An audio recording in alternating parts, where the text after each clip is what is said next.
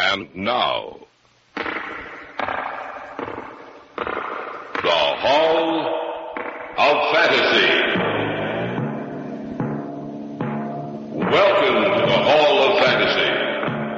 Welcome to the series of radio dramas dedicated to the supernatural, the unusual, and the unknown. Come with me, my friends. We shall descend to the world of the unknown and forbidden, down to the depths where the veil of time is lifted, and the supernatural reigns as king. Come with me and listen to the tale of the Twisting Weeds of Death. Try the door, Doc. All right. It's open. Let's go in. Put your light on too, Doc. All right. Don't look like anyone's been in here for years. Still in pretty good condition, though. Yeah. Now, let's see. That room should be over here. The door's open. Let's see what's in there. There doesn't seem to be anything in here. You sure you saw what you did, Bob? I'm not lying to you, Sheriff. I know I did. Well, there's nothing in here now. Just a minute. What do you see? Over here. Look at the floor. It's soaking wet. And there's seaweed on it. He's right, Doc. That is seaweed. When I saw her hair, it looked like it was covered with seaweed.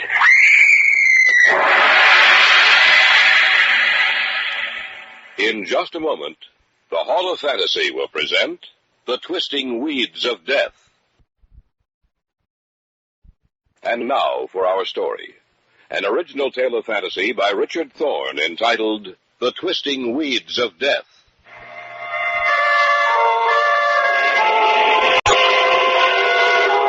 The old house stands on the bluff overlooking the sea about 3 miles out of town. It's been empty for almost 20 years. Through the seasons of the year, it stands there, buffeted by the sea winds, tempered by the rain and snow, till its color is changed to a dirty gray. No one goes near it.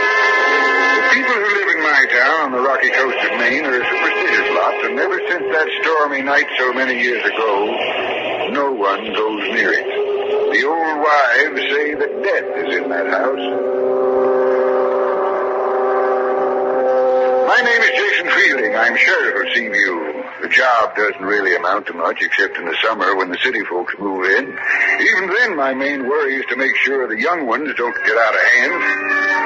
That night, the night it began, I was over at Doc Jordan's place. Usually of an evening when he isn't out on a call and when I'm not making my rounds, you'll find me there playing the longest tournament of chess in history. Your move, Doc. Now, don't press me, Jason. I have to think this out. You've been thinking it out for 10 minutes, Doc. You just wait now. There. Did it take all that time for you to figure that move out? Now, look here. It might be Mrs. Lord. Wife's going to have a baby. Come in.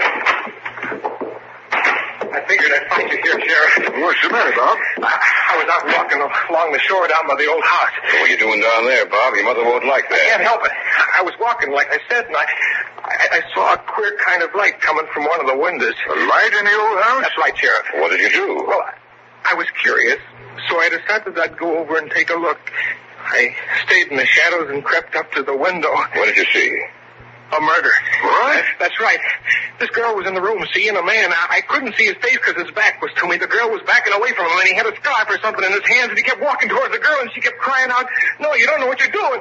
And then he reached the girl and wrapped the scarf or whatever it was around her neck, and he choked her to death. Why didn't you do something? Because I was scared, Sheriff. I couldn't hardly move. But when she screamed, I'll never forget it. That scream. I snapped out of the trance I was in, but it was too late. So I ran all the way back to town to find you. Did you see the man's face? No, sir. His back was always turned to me. You and me, we're going back there, Bob. You want to come along, Doc? Yeah. There was a queer thing about that girl, Sheriff. Her hair. It looked like seaweed. That's the way it started. The three of us went outside and got into my car. It only took us a few minutes to reach the old house, even though the road leading up to it was gutted and overgrown with weeds. Bob Stanley said he saw a light burning. When we got there, everything was dark. enough, I guess. I thought you said there was a light burning in the house. There was. There's no reason for it to be burning now. Come on, let's go. Right. Good thing we brought along a couple of flashlights. Listen. What's the matter? Did you hear it? Hear what? I heard a scream. I didn't hear anything. I didn't either. I'm not kidding. I heard a scream. What window was the light coming from? That one. There. Well, let's go inside. We'll take a look at that. Sure is a spooky old place. Used to be a beautiful house before. Before what? You weren't even born when that happened, Bob. Before what happened? Before the murder. You mean someone was actually killed out here a long time ago, just like tonight? That's right. Someone was killed a long time ago. Try the door, Doc. All right. It's open. Let's go in. Put your light on, too, Doc. All right. Don't look like anyone's been in here for years. Still in pretty good condition, though. Yeah. Now, let's see. That room should be over here. The door's open. Let's see what's in there. There doesn't seem to be anything in here. You sure you saw what you did, Bob? I'm not lying to you, Sheriff. I know I did. Well, there's nothing in here now. Just a minute. What do you see? Over here. Look at the floor. It's soaking wet. And there's seaweed on it. He's right, Doc. That is seaweed. When I saw her hair, it looked like it was covered with seaweed. Who was that? I don't know. It came from this room. It couldn't I have. tell you, that scream came from this room. Shine your light around, Doc. See, I told you. Couldn't have come from this room. I tell you it did. The boy's right, Doc. It did come from this room. As far as I can see, there's no one else in here, just the three of us. If it didn't come from this room, where did it come from? And who screamed? That's what I'd like to know.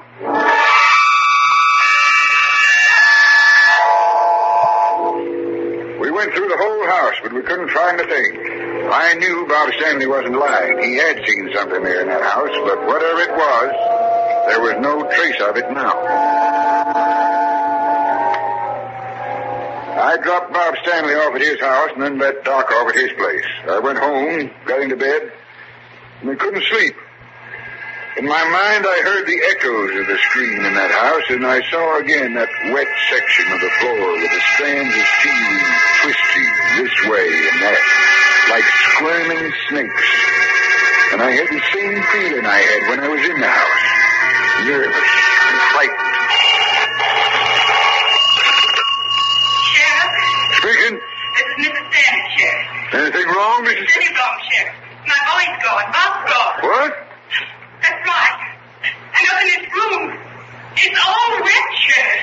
And there's seaweed all over the place.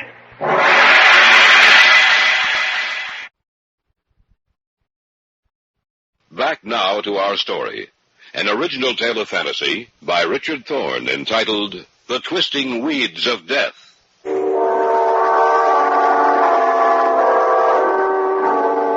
After I put the receiver down, I got dressed as quickly as I could. I went downstairs, got into my car, and drove the short distance from my house to the Stanleys. Come in, Sheriff. Come in. Have you called your relatives, Mrs. Stanley? He might be there. I've called everyone in every place I thought he might have gone. He wasn't at any of them. I'd like to see his room. Just come with me. When you came in, he said he'd been with you. Is that right? That's right, Mrs. Stanley. Where were you so late? He wouldn't tell me anything about it. We were out at the old house outside of town. At the old house? Well, what were you doing there? Bob said he saw a murder being committed out there. A murder? Do you mean he was out there alone? Yes, he came into town and got me. Will you show me his room, please? Yes, of course. He's never done anything like this before. Such a nice boy. I know that, Mrs. Stanley. This is his room. Do you see what I mean, Sheriff? It's wet. The whole room, it's wet. And the seaweed. Look at the seaweed. I see it, Mrs. Stanley. Did you hear anything tonight? Hear anything? What do you mean? After you'd gone to bed, did you hear anything? No, Now, just a minute. I'm not sure, but I thought I heard a scream. A scream? That's right. I didn't hear it at all well. It was just there. I felt it more than I heard it. How did you discover that Bob was missing? I couldn't sleep. I came into his room to see if he was covered, but he was gone. No, Mrs. Stanley, we'll get him back for you. Ever since his father died, It's been my whole life. I don't know what I'll do if anything happened to him. I'll do my best, Mrs. Stanley. Where is he, Sheriff? What's happened to him? And why is his room like this?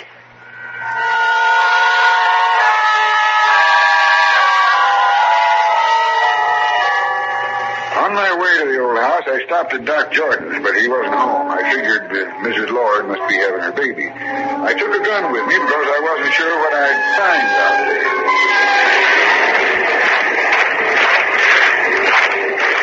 Bob? Bob, are you out here? Answer me, Bob! Greyson, is that you? Who's calling? Doc Jordan, near the edge of the bluff. You seen anything about Stanley?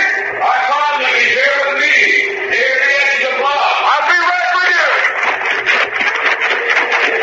You all right, Clark? He'll be all right.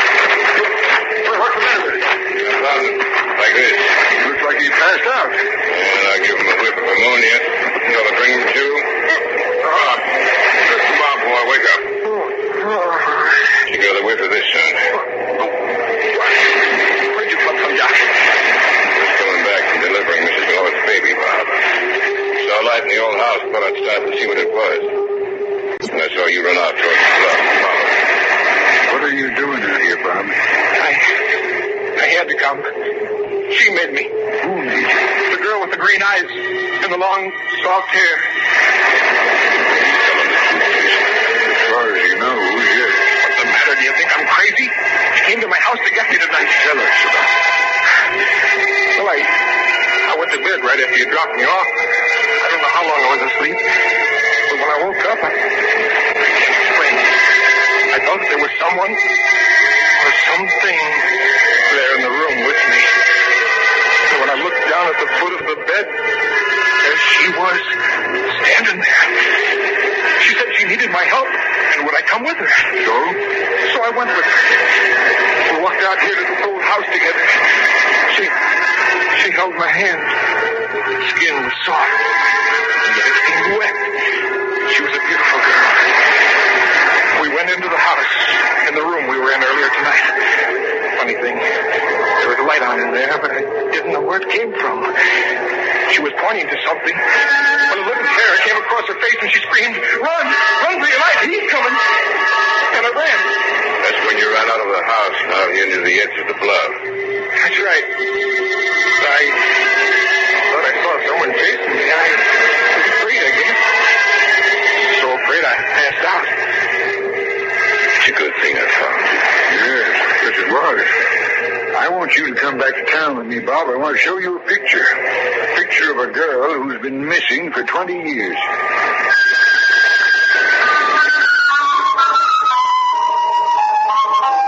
Doc Jordan and I helped him to his feet. There was an odor of old rotting seaweed that clung to him. I put my arm around him and helped him up to my car. Then we drove to town in my office. Doc Jordan followed us in his car. Sit down, Bob. Thanks, Sheriff. I'm going to show you a picture. I want you to tell me if the picture's the same as the girl you saw tonight. You all right now, Bob? Yeah, Doc. I'm all right. Yeah, here it is. Take your time about it, Bobby boy. Here. Well? That's her, all right. Only the color of her hair is different now. It's green. Green like seaweed. Whose picture is that, Jason? Elaine Scott's. Elaine Scott's. She's been missing for 20 years. Not missing, Doc. I side with the folks around here who say she's dead. Don't be a fool, Jason. Just because someone leaves town suddenly without telling anyone, there's no reason to believe she's dead. Maybe not. My mom told me she was killed. It's all conjecture. The whole town seems to think that house is haunted.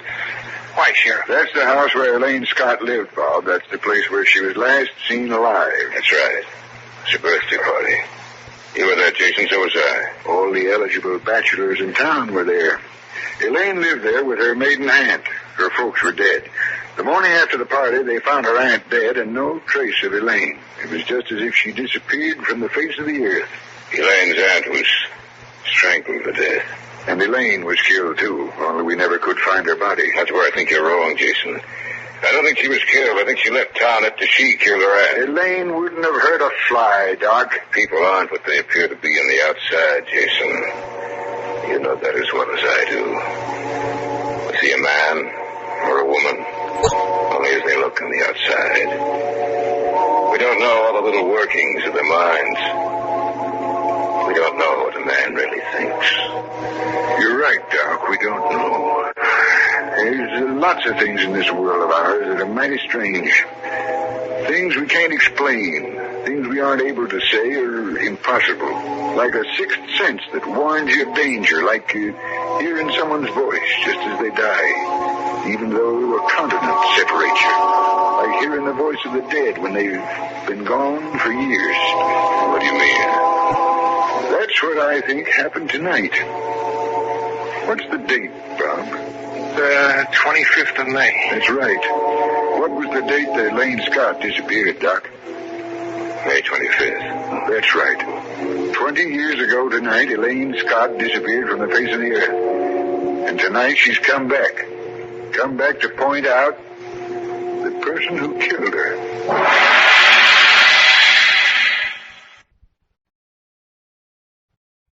Back now to our story. An original tale of fantasy by Richard Thorne entitled The Twisting Weeds of Death. We sat in my office, the three of us, Doc Jordan, Bob Stanley, and myself. Something had happened that night. Something I couldn't explain or understand. For Elaine Scott, dead for 20 years, had reappeared 20 years to the night she disappeared.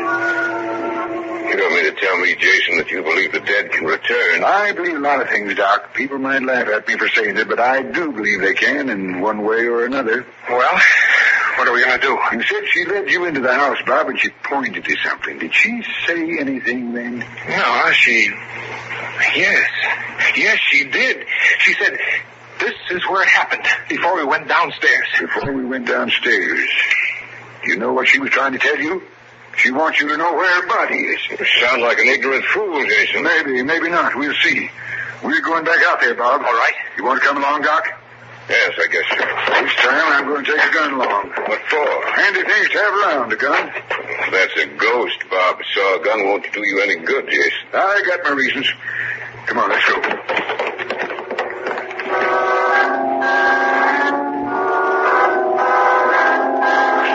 We hadn't any more than stepped outside when there was a big crash of thunder. It started to rain. I got into my car and drove out to the house. The wind was strong and the ocean was washing in pretty heavy. Give me a flashlight, John. Well, there's nothing to be afraid of, Doc. I don't know about that. He said before we went downstairs. Is that right? Yes, sir. Well, let's go downstairs. All right. Someone's in this house. It came from that room. The same room. Do you want to go in there, Sheriff? No, we won't find anything in there now. We'll go downstairs. Here's the door that leads to the cellar. All right, open it. Why don't we go back to town and wait till morning? We're here now. We might as well go through with it. What do you expect to find down there, Jason? I don't know. Let's go. Watch your step. No one's been down here in 20 years. Stairs might be a little rickety. You see anything, Bob? No. The place is heavy with dust, cobwebs. When a house gets a reputation like this one has, it's bound to be like that. No one lives in it, except spiders. You see houses like this anymore? They've all got cement on the basement floor, not earth like this one is. Doesn't seem to be anything down here, Sheriff. I think there is. I don't see anything. You can't see what we're looking for. Not now, anyway. What are you looking for, Jason? Elaine Scott's body. Elaine's body? That's right. We didn't think to look down here the day we found her aunt dead. We searched the house, of course. I even came down here and looked around, but I didn't think to check the well. What well? It's behind that door. Come on, let's take a look. What's a well doing down here? They had to have water. This house isn't connected to the water system in town. Old Mr. Scott was a pretty smart fellow. He didn't relish the idea of going out in the winter snow to draw water, so he dug the well first and then built his house over it. All right, try the door. It's locked. You'll have to break it in, then. You help me, Bob. Right. Together now. Be careful now. Shine your light around. Yeah. There's the well, all right. What do you expect to find? You'll see. Be careful when you lean over the top part of the well wall. Those bricks might be loose. All right, shine your lights down. The shack is cracked in a lot of places, and it's all overgrown with weeds. Yeah. But I can make out something down there. Beneath those weeds, something white. It looks like bones. That's what they are, all right. Bones. Elaine Scott's bones. Watch out. We better get back to the bricks. You're right after all, Jason. I guess I was. What are you going to do now? Well, that depends. On what? What happened that night, Doc?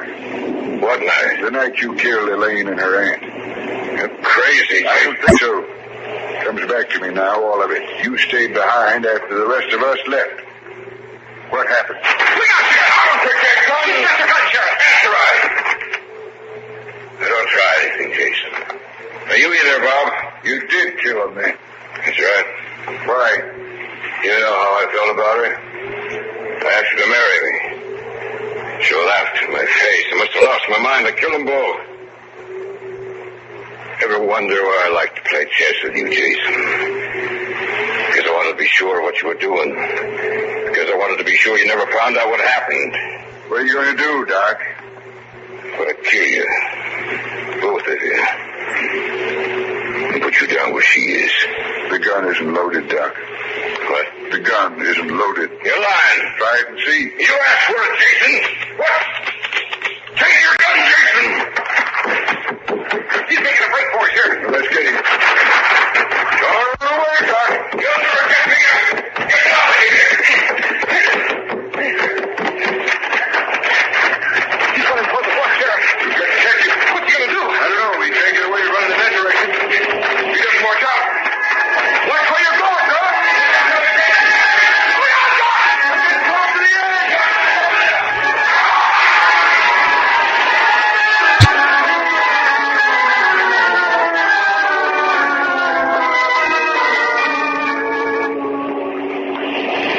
Do you see him?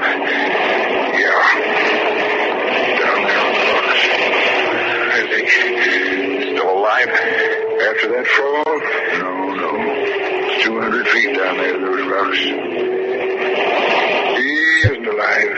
We'll come back and get him in the morning. Sheriff. Yes. The girl I saw, she wasn't real, was she? She was real, all right, Bob. You mean she came back? That's right. She came back. There's a lot of things. Oh, just a lot of them. Like I said in my office, like hearing someone's voice just as they die. Or like seeing them, as you did, after they've been gone for years. Those things can't ever be explained. Elaine Scott came back tonight, 20 years to the day she was murdered, to right a wrong. Now, she can rest content.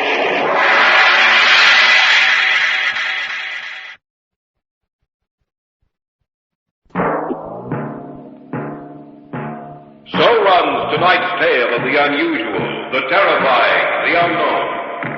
Join us again when next we journey down the corridors of the Hall of Fantasy to hear another strange tale of the supernatural.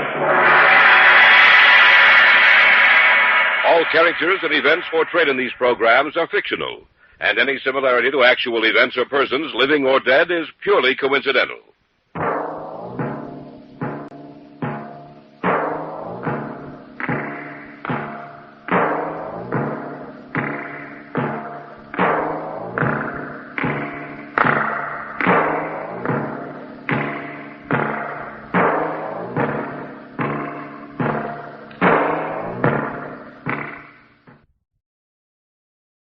And now, the Hall of Fantasy. Welcome to the Hall of Fantasy. Welcome to the series of radio dramas dedicated to the supernatural, the unusual, and the unknown. Come with me, my friends. We shall descend to the world of the unknown and forbidden, down to the depths where the veil of time is lifted, and the supernatural reigns as king. Come with me and listen to the tale of the Hand of Botar.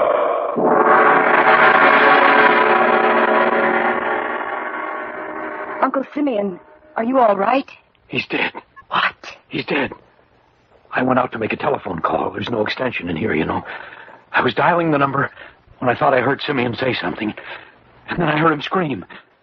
I ran back in here and found him like this. Look. Where? At his throat. There are 5 red marks on his throat, like finger marks. Just as if he'd been choked to death by a person using only one hand. The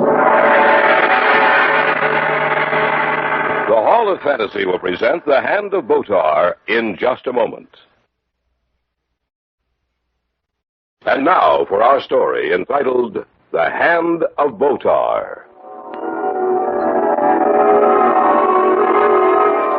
Even after he was dead, the spirit of Simeon Botar remained with those who had known him. His personality was so strong that when he entered a room, all eyes were immediately drawn to him. But there was something strange about Simeon, something different that set him apart from other men. It couldn't be defined, but it was there just the same. And when he said, "Even when I die, the world will not forget me. I'll make sure of that. Even if I have to return from death." I first met Simeon Botar several months ago. Eric Matreau had insisted that I meet him, and so one evening we drove out to his small estate several miles from town.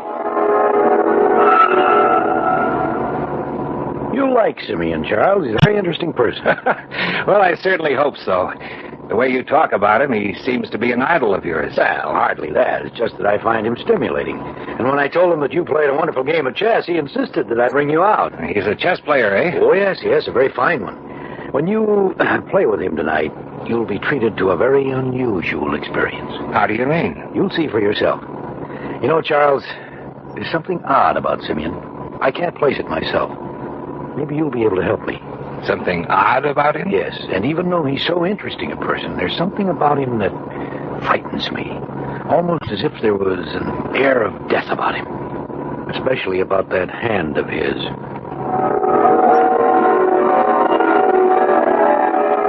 I didn't know whether Eric was trying to play some kind of a joke on me or not. I had no time to think about it, however, as in a minute we turned off the highway onto the gravel road leading up to the house. The door of Botar's house was opened for us by a very beautiful young woman. Oh, it's so good to see you, Eric. Thank you, Marcia. My good friend Charles Brakely. Marcia Jameson, Simeon's niece. A pleasure. Won't you come in? Where's Simeon, Marcia? He's in the living room waiting for you. I understand you're quite a chess player, Mr. Brakely. Well, not a very good one, I'm afraid. Oh, on the contrary.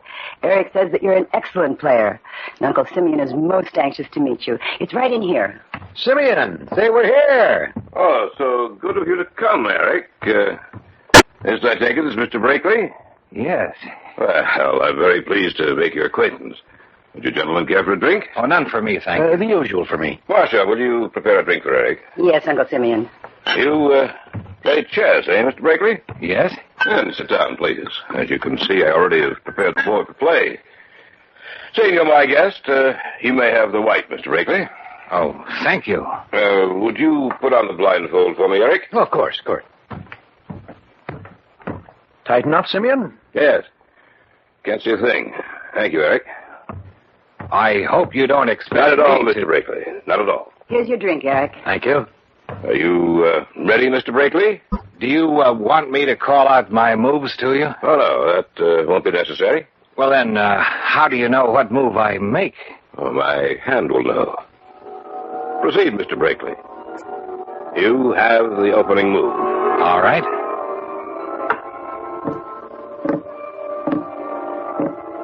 King's pawn to King 4, Mr. Brakely. Good safe opening. I'll counter with the same move. Now, your move, Mr. Brakely. King's knight to King's bishop, Mr. Brakely. Let's say I'll bring my queen out thusly. Mr. Botar, how do you know what moves I make? You can't see the board through that blindfold, can you? Of course not, Mr. Brakely. My hand tells me. Your what? My hand. You notice how the fingers are drumming now, Mr. Brakely? Yes. But my brain is not controlling those fingers, Mr. Brakely. The hand is an entity unto itself. Are you serious? Of course I am. How else would I know your moves? I cannot see you, Mr. Brakely. Neither my niece nor Mr. Betrot have told me what moves you've made. How else would I know? Let us proceed, Mr. Brakely. It's your move, I believe. The game continued. It was incredible. The fingers of his hand would be silent as he moved, but when it was my turn, he would place his hand on the table and the fingers would begin drumming slowly. As I made my move, the tempo of those beating fingers would increase and then stop as Botar made his move. Your move, Mr. Brakely. Check, Mr. Brakely. Check. Check. Check and mate. You play a very good game, Mr. Brakely. I'll take this blindfold off now. Oh, now, tell me the truth, Mr. Botar. How did you know my moves? Well, I've told you the truth. Well, you don't mean to say That's exactly what I mean to say. My right hand has developed to such an extent that I believe it has, well, almost an intelligence of its own. That's impossible. Not necessarily. If we lose the use of one hand, we learn to do things with the other that require two hands before. A blind man learns to make his other senses perform some of the duties of his eyes. It's not impossible. The hand does seem to have an intelligence of its own. It has a strange grayish cast to it, Simeon, as if it were dead. Get me a pin, Marcia. Yes, Simeon. What are you going to do? Strange thing, Eric. There's no feeling left in that hand. I'll show you what I mean. What are you going to do? Prove to you that I feel no pain if the hand itself is injured. Here's the pin, Simeon. Thank you. Now, watch me. There. It's in my hand, and yet I feel nothing. Either you're telling the truth or you've learned to control your reaction to pain. It's the truth, believe me. I'll take it out now. There. You see? I had no feeling whatsoever of pain. That's strange. What? The hand is moving, and I'm not... Simeon, get it away from your throat! I can't move it. Do something! Do something before it kills him! We'll return to the tale of the Hand of Botar in just a moment. Back now to the Hall of Fantasy in the tale of the Hand of Botar. Eric Matreau and I had driven out to the home of Simeon Botar. I had been a witness and participant in the most bizarre exhibition I had ever seen. And then, after the game was over, when Botar was showing us that his hand had no feeling in it, the hand suddenly moved to his throat and began choking him. Do something before it kills him! Help me. I'll get it. Oh, I can't move it, Charlie. Let me help you. It's starting to... Simeon, are you all right? Yes, I guess so. Oh, what happened, Botar? I don't know. I can't explain it. All of a sudden, it's in my throat, choking me. You're all right now? Yes. I lost control of my hand at that moment, gentlemen. I couldn't move it away from my throat. But now I can move it at will. Have you thought of seeing a psychiatrist, Mr. Botar? No. Why do you ask that? Well, you've heard of schizophrenia, split personality, haven't you? Naturally. But let me tell you right now, Mr. Brakely, I am not suffering from schizophrenia. Well, that's the only rational explanation for what just happened. I don't think so. Do you mean to say that you really think that hand has an intelligence of its own? Yes, I do. Then you'd better be careful, Mr. Botar. If what you believe is true, then that hand could very well kill you. We left shortly after that.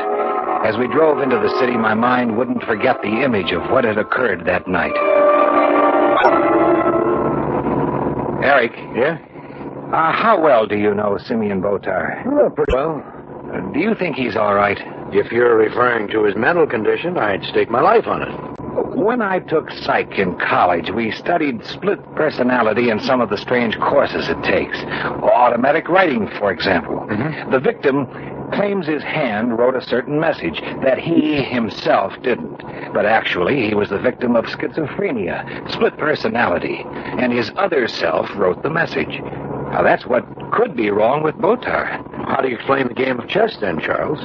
He couldn't see anything, I know. I moved my cigarette close to his face while the game was going on. He didn't draw back even a fraction of an inch. Well, that's true, but I still can't believe it. You remember how the fingers drummed on the table prior to each of his moves, and during each of yours? And then, just before it happened, remember how they began drumming on the table? When that happens, I have the feeling that the hand is thinking. Then you believe it? That it has an intelligence of its own. Yes. I'm afraid I do. In the weeks that followed, I saw a great deal of Marcia Jameson. I saw Simeon very rarely, going out of my way to avoid him. I didn't believe what he had told me, but he made me feel uncomfortable, and there was something about him that frightened me. One night, Marcia and I had returned from a play downtown. We stood outside the house saying goodnight, and I noticed Eric's car in the driveway. I had a wonderful evening, Charles. So did I. Oh, Eric must be here. There's his car. I didn't notice it before. Well, neither did I. It's in the shadows by the side of the house. Charles. Yes? I'm getting worried about Uncle Simeon. Why? He's frightened. He doesn't sleep at night anymore. What's bothering him? The hand. He says that he can't go to sleep anymore without fearing what it will do to him. The only time he's rested is when he's had one of the servants tie down the hand so it can't move. I think you should see a doctor. That's what I thought, too, but he won't. I don't know why. What's that? A scream from inside the house. Let's go.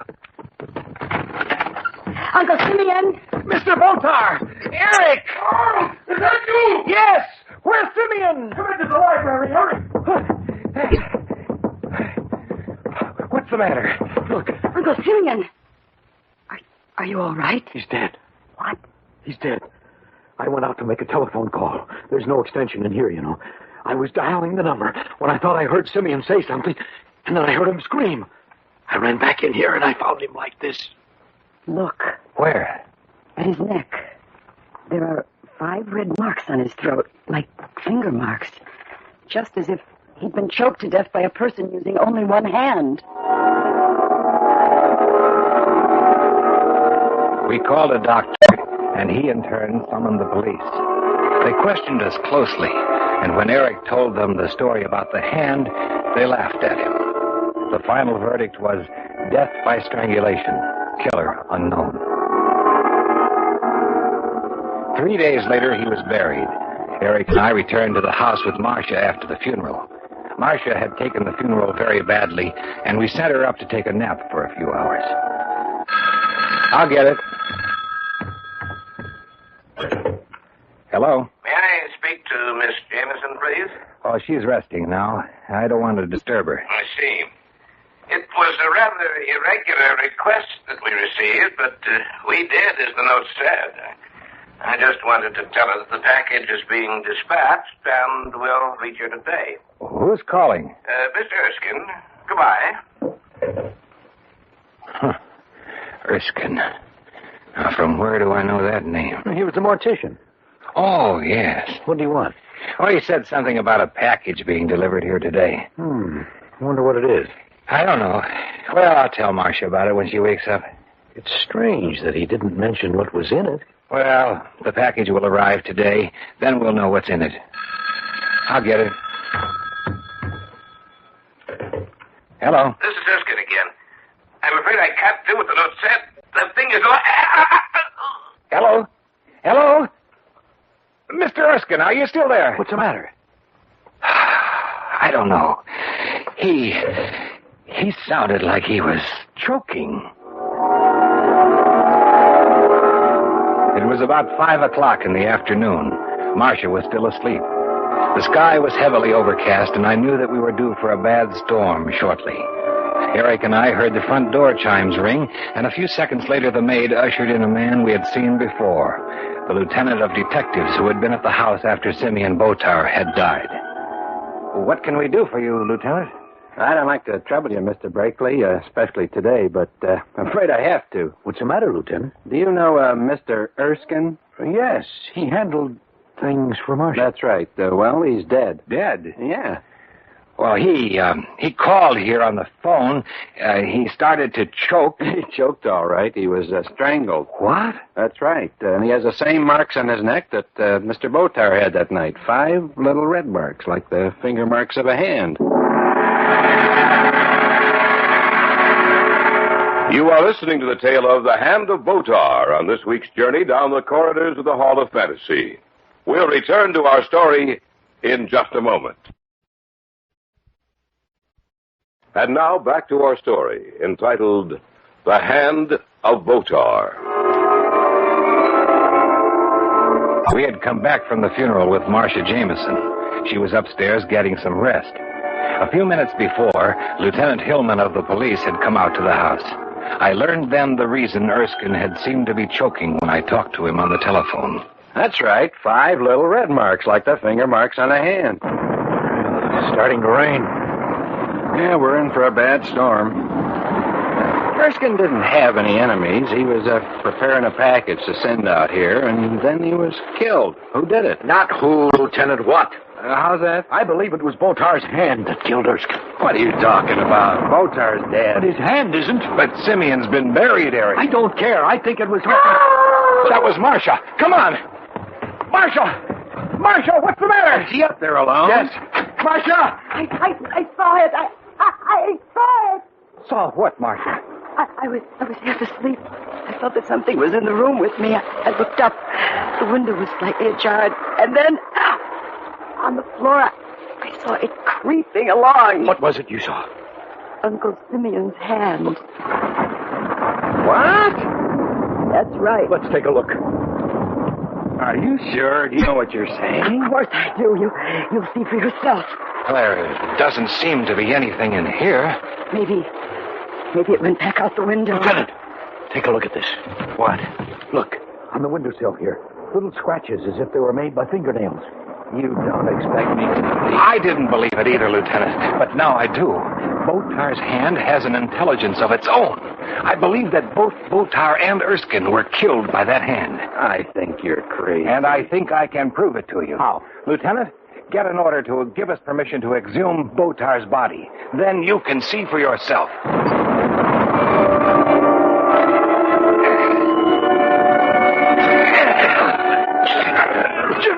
Just a little more now. This had better be more than a wild goose chase. I think that's enough. We're going to open it now, Marcia. All right. Let's get this outside casing top off. There you go. Together now. That's it. Now, let's get this casket open. There he is, Lieutenant. That's Simeon. Look, Lieutenant. His right hand is missing. Now will you believe us? That thing is alive, and it's back there at the house. It's evil and malevolent. We have to go back and destroy it.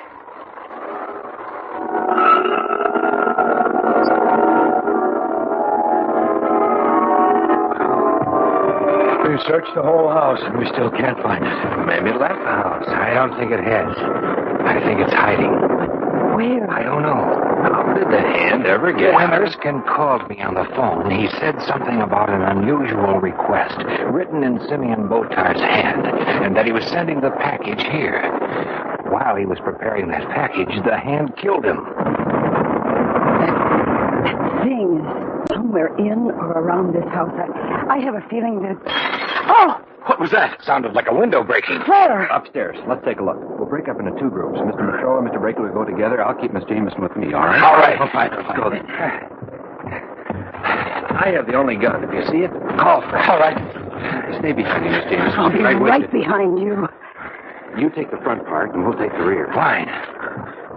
If you see it, don't forget to call. Let's go. Why don't we try Simeon's bedroom? That sounds like a good idea. Come on. Remember, that thing can hide almost anywhere. I know. We might as well... Look. Bottom left pane of the French door leading to the sun porch. It's broken. And the hand is in here somewhere. We can't be sure. It might have found entrance this way, but... Listen. It's in here, all right. Lieutenant! It's in here! You're right there. Eric, stand over there by the broken pane there. Make sure it can't get out. Right. Oh, where is it? How we know it's in here somewhere. Come in quickly. Let's get that door closed. Right. Now, be quiet. There it is again. Where's it coming from? Be quiet. It's moving. Can't see it. Neither can I. Look out, Charles, in back of you! It's climbing up the wall in back of you! Where? It's making for the light switch! The lights are out. Be quiet. It's dropped down to the floor again. I can't see a thing in the dark. It's going after someone in this room. Hear it moving. Be quiet. Ah! I can feel something on my back. I can... Ah! The hands are on her throat! Get the hand away from her! Right! Hurry!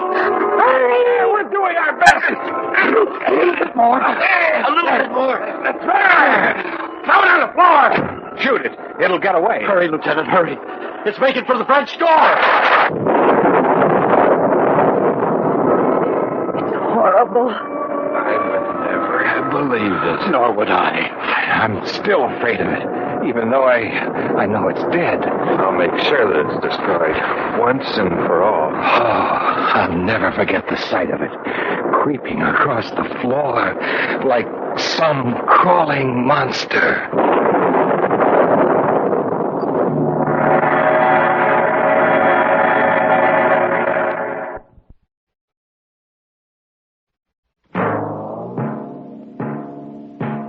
So runs tonight's tale of the unusual, the terrifying, the unknown. Join us again when next we journey down the corridors of the Hall of Fantasy to hear another strange tale of the supernatural. All characters and events portrayed in these programs are fictional, and any similarity to actual events or persons, living or dead, is purely coincidental.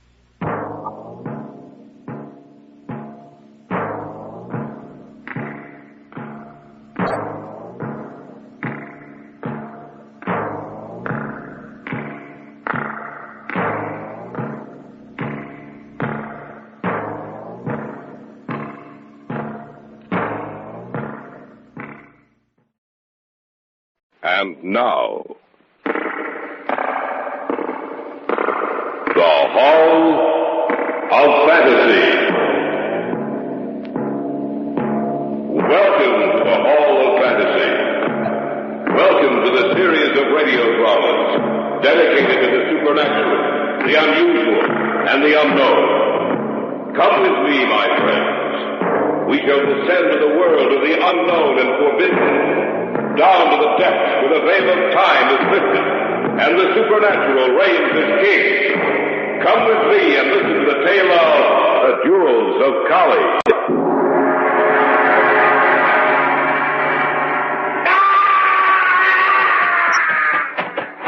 Is that you, Kettridge? Yes. I heard a scream. Yes, so did I. It sounded like Sheldon. You'd better take a look. Sheldon, are you all right? Sheldon? Here.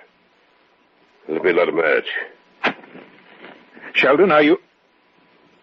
Kettridge. What's the matter with them? Both of them. They're dead.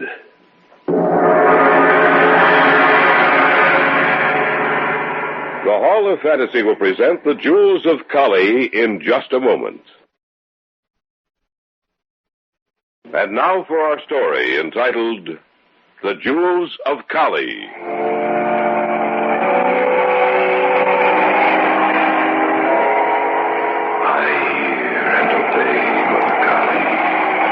If need be, I shall follow them to the ends of the earth, and they shall know that I follow them.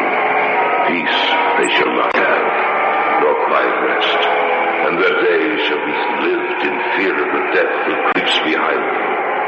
One by one shall they die, and I shall return to you bearing with me the jewels of KALL.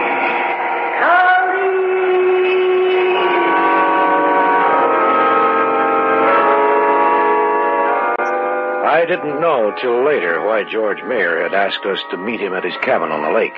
Elaine and I knew that Kettridge was going to be there, but we couldn't understand why he hadn't gone to George's apartment in the city. At any rate, we wanted to hear about Kettridge's trip to India, and so Friday evening we drove out of the city, heading for the cabin.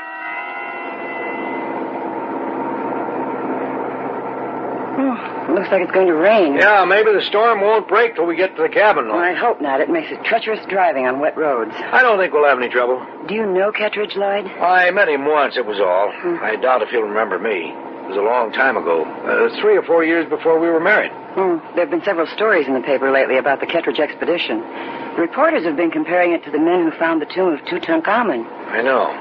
2 of his party died before they left India, and another one over here. That only leaves Kettridge and Porter. And they're saying that some kind of curse follows the members of the expedition. Well, that's superstitious nonsense, Elaine. The 3 who died were older men. Because they died within a few weeks of each other, the papers are having a field day. It builds up circulation. I don't know, Lloyd. I think there's more to it than that. How do you mean? I don't know. It's a feeling I have. A lot of the stories jumped from one thing to another, as if they were deliberately leaving something out. Something too terrible to put down. Well, here's that storm. The rain's going to slow us down. Be careful. I'd just as soon get there in one piece. Don't worry, you will. Are you really serious about those stories you read? Yes, Lloyd, I am. I'm just as serious as I can be. I'm sure that there's a lot more behind those stories. Something that might make us think twice before going up to this cabin.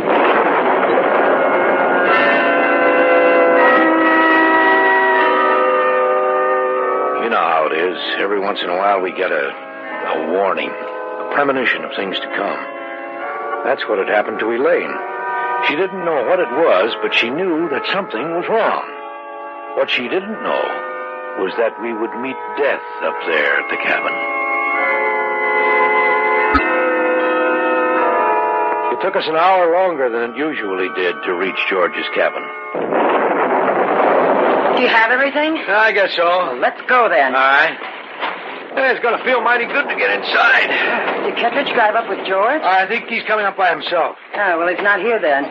Look, there's only George's car. Yeah, he'll probably get here soon. It certainly gets cold up here at night.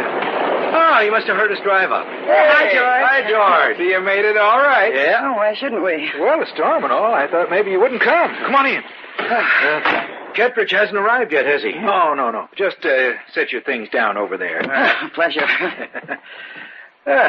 Maybe it's a good thing we came up here after all, George. I can get in a little fishing. Tomorrow morning, we'll go out early. Good. Now, how about a hot cup of coffee? Yeah, it sounds like a good idea. Well, just sit on down. I'll get it for you. All right. You want some, don't you, Lane? Oh, try to stop me. I wonder when Kettridge will get here. Oh, pretty soon, I imagine. Take your cups. He's a pretty worried fellow. Why? Well, you saw the papers, didn't you? Yes, we saw the stories. I'll leave this here in case you want seconds. Good. Is there anything to those stories, George? Well, Kettridge says there is. How do you mean? Well, he says he's lucky to be alive. Why? He said something about KALL's curse. Curse? That's right. He seems to think that everyone who is in the Lost Temple is going to die, that there's no hope for any of them. What was that? An animal. A dog, or a wolf, probably. Oh. Why does he think that they're going to die? Well, probably because 3 of the party already have. He and Porter are the only ones left. He seems to think there was a curse on any who defiled the Lost Temple of KALL, especially on those who took the jewels of KALL. This is the first time I've heard anything about jewels. What jewels? Well, Kittredge told me that the idol held a ruby in each of its 4 hands. His group took the jewels, and ever since their steps have been followed by death.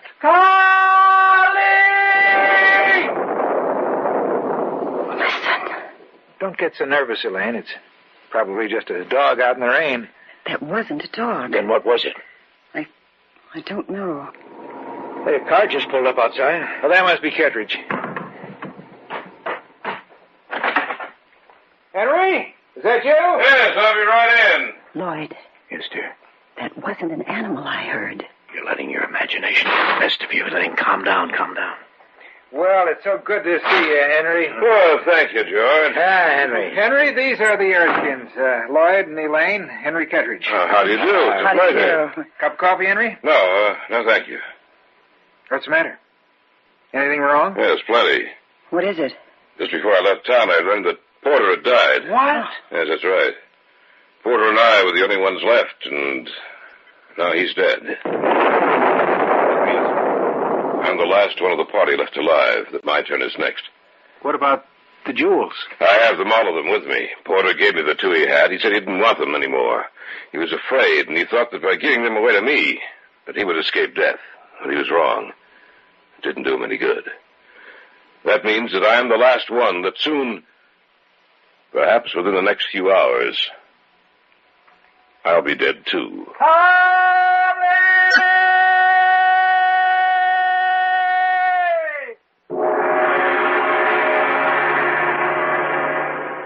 We'll return to the Hall of Fantasy in the tale of The Jewels of KALL in just a moment. Back now to the Hall of Fantasy in the tale of The Jewels of KALL.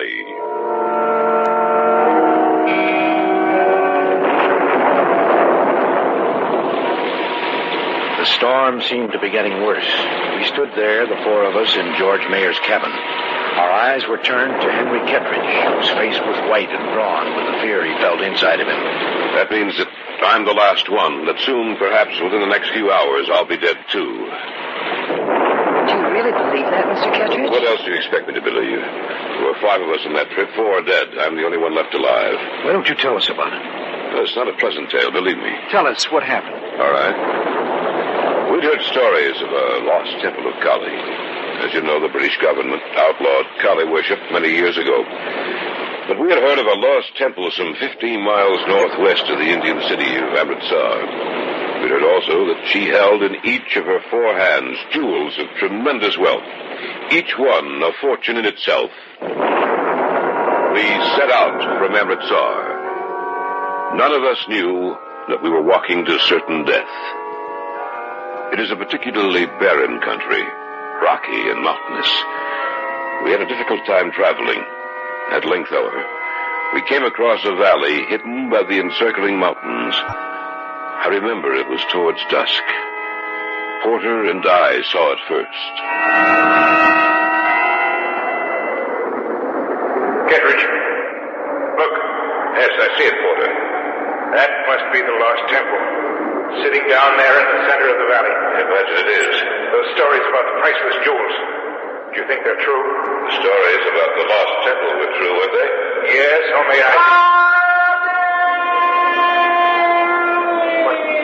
What was that? I don't know.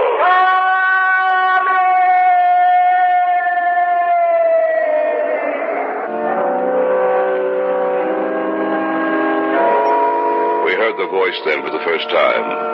The sun had just slipped behind the mountains, and the sky was dulling quickly into ever more darker shades of blue.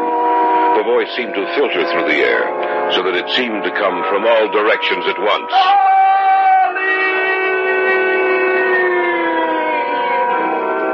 We decided then to push on that night, to travel until we reached the lost temple. We reached the temple several hours later and stood there, bathed in the shimmering light of the moon. I think that all of us at that moment sensed that there was something inside that temple, something that was alive and wasn't just a graven image in stone. Yet, we couldn't turn back. We walked inside the temple. No one was there save for the black and besmeared idol of Kali, who held out her 4 stone arms beckoning to us. We stopped before her and saw that in each of her 4 hands she held a huge, glittering ruby. We took the gems and left the temple. Later that night, we made camp. All of us felt that we'd done something wrong, but we knew that we wouldn't return the rubies. Sometime after we'd retired for the night, I heard the voice. But I put it down to my imagination. I must have fallen off to sleep. What woke me was Sheldon's scream. Is that you, Kettridge? Yes. I heard a scream. Yes, so did I. It sounded like Sheldon. Better take a look. Right. Sheldon, are you all right? Sheldon. Let me light a match. Sheldon, are you all... Kettridge. What's the matter with them? Both of them. They're dead.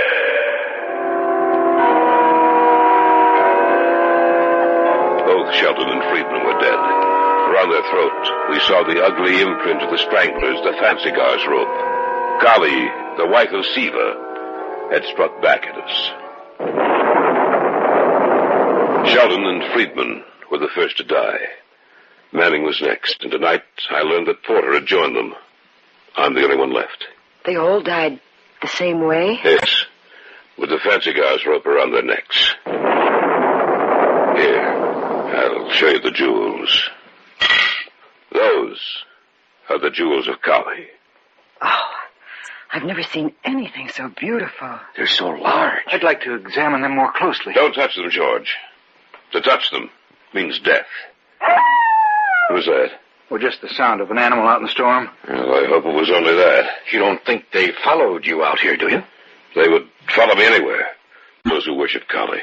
Either they would, or she would. She would? Why, you talk as if you think that stone idol of Kali were alive. Yes, I do. It sounds insane, I know. But I'm firmly convinced that that stone idol lives in a way not apparent to us, and that she will demand revenge for the wrong we've done her. Now, calm down, Henry. I can't be calm with the knowledge that she demands her revenge. I can't be calm when I know that she will only be satisfied when I am dead, just like all the others. Listen. I heard that cry earlier tonight. And they followed me here. What? That's right. They followed me here. For the sound you just heard was the cry of the priests of Kali. She's out there somewhere. Somewhere in the storm. You don't mean that you believe that the idol of Kali is out there in the storm waiting for you? Either the idol itself or one of her followers. Lloyd, let's take a look outside. All right. Don't go out there. No nonsense, Henry. If anything's out there, we might as well see what it is. Be careful. Don't worry about a thing. All right. You ready? Yes. Let's go.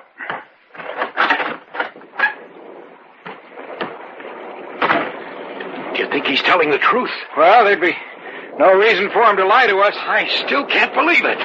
Well, we'll see if there's anybody around the cabin itself. If he's telling the truth... George? What? Look, over there, by the window. Oh, I don't see anything. I thought I saw someone over there. Let's take a look. All right. Now, you must have been mistaken. I don't see how. There's not even any footprints outside the window. Wait a minute. What's the matter? This. What'd you find? It's a piece of rope. Rather, a noose with a knot in it. Maybe Kettridge is right. Maybe someone is following him. What do you mean?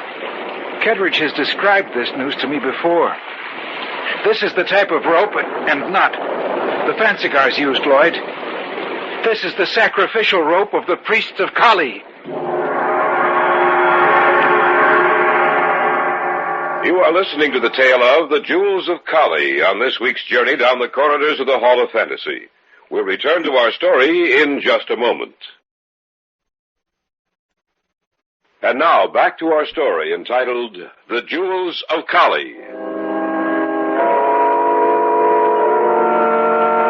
Henry Kettridge felt sure that someone was outside the cabin, hidden from us by the storm. George and I had gone outside to see if we could find anything. For a moment, I thought I saw a man standing next to the cabin by the window. When we walked over to look, we found nothing but a noose of rope. Kettridge has described this noose to me before. This is the type of rope and not the fancy guys used, Lloyd. This is the sacrificial rope of the priests of KALL. How did it get here? I don't know. Well, there are no footprints here, except ours. I thought I saw someone standing over here. I can't be sure, but I thought I saw someone. If anyone has been over here, we'd be able to see their footprints. Then how did the rope get here? I don't know. Listen. Yes, I heard it too. There is someone out there. But where? You can't see anything because of the storm. We better get back inside. I think you're right. Let's go. Are we going to show Kettridge? Yes. I'm sorry I asked you and your wife up here, Lloyd. If I'd known anything like this was going to happen... Oh, forget it. Look. Do you see what I see? Yes. Just for a second, outlined by the lightning. It looked like the statue of a woman with 4 arms. KALL comes for you. Lloyd? Yes. I hear the sound of heavy, slow steps. Let's get inside. Right. Do you see anything? Let us inside. Here. What's the matter, Lloyd? You look as if you'd seen a ghost. We found this. The strangler's rope. That's right, and what else? we saw something else. What did you see, man? Tell me. The lightning flashed a moment, and we saw something that looked like a statue of a woman with 4 arms. She reached them out to us and said, KALL comes for you. Are you sure? Yes. What are we going to do? Maybe we'd better go out to the cars and get away from here. What do you say, George? I think you're right. Don't be insane. You wouldn't have a chance. They won't let us get away. If we go outside that door, we'll be walking to our deaths. What do you propose doing? Waiting here until they come for us? Yes. At least they won't be able to get us outside in the dark. I think we should take our chance and leave. So do I. And I agree with them. Waiting here only means certain death for all of us. If we make a run for it, we may get away. Let's get our things together and leave. All right. Yes. Stop. Huh? You're going to stay here with me. Henry, where'd you get that gun? I've carried it with me ever since I left India. We're not leaving. We're going to wait here. Don't be a fool, Kettridge. I'm not being a fool. I'm tired of running. This is the end of the trail for me. I'm not running anymore. And you're not going to either. Maybe we can get away, Henry. Maybe. I don't think so.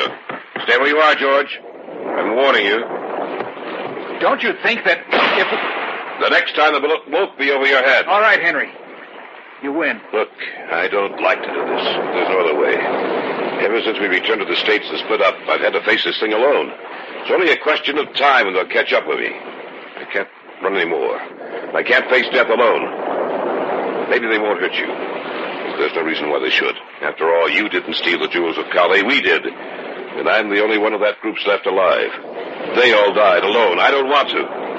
I need people near me, so that when it comes, I can face my death with courage and not die like a screaming coward. All right, Henry. We give you our word. We won't run away. Thank you. KALL comes for you. It won't be long now. We have only to wait. Take a look out the window, Lloyd. See if you can see anything. Right. Do you see anything? So dark out there with the storm and all, I can't see. Wait a minute. The lightning. The thing is less than 100 feet from the cabin. What? The idol. I hear it out there. It's getting close to the cabin. You three, get over to the other side of the room. I'll stay here. But we can't. There's no time to argue. Get over there quickly. What are you going to do, Henry? I'll wait for it here. Maybe the gun will stop it. Oh, it's on the porch outside. Be quiet. It's just outside the door. Be quiet. Don't move. No matter what happens. It stopped. In just a moment, it's going to hit. KALL comes for you. Look out, Henry. Stay away from me. Stay away.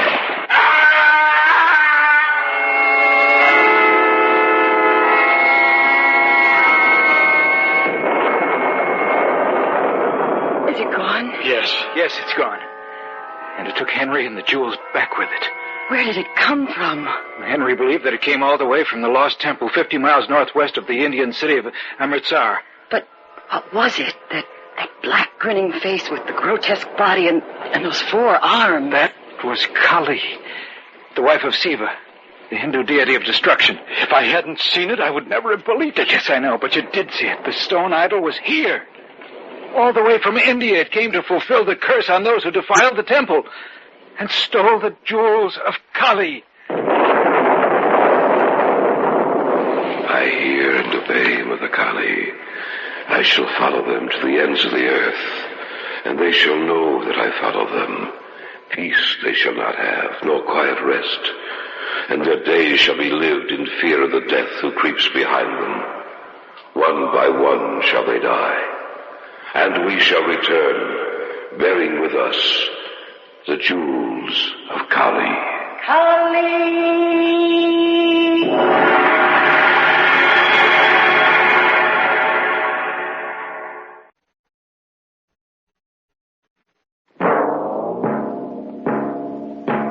So runs tonight's tale of the unusual, the terrifying, the unknown. Join us again when next we journey down the corridors of the Hall of Fantasy to hear another strange tale of the supernatural. All characters and events portrayed in these programs are fictional, and any similarity to actual events or persons, living or dead, is purely coincidental.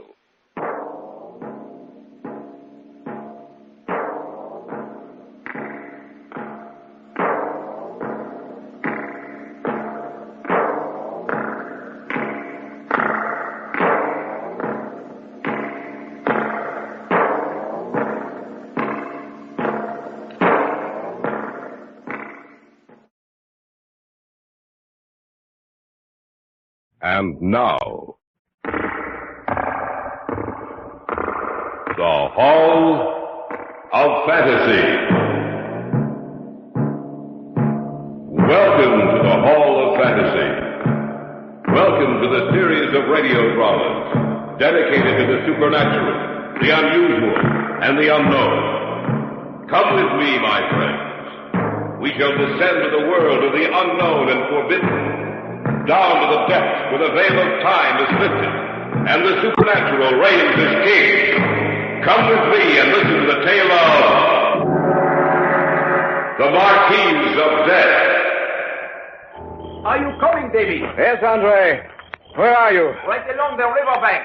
Oh, yes, I see you. Where is he? Over here. Everett. Don't worry. He is alive. What happened to him? I will show you. Let me light a match. Take a look at his throat, monsieur. 3 little red marks. That is correct, mon ami. The mark of the vampire bat.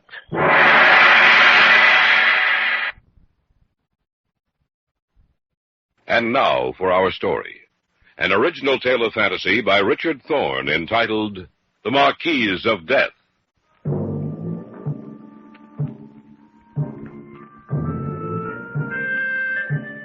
My brother went with me to Millau in the southern part of France. For while I wrote my novel, he was to rest. The doctors in the States had told him to take a complete 6 months rest. I knew of no better place in which to do it. It was a warm evening in June when it began, this tale I tell. A warm evening, cooled by the soft breath of a summer's breeze. Everett, my brother, had gone for a walk. Monsieur Andre Decour, the son of the mayor of Millau, had dropped in for a glass of wine. Another glass, Andre? One more, and that is all. And how are you coming with your novel, mon ami? Haven't even started, Andre. I've only been here 2 weeks, you know. What's the matter? Why do you wait so long to begin? Oh, your wine, Andre. Avec plaisir. Oh, I can't explain it, Andre. It just can't get started. I thought I had a good plot when I came over here, but the more I think about it, the less I like it. Then you do not know what you will write about? No. I hope you'll not think it presumptuous of me, monsieur. But I know the story you could write. Oh?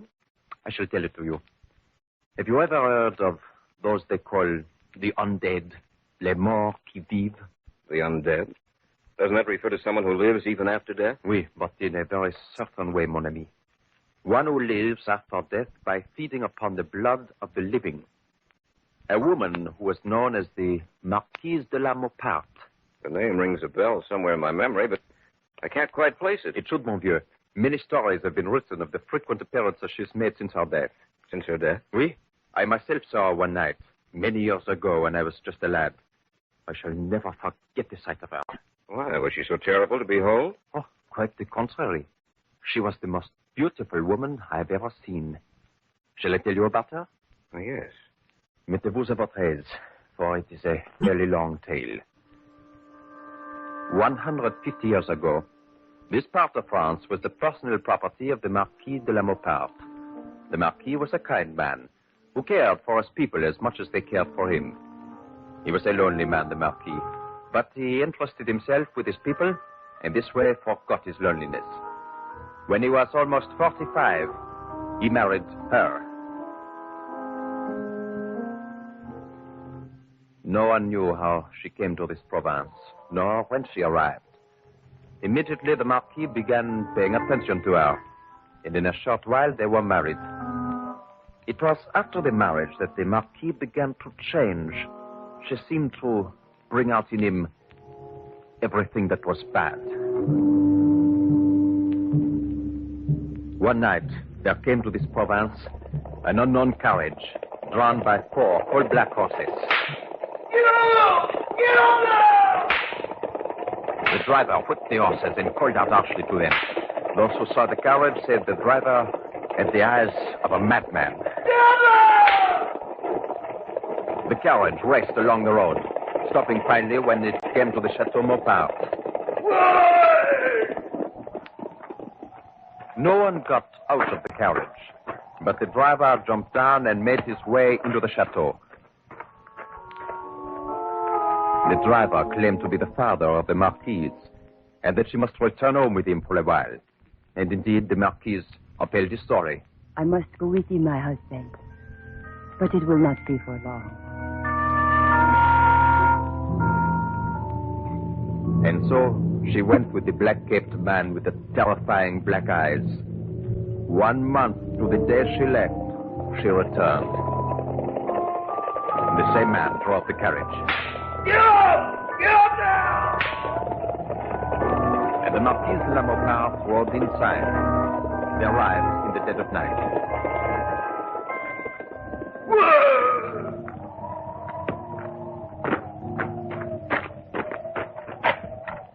We are here, my daughter. As I see. You have what I have promised you. As long as time exists, so shall you exist. Others may die, but you will live forever. Remember that at night, when the sky is dark and the moon is high in the heavens, then you shall walk the earth while others sleep. Then you may strike them down.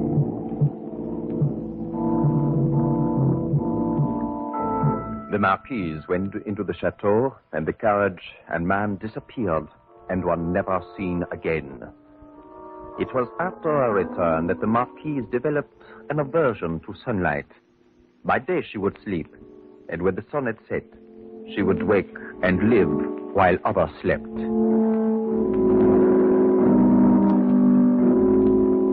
The Marquis soon died, and he was laid to rest. And one by one, the servants died. And those that were left ran away, saying that she had caused their deaths. And they said that the mark on her neck she had when she returned to the Chateau Moparte had been caused by a vampire, and that she too had become one of the dead who live, les morts qui vivent. Is that all of the story? Oh, mais non, mon ami. It captures your interest, I see. Yes, go on. The Marquise disappeared shortly after that, but occasionally the villagers would see her, and some lived to tell about it. What do you mean? Many they found dead. Those who were brave enough to go abroad at night, dead with the triple puncture of the vampire bat on their throats. You don't actually believe that, do you? Oui, I do. But, Andre, you don't expect I me tell to... you, I saw her, mon ami. When I was younger, I didn't believe the tale. Another lad and I had gone over to the chateau to play around the ruins. It became quite late, and the sun set in the west. Suddenly she was there, in back of me, standing there in a black gown, with her raven tresses falling down over her shoulders, her skin the color of pale ivory, and her eyes looking through me, holding me in a trance by their power. Oh, no. I shall never forget her, mon ami. She must be beautiful, the way you describe her. Words cannot do justice to her. By the way, where's your brother? Oh, he said he was going for a walk along the river. Which way, north or south? I don't know. Why? Because the ruins of the Chateau Mopart stand north of Milo on the river. No one ever walks there alone at night. You really expect me to believe that story?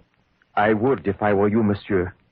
The Marquise walks along the bank of the Tarn River at night. If your brother is walking north, toward the chateau, he is apt to meet her. And that meeting, monsieur, could very well result in his death.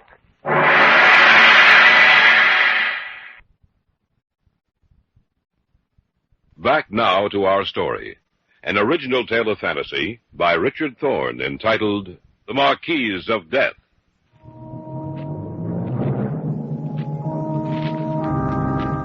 We sat there in the gathering darkness. Andre Lecour had just told me a story I found difficult to believe. Yet he sat there sipping his wine, and the look in his face told me that he believed it. Believe me, mon ami, if your brother is walking north, along the banks of the Tarn, he is apt to meet the Marquise. And that meeting could very well result in his death. You really do believe the story, don't you? But of course I do. And I would advise you to believe it too, mon ami. What do you think I should do? Go searching for him. Alone? I shall go with you, monsieur. All right. Venez avec moi. Come with me. Together we shall go to the bank of the Tarn. Perhaps we may not find him. But if we do, he will be a victim of les morts qui vivent, of the dead who live.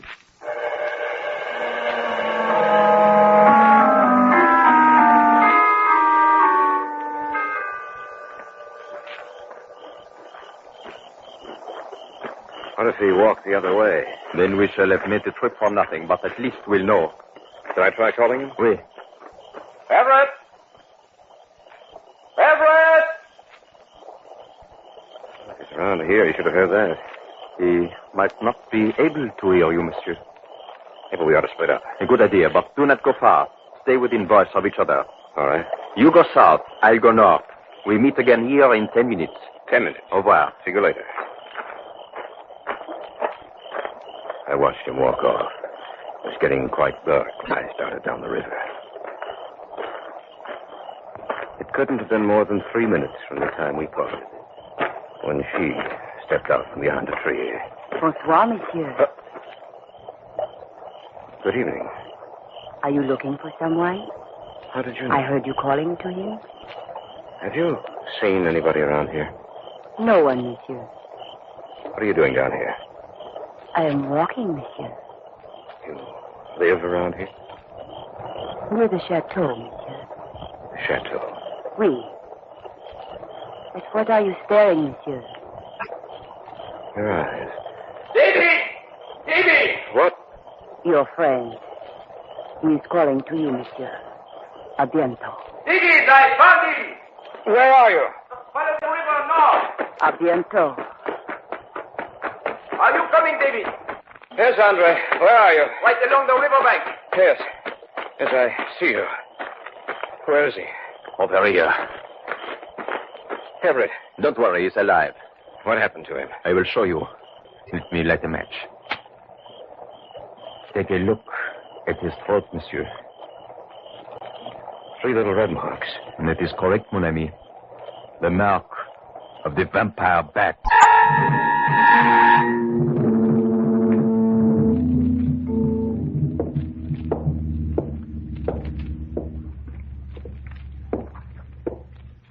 We shall know how your brother is in a few minutes, mon ami. Stop wearing holes in your carpets. I saw someone out there, Andre. Out where? By the river. Oh? Who was it? A woman. A woman? Yes. What did she look like? I don't know. It was pretty dark. She stayed by us, bringing Ed back here. Did she talk to you? Yes. What did she say? Well, she said she was out walking, that she lived near the chateau. You know, her eyes, they were the only things I could really see clearly. They seemed to burn and shine in the darkness. I felt like I was being hypnotized, and then you called me. That snapped me out of it. Then you have met the Marquis of Death, mon ami. And had I not called you when I did, you would not be alive to tell about it. Did she say anything else? Yes. She said, "Abiento," 2 or 3 times. You know what that means, do you not? Something like, "I'll see you again soon," isn't that it? Oui, and she means that, monsieur. She will see you again. Oh, the doctor's coming. Yes. Perhaps he can tell us how badly your brother has been hurt. How is he, doctor? He is at a narrow escape. You are his brother? Yes. He will need blood transfusions. He has lost a great deal of blood. Then, do you think we should take him to the hospital? We cannot do that, Monsieur Gaumont. Oh, why not? This is a very delicate matter. The people of Milo will not allow it. What do you mean, Dr. Moreau? You tell him, Andre. Oui, doctor. What he means, David, is that she will follow your brother wherever he goes. The doctor cannot take the risk of bringing him to the hospital. The danger to the other patients would be too great. You can't just... I shall bring it back here, Monsieur Gaumont. All right. He was walking down by the river, was he not? Oui, Monsieur Gorman and I went after him. We found him just in time. Those 3 marks on his throat, you know what they are, monsieur? The marks of the vampire bat. The mark of the Marquis of Death. Why hasn't anything been done to stop her? Because we cannot find her, monsieur. And besides, the townspeople are afraid to go after her. If they went out in sufficient numbers, They've tried that before, mon ami. When the sun shines, they've gone out and searched for her resting place, for she lies helpless during the reign of the sun. They've searched all day, and yet they've not found it. And those unlucky ones who stayed after dark, some of them went to join those she had claimed earlier. That's why they do not go out after her, mon ami. They are afraid, and with good reason. What do? There are protective measures, Monsieur Gaumont. Garlic, the cross, things which the dead who live fear. But it's getting late. I shall return as quickly as I can. What was that? It sounded like a window breaking. Came from upstairs. Come on. Could he regain consciousness? I doubt it. Then what broke the window? We'll see right now. Look out! What was it? The dead who live. The vampire bat. What's it doing here? Let me see. He's all right, isn't he? No, Monsieur Gaumont. He is not all right. He will not need the transfusion now. Your brother is dead.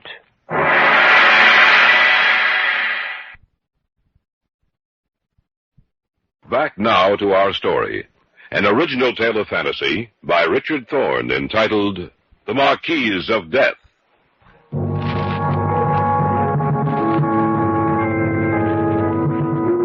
The 3 of us, Andre Lecour, Dr. Moreau, and myself, stood there, staring out the broken window after the thing that had flown out. My brother lay in the bed, eyes open, seeing nothing. He will not need the transfusion now. Your brother is dead. What? That is correct. Remember what Andre said about her returning? Well, she did. She came back before we could do anything for him. Now, it is too late. You stand here and calmly say that he's dead. You accept it for a fact, but you don't propose to do anything about it. What can we do, mon ami? We can go find her. We can destroy her. Oh, others have tried before you, Monsieur Gaumont, with no success. I don't care. I'm going out there, even if I have to go alone. You cannot go out there alone. But I am, and you're not going to stop me. I shall go with you, mon ami. And I, monsieur, I shall go with you, too. What about him? He will be all right, Monsieur Gaumont. There is nothing more she can do to him.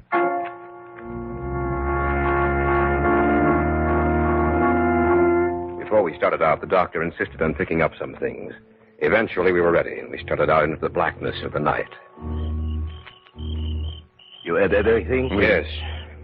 All right, let us go. Where shall we begin, doctor? At the ruins of the chateau, Andre. Why did you bring all those things, Dr. Moreau? The wooden stake, crosses? If we find les morts qui vivent, the dead who live, we shall have need for the things we have brought. We must stay close together, close enough so that we can always talk to each other. No matter what happens, we must not become separated.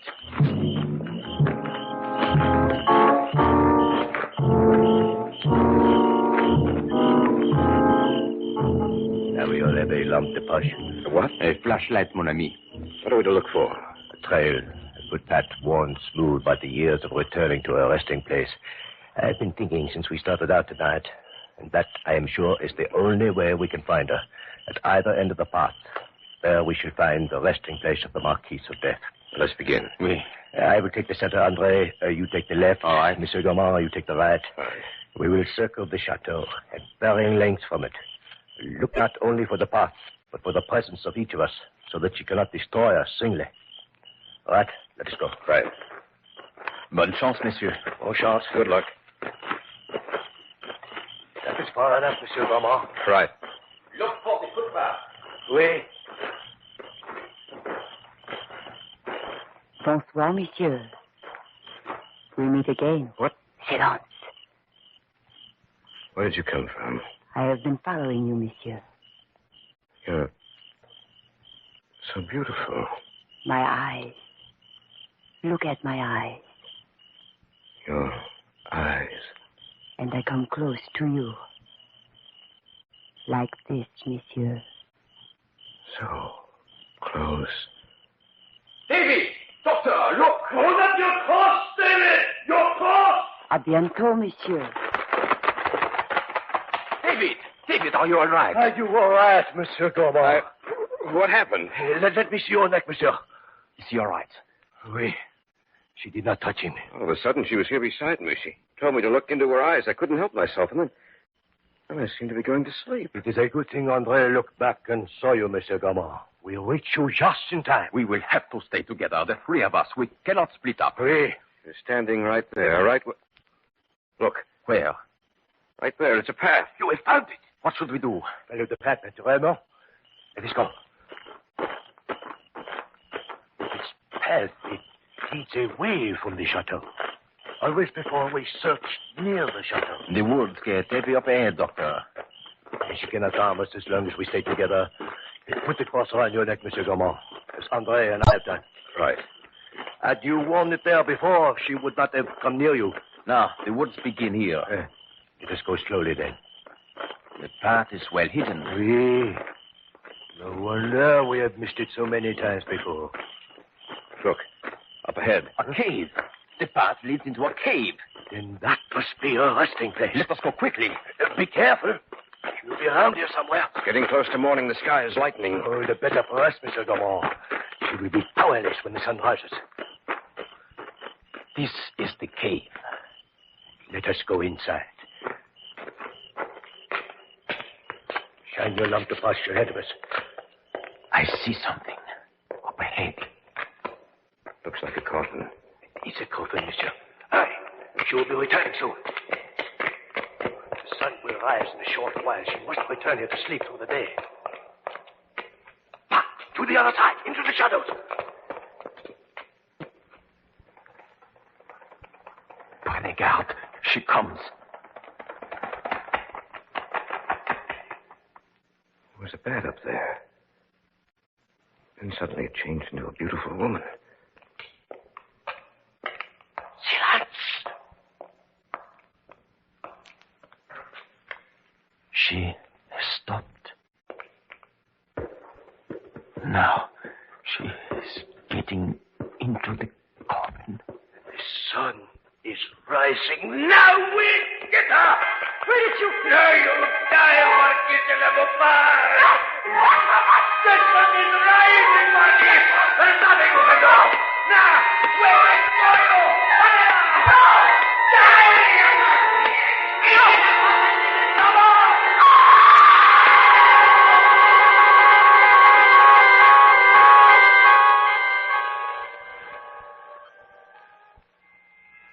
Is she dead? Oui. She is dead. Truly dead. A stake through her. Why did you kill her that way? That is the only way the dead who live can be killed, mon ami. So perishes the Marquis de Lemopart. The terrible toll of death she has taken through the years is now ended. She has crossed a barrier from which there is no return. Milo has been freed from the curse of the Marquis of Death.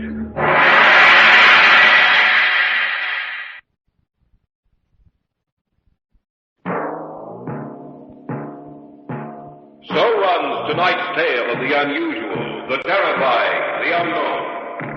Join us again when next we journey down the corridors of the Hall of Fantasy to hear another strange tale of the supernatural. All characters and events portrayed in these programs are fictional, and any similarity to actual events or persons, living or dead, is purely coincidental.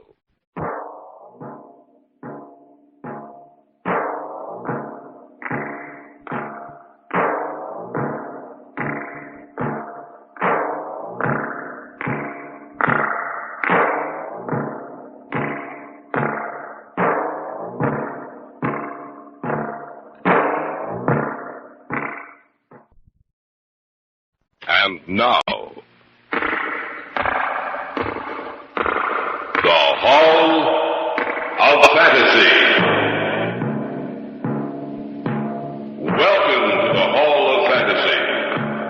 Welcome to the series of radio dramas dedicated to the supernatural, the unusual, and the unknown. Come with me, my friends. We shall descend to the world of the unknown and forbidden. Down to the depths where the veil of time is lifted, and the supernatural reigns as king. Come with me and listen to the tale of the Man in Black. The wind. Where did it come from? It is always there when he wants to speak to me. It is the sound of his voice. You're not serious about this man, are you? Take it as you will, my good sir. Put your own interpretation upon the words I have spoken.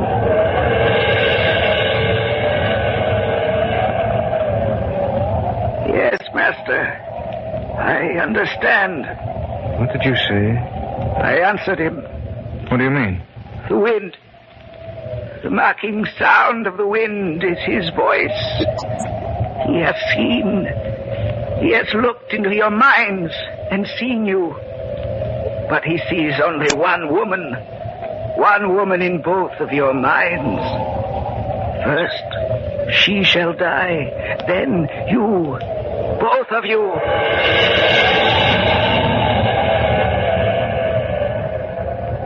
Yes, master, I hear and obey.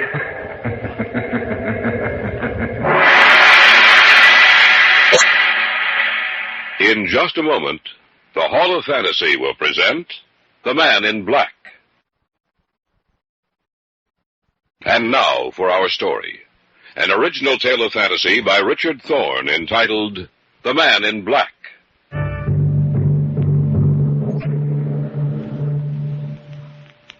We live in a world which borders at times on the unreal. A world that cannot explain the various phenomena which seem to have neither beginning nor end. That subtle, fleeting power of perception which reveals itself to a human being only at infrequent intervals throughout his life. That sudden, sharp feeling that danger, death is near. These things mankind cannot explain. This sixth sense of warning never appears when we go about our everyday tasks, but only when we're faced with an insurmountable problem, imminent and deadly peril. Such is the tale of The Man in Black.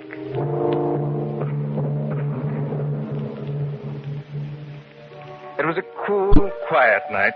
That night it began. For some reason, Brian had insisted that we take a stroll in the park. That's late, Brian. Almost 11:30. I know, David. Beautiful night, isn't it? Yes. A good night for sleeping. I like to come out here about this hour. It seems to give me a sense of belonging.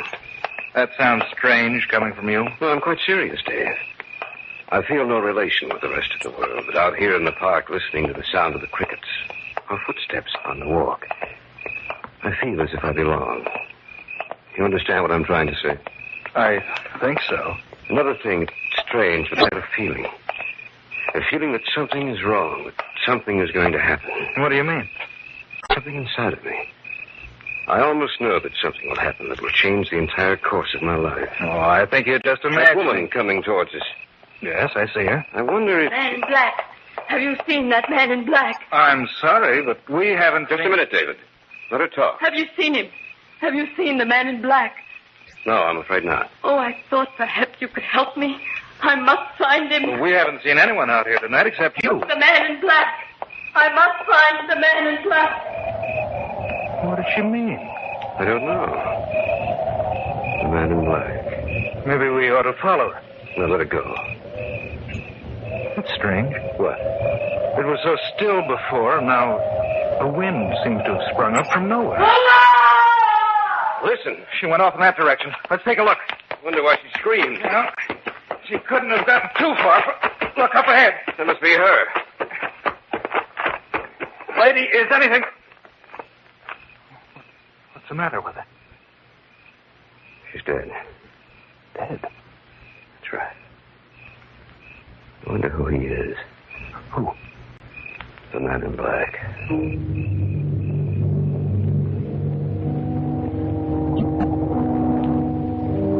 We called the police and told them everything we knew. There were no marks on the woman's body, nothing to indicate the manner in which she died. The police were inclined to believe she died from natural causes. But Brian and I felt there was something behind her death that concerned the man in black. I didn't see Brian for almost 2 weeks. At the end of that time, I received a call from Carol Deming, Brian's bride-to-be. Hello? David, I hope I didn't disturb you. Oh, of course not, Carol. David, Brian wants you to come to dinner tonight. Any particular reason? I think so. What is it, do you know? No, I'm not sure. David, I'm frightened. Brian's been so strangely mysterious lately. He seems obsessed with only one idea. Something about a man in black.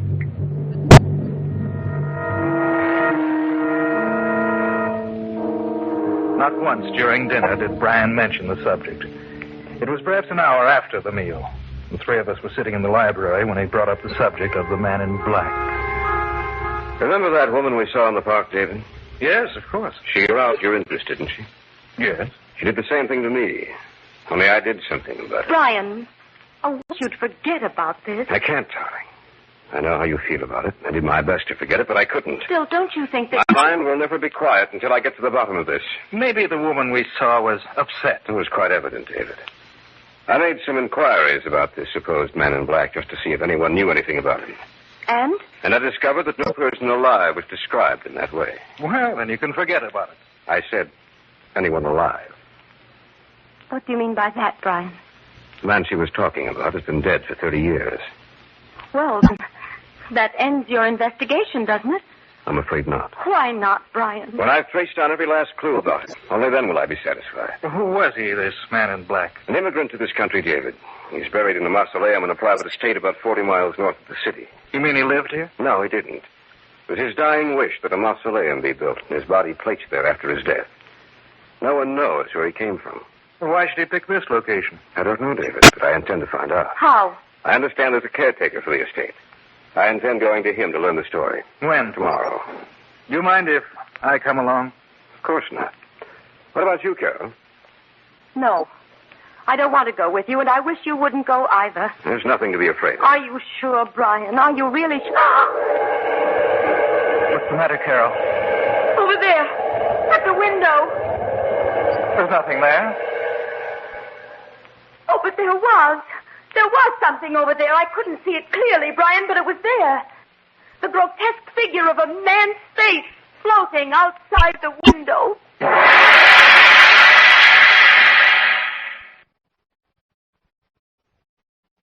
Back now to our story. An original tale of fantasy by Richard Thorne entitled The Man in Black. Neither Brian nor I saw anything outside the window, and we put it down to Carol's imagination. She asked us again not to go out there, but Brian insisted, and in the end won out. The following day, in the late afternoon, we started out to the estate. This is the road that leads into the estate. It seems so lonely out here. Yes, doesn't it? Almost as if this little area was set apart from everything else. Maybe it's the day. Gray, overcast. Well, that all adds to it, of course. Up ahead, is that it? Yes. Well, that one building with that semicircle of trees behind it. I thought you said he was buried in a mausoleum. He is. You mean that? I don't like this, Brian. Are you afraid? Maybe. Look, there's an old man standing in the doorway. Looks as if he were waiting for us. I wouldn't be surprised if he was. Well, let's go meet him. Maybe we ought to go back. Of course not. Already come this far, we'd be crazy to turn back now. Good day, gentlemen. I've been expecting you. Please come and find out. No need to tell me. Just follow me, please. He said you would be here about this time. Who? I'll tell you later. So dark in here. Your eyes will become accustomed to it, the darkness. Just come with me. What do you think? I don't know. You said something? No, nothing at all. This is the room. Right in here. You wish to learn of the man in black. Am I correct? Yes. Can't we have more light? The candles burning in here don't throw off much light. I'm sorry, but that would be against his orders. Whose orders? He who walks by night. What can you tell us about this man in black? Quite a good deal. The man who lies in a stone coffin in the center of this room died some 30 years ago. Yet his body is as it was when he was alive. Perhaps you would like to look at him. No. Sorry. You ought to look upon him. After all, he has laid claim to you already. What do you mean? The woman you met some time ago. She was the first link in the chain. The last in her chain, but the first in yours. They who search for the man in black shall die, but not before they see the one they love most in this world die first. The wind. Where did it come from? It is always there when he wants to speak to me. It is the sound of his voice. You're not serious about this man, are you? Take it as you will, my good sir. Put your own interpretation upon the words I have spoken.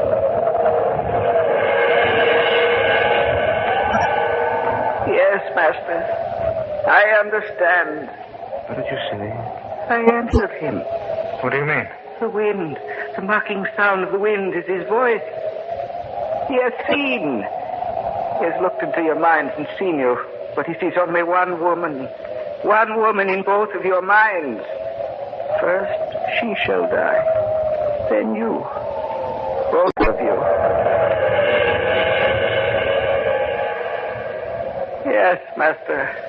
I hear and obey. That voice. Where's that voice coming from? From his coffin. Stop now. Yes. Just stop laughing. Your meeting is over now. But you will see him again quite soon. Remember to look for the man in black.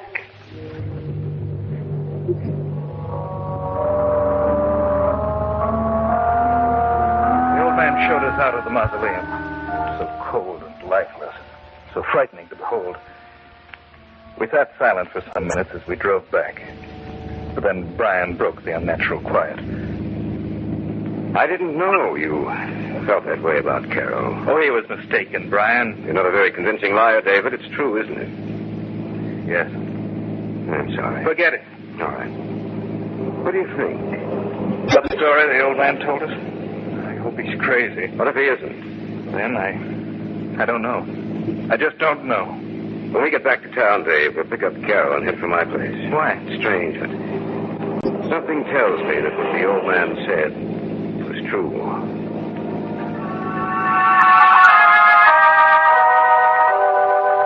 From the back of my mind, I also knew that what the old man had said was true.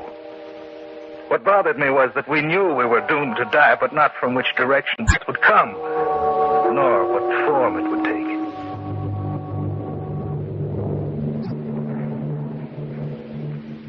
We phoned Carol from a little roadhouse just outside the city.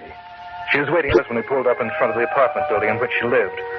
From there, it was only a short drive to Brian's place. And that's the story, Carol.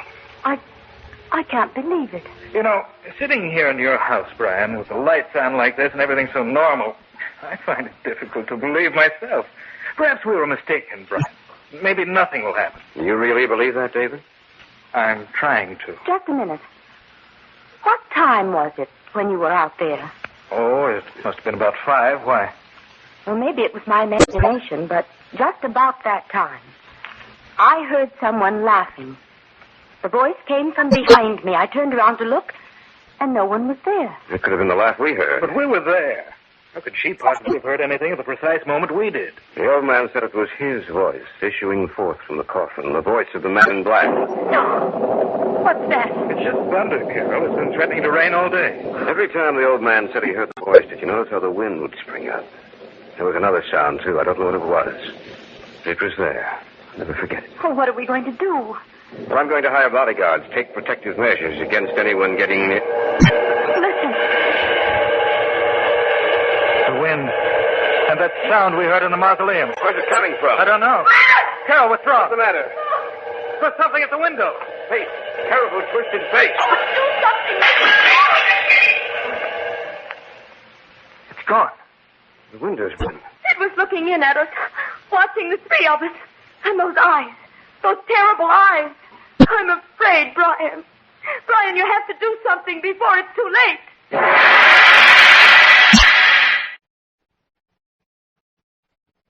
Back now to our story.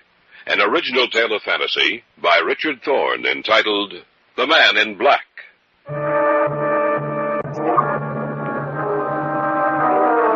A moment before, the three of us had been witness to an amazing and terrifying sight.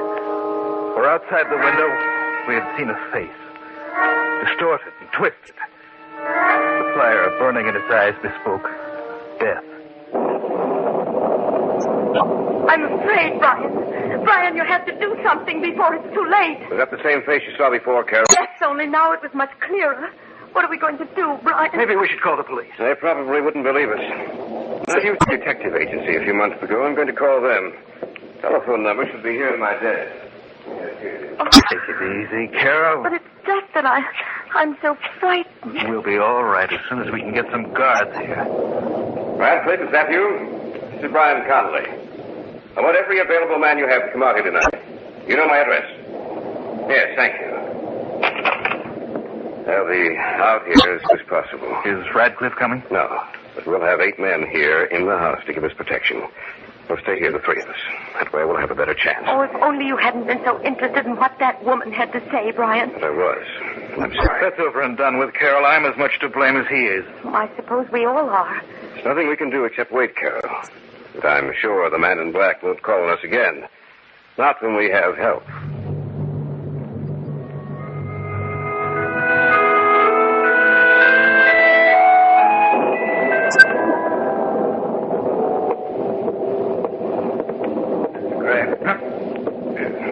Yes. What do you want? I'm just checking up on things, sir. Have all the men been posted? Yes. It's rather dark out here in the hallway.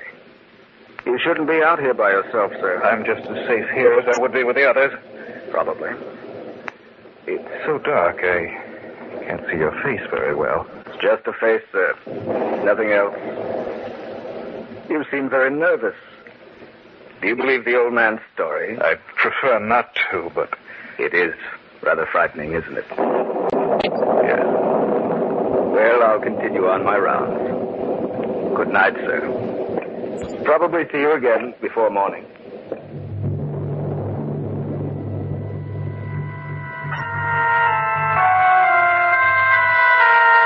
The guard somehow disturbed me. There was something unusual about him. In the gloomy hallway, I couldn't see his face. Of course, in the shadows, it was difficult to tell what color his clothes were. Who's that? David. You startled me. Are you alone down here? Yes. Where's Carol? She had a headache. Went upstairs for a nap. Well, she shouldn't be alone. There's a man stationed outside her door. Quiet in the house. One of the guards just passed me in the hallway, asked me if I believed in the story the old man told us. The guards don't know anything about the story. Are you sure? Of course I am. The only thing they've been told is to watch for a man in black clothing. Why should the guard know anything? Did you see his face? What was he wearing? Well, it was too dark out there in the hallway. Of course, he might have heard something about it. No, he couldn't have. I didn't even tell Radcliffe the story. Then how did he know it? Unless he was the man in black. There's something about him that seems so strange. I can't place it, but he frightened me. We better search the house. Listen. The wind again. That sound. He is here in the house. It was Carol's voice. Then that man wasn't a guard. Come on! Guard! Guard! Nobody answered. Carol, are you all right? Carol! Anything has happened to her? The door to her room. It's open. Carol. She's dead. Just like the woman in the pub. She can't be. What happened to the guard outside her door? Happened to all of the guards in the house, Brian. Haven't seen a single one on our way up here. Did they ever start this? We'd better call the police. Is there a phone up here? No extensions up here. You phone. I'll stay here with Carol. It won't do you any good to stay up here, Brian. She's dead. You better come with me. I guess you're right. Oh, Brian, I'm sorry. I should have known that the man in the hallway Not your fault. I'm to blame. I started this. I can't understand what happened to the guard. Whoever he is, whatever he is, he has a power, David. Something evil and malignant. To send the guards away would be a simple matter for him. You can use the phone in the library. You look all done in, Brian. You'd better sit down in that chair over there. All right. Never forgive myself. I hope they can get here in time. I don't know what it'll be. Say, that's strange. What? I'm not getting any dial tone. Something's wrong with the phone. Oh. What's the matter, Brian? Nothing. I can't get to the police. The lines must be down. Yes, there must be. I thought I heard you moan when I was trying to get to the police. You were mistaken. It's rather dark in here, and with you sitting in that chair with your back to me, your voice sounds different. Does it? Yes. Stay where you are. Something's wrong with you. What is it? Don't you know? No. Perhaps you should get the paper. You're not Brian. The man in the hallway, you're... The man in black. What happened to... Your friend? We exchanged places for a while. You mean he's dead? That's correct. As you will be soon. Don't come any closer to me. Are you afraid? Why don't you run? I can't move. Now, you see him. The man in black, face to face. And now, you die.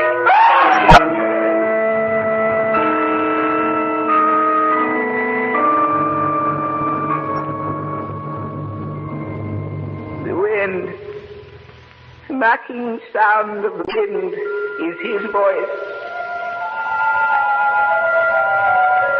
The last link in the chain has been broken.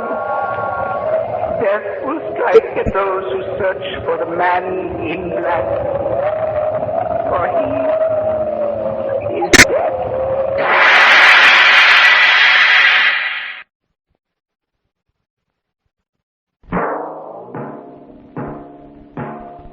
So runs tonight's tale of the unusual, the terrifying, the unknown. Join us again when next we journey down the corridors of the Hall of Fantasy to hear another strange tale of the supernatural. All characters and events portrayed in these programs are fictional, and any similarity to actual events or persons, living or dead, is purely coincidental.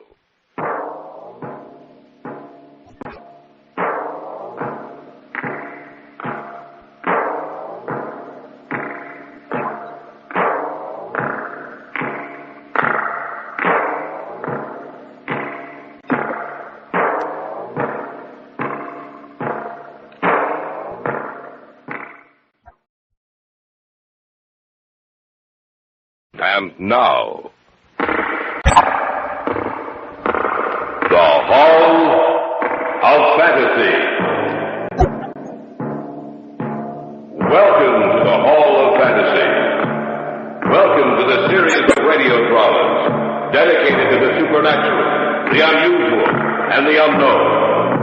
Come with me, my friends. We shall descend to the world of the unknown and forbidden. Now death with a veil of time is lifted, and the supernatural reigns as king. Come with me and listen to the tale of The Treasure of Kublai Khan.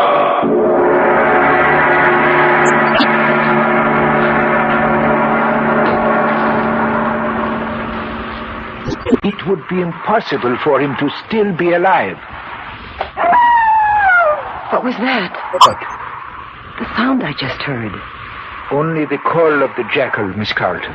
It frightened me. It is a brother to the wolf. They say its call means misfortune. There it is again. Take it easy, Marion. I don't know why I'm so nervous. Unless what? I had that same dream last night, Brad. But it was just a dream, Marion. I know, but it was so real. Even when I woke up, I felt that I'd actually been there. That you and Mr. Hussein were really dead.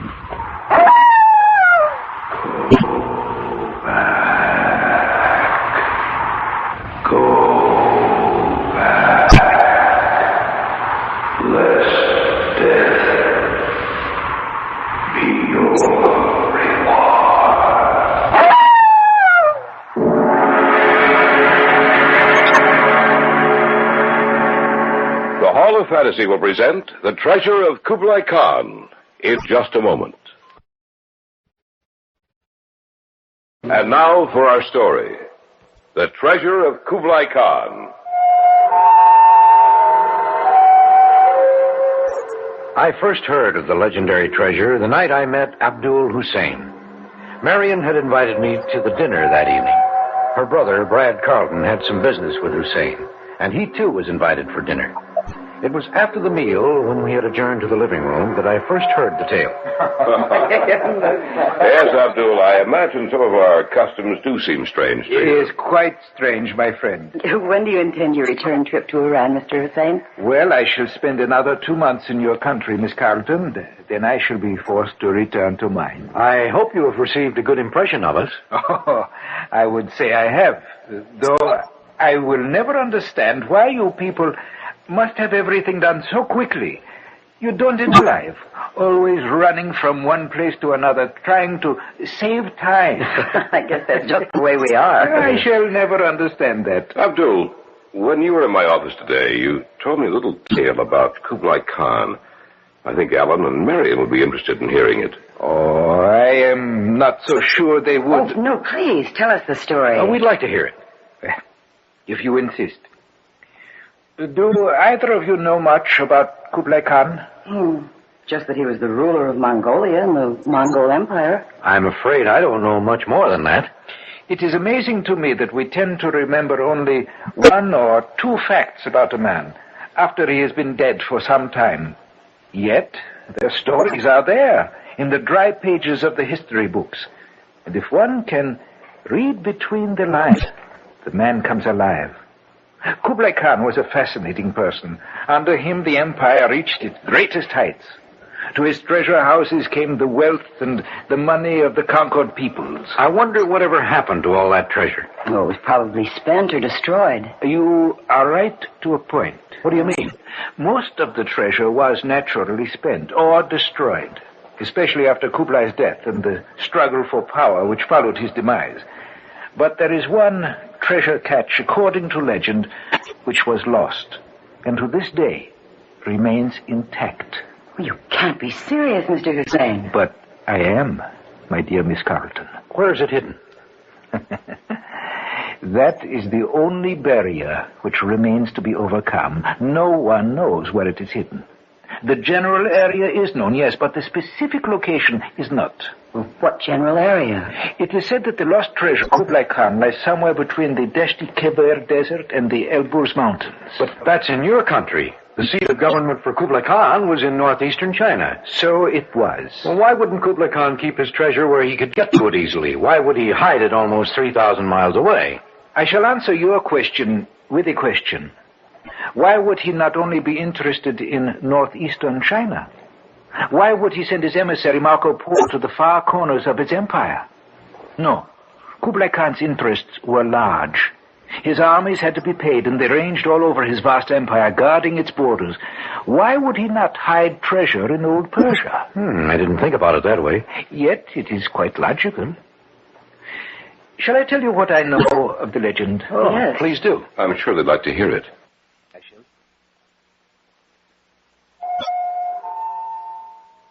Shortly after he founded the Yuan dynasty in the year 1260, Kublai Khan had reason to believe that an attempt would be made to overthrow him.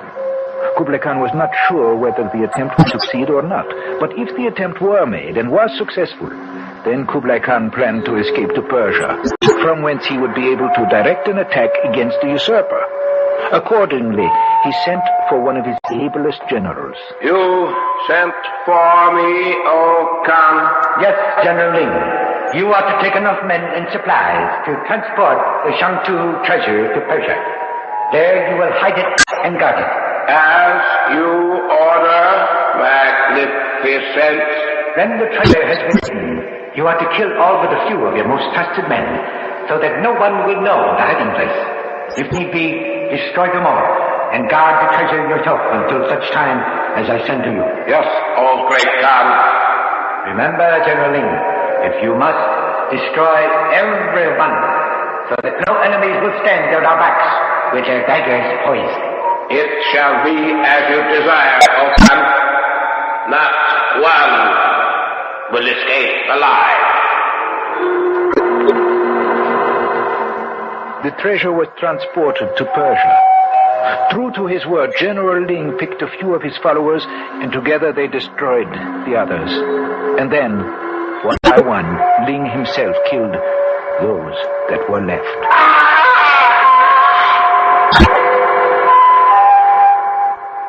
Through the years, Ling guarded the treasure, and those who came too close to the hiding place saw a man on a horse in the distance, who rode towards them at a gallop. He loomed up before them, his great sword swinging, and death was their reward for stumbling out of the treasure.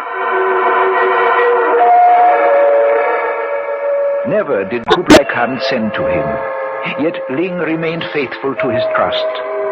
When the great Khan died, no one knew where Ling was, and the treasure became lost.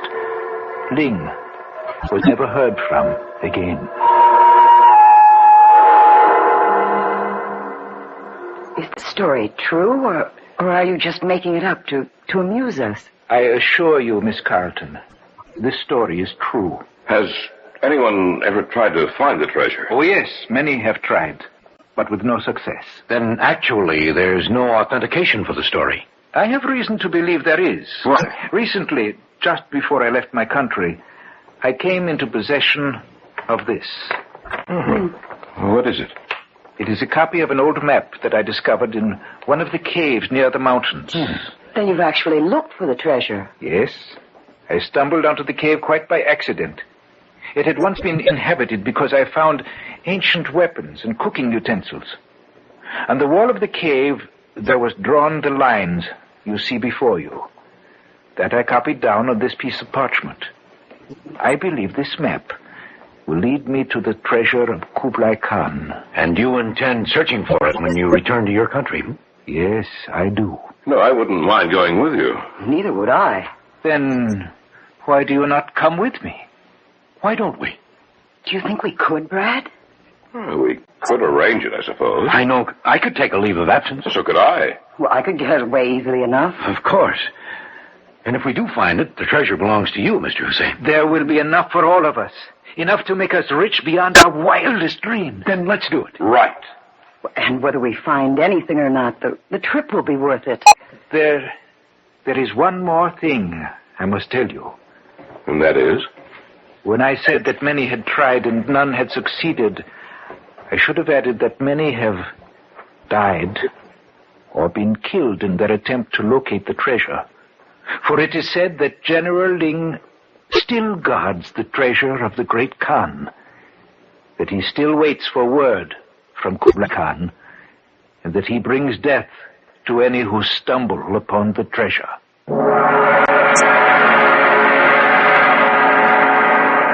return to the Hall of Fantasy in the tale of The Treasure of Kublai Khan in just a moment. Back now to the Hall of Fantasy in the tale of The Treasure of Kublai Khan.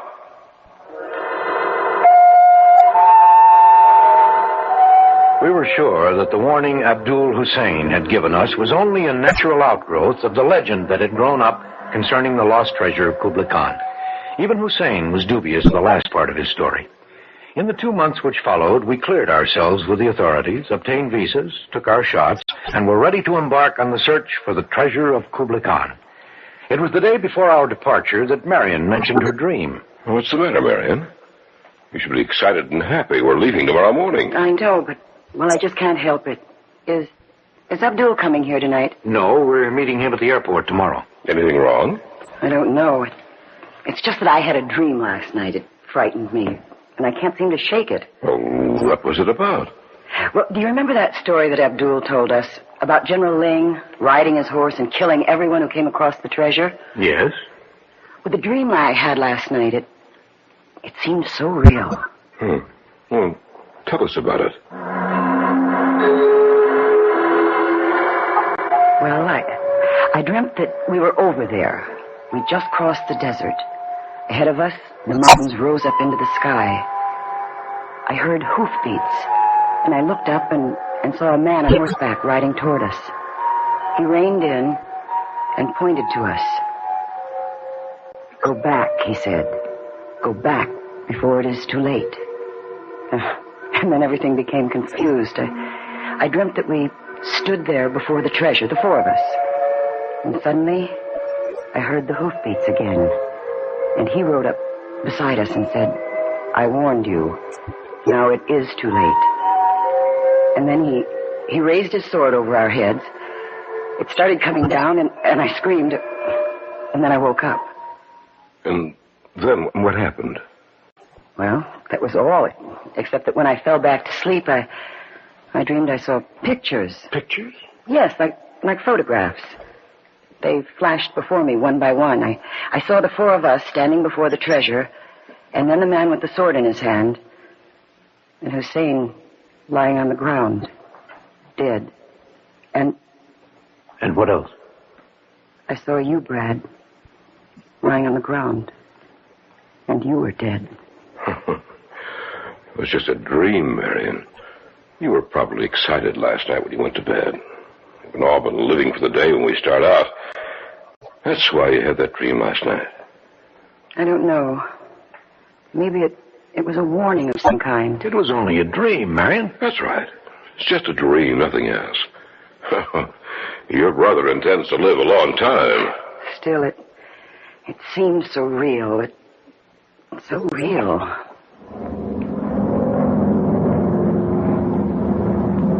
Telling us about her dream seemed to relieve Marion, and by the following morning we had all forgotten about it.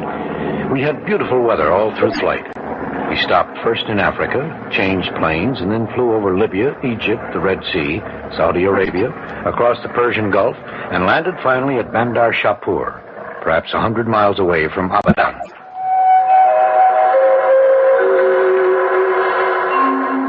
We went by car to Isfahan. There we picked up a guide and camels and started across the desert. We traveled slowly, being able to make only about 30 miles a day. 8 days after we left Isfahan, we caught sight of the Elburz Mountains. We were seated around the campfire. We have not much farther to go. We should reach the cave sometime late tomorrow. The cave? Yes, I want to go there first, to make sure the map is absolutely correct. From there, we will follow the map to its treasure. What if the map doesn't lead us to the treasure? But that is possible, I know. If that is the case, then I shall begin all over again. I have searched for Kublai Khan's treasure for 10 years. I shall continue to search for it. The guide you hired isn't very talkative. You are foreigners. He is afraid of you, does not trust you. But he is a good man. I hope we do find the treasure, Abdul. I'd hate to go back empty-handed. I have a feeling that we will. And the stories about General Ling? You mean that he still guards the treasure? Yes. They are not true, of course. It would be Impossible for him to still be alive. What was that? What? The sound I just heard. Only the call of the jackal, Miss Carlton. It frightened me. It is a brother to the wolf. They say its call means misfortune. There it is again. Relax, Marion. We're all on edge. I suppose so. What was that? The camels, Miss Carlton. The call of the jackal makes them nervous. Take it easy, Marion. Oh, I don't know why I'm so nervous. Unless what? I had that same dream again last night, Brad. It was just a dream, Marion. I know, but it was so real. Even when I woke up, I felt that I'd actually been there. That you and Mr. Hussein were really dead.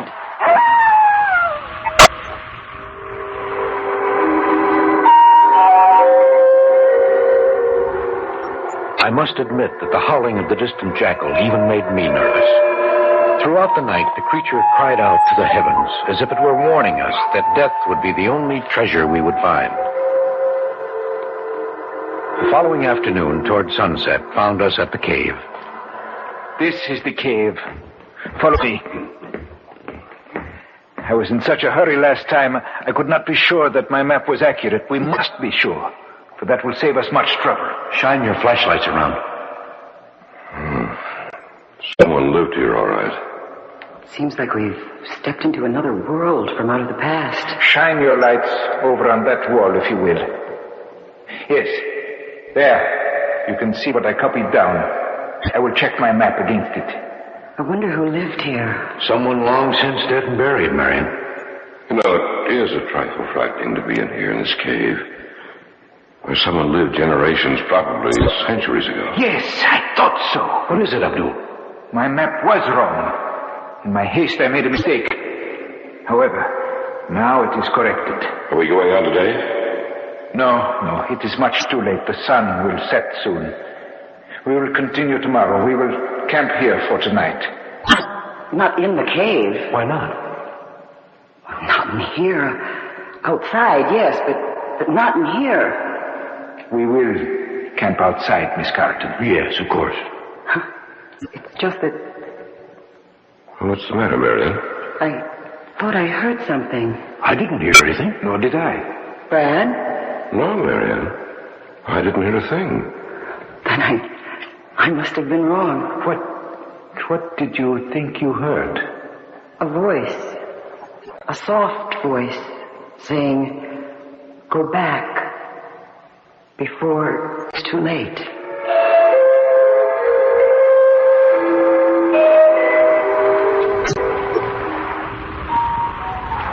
What time is it? Almost 11. Well, Marion had the right idea. She went to bed almost an hour and a half ago.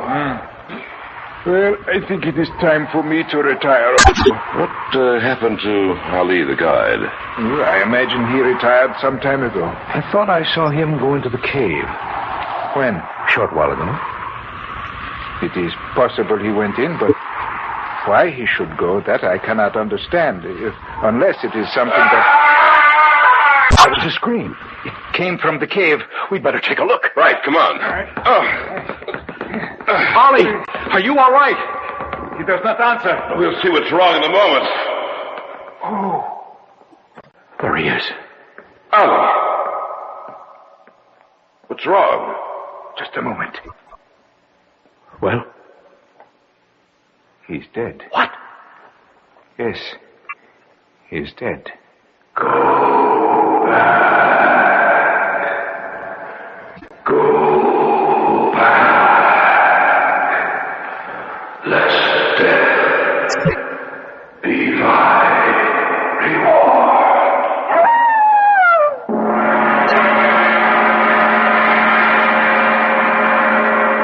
You are listening to the tale of The Treasure of Kublai Khan on this week's journey down the corridors of the Hall of Fantasy. We'll return to our story in just a moment. And now, back to our story entitled The Treasure of Kublai Khan. We stood looking down at the prostrate form of the guide stretched out on the floor of the cave. We had heard his scream just a moment before, and we had run from the camp into the cave, only to find him dead. Go back, lest death be thy reward. What was that? I don't know. I heard something. Yes, so did I. Shine your light. No one seems to be in here. Then where did that voice come from? Maybe we were mistaken, perhaps. It was just the sound of the wind we heard. No, it was a definite warning. It said, go back, lest death be thy reward. I am not going to turn back now. Not after all these years. No one's asking you to go back, Abelou. What are we going to do with him? Bury him here. And then in the morning we can start out as early as possible. We should reach the treasure by tomorrow evening. I have warned you.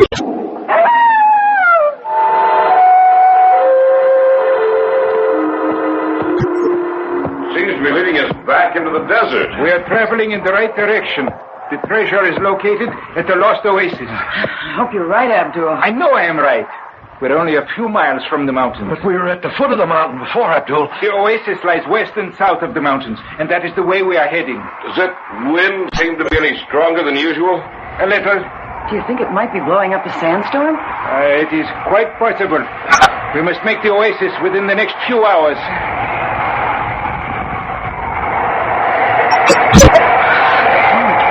It should be just up ahead. I can't see a thing in this storm. Unless we have gotten off the trail, we should be at the oasis any minute now. I hope you're right, Abdul. Isn't that something up there? I can't see.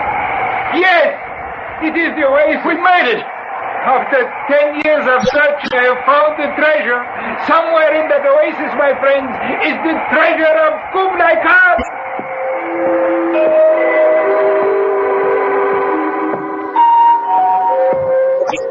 It's getting dark. Yes. The night is upon us. Maybe we ought to wait until the morning comes. No, we've come this far. I want to see the treasure now. I sense that we are getting very close to it. Look, up ahead. Yes. Yes, that is it. Be careful. Ah, we have found it. We have found the treasure of Kublai Khan. Wait, it's like a small oriental temple. There's no doorway, just an arch opening into the building. Let's go inside. Yes. All right. Shine your flashlights around.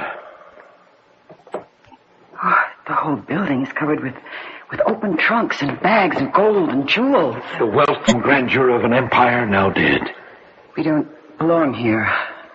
I feel that we're looking at a dead world. The night is upon us. The jackal is telling the creatures of the desert that we are here. Why don't we go back to our camp? Just a minute. I'll take some of these with me. I want to tell myself this isn't just a dream. Put them back, Brad. What's the matter with you, Marion? Maybe you ought to put it back, Brad. I think Marion's right. This is the treasure of a dead world. It should remain dead. You mean we should leave a treasure here and go back empty-handed? Don't be a fool. And I shall take some too, huh? Yes, Abdul. The jewels we hold in our hands are enough in themselves to make us rich. But all of it is ours. All of it. Yes, all of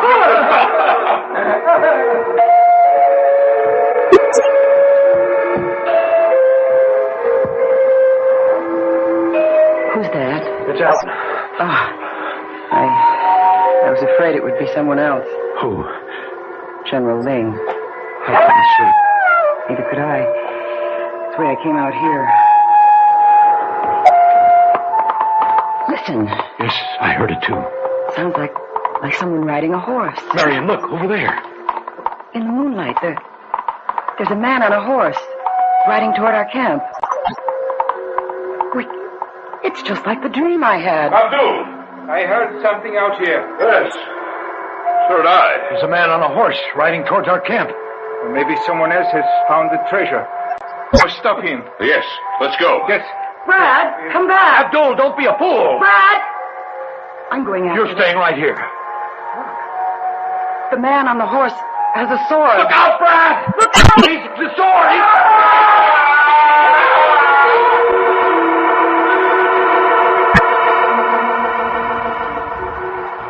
They're dead. Both of them. Yes. But It was just like the dream. Just like the dream. We should never have come here. Listen, he's coming back. What are we going to do? We'll wait here for him. There's nothing else we can do. I warned you. Still, you did not heed my warning. The two of you are free to return to your homeland. The other two coveted the treasure of the great Kahn, and so I brought death to them. Leave this place, and wipe from your minds all thoughts of the treasure. For I must guard the treasure of Kublai Kahn until he sends for me. Those who seek the treasure will find on the way death.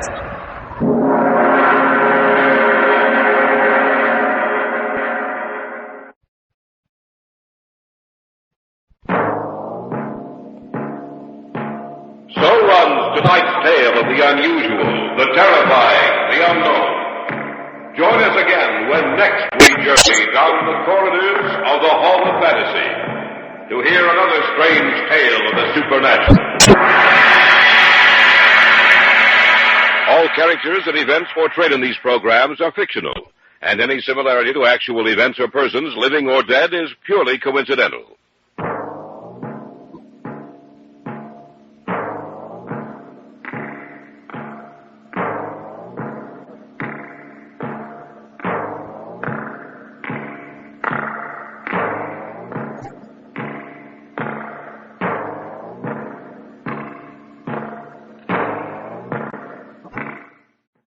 And now, the Hall of Fantasy. Welcome to the Hall of Fantasy. Welcome to the series of radio dramas dedicated to the supernatural, the unusual, and the unknown. Come with me, my friends. We shall descend to the world of the unknown and forbidden. Down to the depths where the veil of time is lifted, and the supernatural reigns as king. Come with me and listen to the tale of the Automaton. Over here is what I call its brain. Put the power on, Elizabeth. Yes, Father. I've only begun on the binary system, but watch.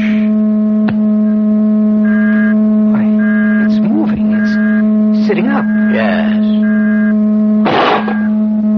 It's getting down off the table. And now you'll see a sight that no one else has ever seen before. It's walking around the laboratory. Yes, you're witnessing the first movements of a new creation, superior to man in that it will never tire, a servant to man. For that will be its place in the future. A machine that looks like a man and will be able to think like one. The Hall of Fantasy will present the Automaton in just a moment. The Automaton. I first met Dr. Eric Ziegler at the Conference on Scientific Research. I knew of him, of course. His name was famous throughout the world as one of the foremost experts on automatic control. It was the closing session of the conference when he made his now famous speech. And in conclusion, gentlemen, may I say that mankind can expect his technological advance to continue. He can look forward to the future in the secure knowledge that his life will become easier and longer through the advances we make. That he will be free to direct his energies towards the conquering of new frontiers, bringing him closer to the day when he will stand alone over all the universe. Bravo! His speech so aroused me that I couldn't help making my way to the speaker's platform, pushing my way through the crowd which surrounded him in order to congratulate him. Congratulations, Dr. Ziegler. Dr. Ziegler? Yes? My name is Drake Sheridan. I just wanted to tell you I thought your speech was the best thing I've ever heard. I take that as a compliment coming from you, Dr. Sheridan. I know about your work. Oh, nothing at all compared to yours, sir. Dr. Sheridan, I'd like to talk to you further. Why don't you come to my house this evening? What time? After dinner, about 8:30. Here's my card. Well, thank you, sir. You'll be there? Of course. I'll see you then.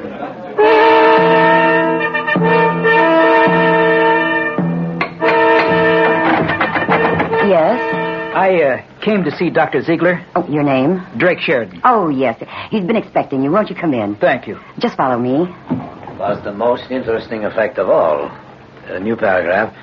The success of the automaton of which I am speaking is dependent upon the excellence of the brain I can give him. My work has become so... Dr. Sheridan is here, Father. Oh, excuse me. I do hope you'll forgive me, Dr. Sheridan. Of course, sir. I was dictating my report on a project on which I am now working. Please be seated. And before I forget, this is my daughter, Elizabeth. How do you do? A pleasure. Thank you. Drink, perhaps, Dr. Sheridan? Yes, I could stand one. Yes. Any particular preference? No. Would you do the honors, Elizabeth? Of course, Father. Dr. Sheridan, perhaps you're wondering why I asked you to come here. I have been, but I consider it a privilege and an honor to be here. Thank you for the compliment, but it wasn't necessary. You may be interested to know that I've followed your career quite closely. And from what I've gathered, you're a very intelligent young man. Well, thank you, Dr. Ziegler. I'm not complimenting you to make you feel comfortable, Dr. Sheridan. I mean what I say. Exactly why did you ask me here, Dr. Ziegler? To talk to you. To see what kind of a person you are. And here are your drinks. Oh, thank you. Thank you, my dear. That's just right, Elizabeth. Yes. Dr. Sheridan, I'm going to be completely frank with you. I am working on a private project financed with my own money, completely divorced from my work at the Research Institute. Mm-hmm. My daughter has been helping me with this work, but unfortunately she does not have the knowledge nor the training to be of anything more than elementary assistance. I see. I am interested in finding an assistant who will devote his full time with me to the work I am doing. You mean you intend to leave the Institute? Yes. My work is finished there, and besides, I want to devote more time to this particular project of which I'm speaking. What's the nature of your work? Automatic control, of course. Would you be interested in working with me? It's a great honor, sir. I will make it worth your while. Well, I'd like to know exactly what you're working on before I make any decision. I believe I can trust you.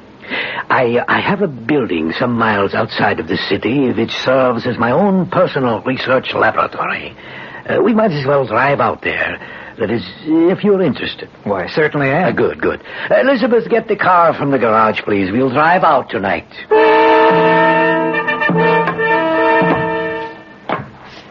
Well, you certainly have it well equipped, Dr. Ziegler. I wanted to show you that you would be working with only the finest of equipment. Who's there? What's that? Oh, that's the watchman. It's nothing to worry about, Bart. Oh, it's you, Dr. Ziegler. I didn't hear you come in. It's all right. We'll check out with you when we leave. All right, sir.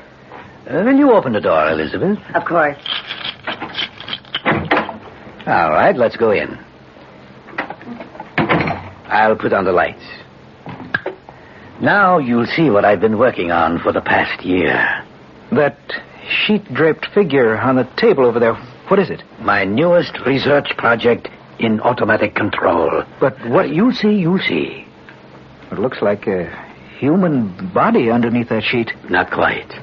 Here, I'll pull back the sheet. No, it isn't a human body. That's correct.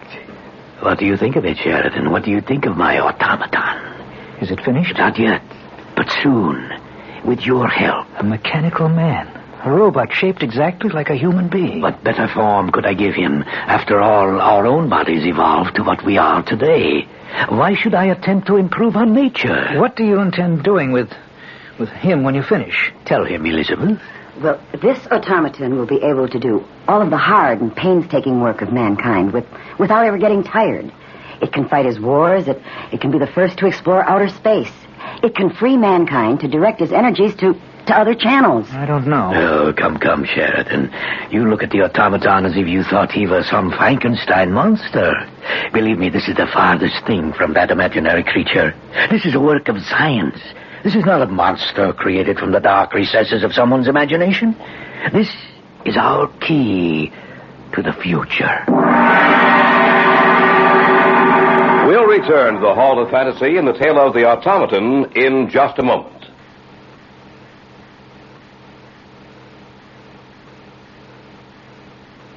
Back now to the Hall of Fantasy and the tale of the Automaton. Dr. Eric Ziegler, his daughter, and I stood looking down at the metallic figure lying on the table before us. In all respects, it resembled a man, a metal and plastic man, created by the genius of Ziegler. This is our key to the future. This automaton will free man from labor. Let him develop his mind to the fullest. How much longer do you think you'll have to work before it's finished? I can't tell. That's why I need you, to help me set up the automatic self-regulation of its brain. Then you haven't developed the system of feedback yet? No. As you are aware, that is the basic machine of all self-regulating systems of automatic control. A man's mind is a complex creation. The mind of the automaton must also be complex in order that it can do the work of a man, in order that it can think and regulate itself. Why don't you show him what you've accomplished so far in the feedback system? All right. Now, over here is what I call its brain. Put the power on, Elizabeth. Yes, Father. I've only begun on the binary system, but watch. It's moving. It's sitting up. Yes. It's getting down off the table. And now you'll see a sight that no one else has ever seen before. It's walking around the laboratory. Yes. You're witnessing the first movements of a new creation, superior to man, in that it will never tire. Servant of man, for that will be its place in the future. A machine that looks like a man and will be able to think like one. I shall return him to the table now. It's climbed back up on the table. And it's lying down again. All right, turn off the power, Elizabeth. Well, Sheridan, what do you think now? I'm afraid I don't know what to think. Will you work with me? Oh, yes. Who wouldn't jump at the chance? Of course I will. Good. You understand, of course, that the feedback system and the binary scale are still in their elementary stages. When the brain, the automatic control is finished, it will fit inside the automaton's body and head. That's correct. There will be controls on the robot's chest to set the automatic control to working, and another to stop the machine if it needs to be repaired. Of course, our largest task will be to develop a complete automatic self-regulatory system to fit inside the robot's body. As soon as you can be free... Which should be in about 2 weeks. Good. Then we shall begin work on the final stages that will lead to the completion of the automaton. Rather than completely sever my relations with the organization for which I worked, I took an extended leave of absence. There were living quarters in the laboratory in the country. Ziegler shut down his house in the city, and he and his daughter and I moved our belongings to the laboratory in order to devote every possible minute to our work. Not only was Ziegler intent on having the automaton think for itself, but he was also insistent that the robot be able to talk. To those ends, we went to work. If we were right in our calculations, the amplifier and receiver we have built into the mechanism will convert our words into electrical impulses, which in turn will activate a response from the automaton. Those responses themselves will be electrical impulses, which will be converted into words. Well, why don't we try it and see, Eric? We might as well, I suppose. After all, the automatic control is almost finished. We only have the more complex reactions to set in the binary scale. All right. Turn the control on his chest. Right. It's on. We'll see what happens. I order you to sit up. Sitting up? Yes. Jump down to the floor. I want you to answer me with your voice. What have you been created for? To kill. That's not the right reaction. What was that? Correction.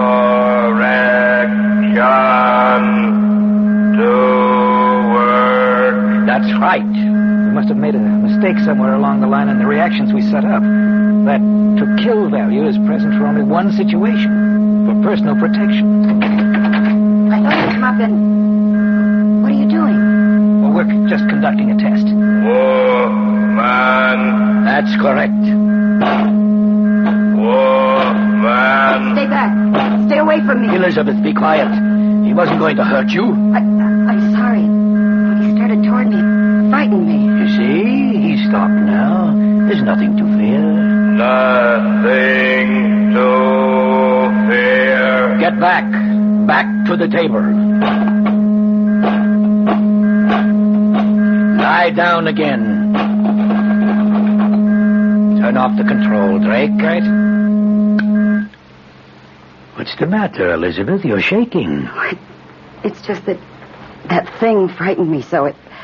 Those lenses that it has for eyes, there's something hypnotic about them.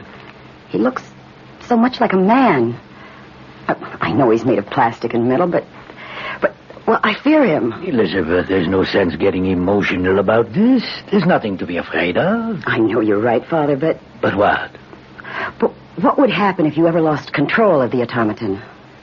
That will never happen. But is it possible? Perhaps. We didn't do any more work on the automaton that day. We went into the city in the early evening to see a play, leaving the watchman at the laboratory to take care of things. We got back about 12 and were having a late snack. More coffee, Drake? Oh, yes. Please. I think it did us good to get away from here this evening. We've all been working too hard. Do you feel better now, Elizabeth? Oh, yes, Father, much better. Yeah. Tomorrow we can finish up with the automaton. Then we can show him, after suitable tests, of course, to the world. If we're successful, you ought to win a prize. What was that? Someone screamed. It came from upstairs. We'd better take a look. Who could it have been? The only other person up there is Bert, the watchman. There it is again. Hurry. Look. The door to the laboratory is... It's open. He must be in there. The lights are on. We'll see what's wrong in a second. All right. Oh, no. It's Bert. What's the matter with him? His neck's been broken. Oh. He's dead. But how? I don't know, only... What's the matter? Look, we turned off the control on the robot when we left, didn't we? Of course we did. Why? Because now it's on, Eric. The control is on. You are listening to the tale of the Automaton on this week's journey down the corridors of the Hall of Fantasy. We'll return to our story in just a moment.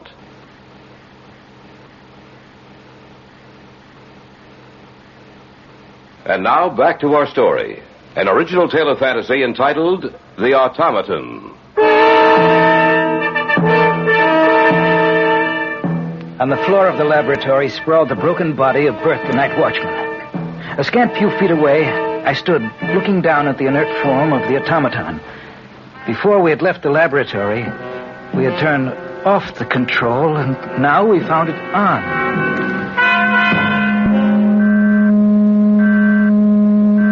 That isn't possible. Take a look for yourself. The control is on. But we turned it off before we left. Are you sure? Of course, I turned it off myself. How did it get on? Perhaps Bert turned it on. Why should he do that? Perhaps he was curious. But the most important thing to find out is what killed him.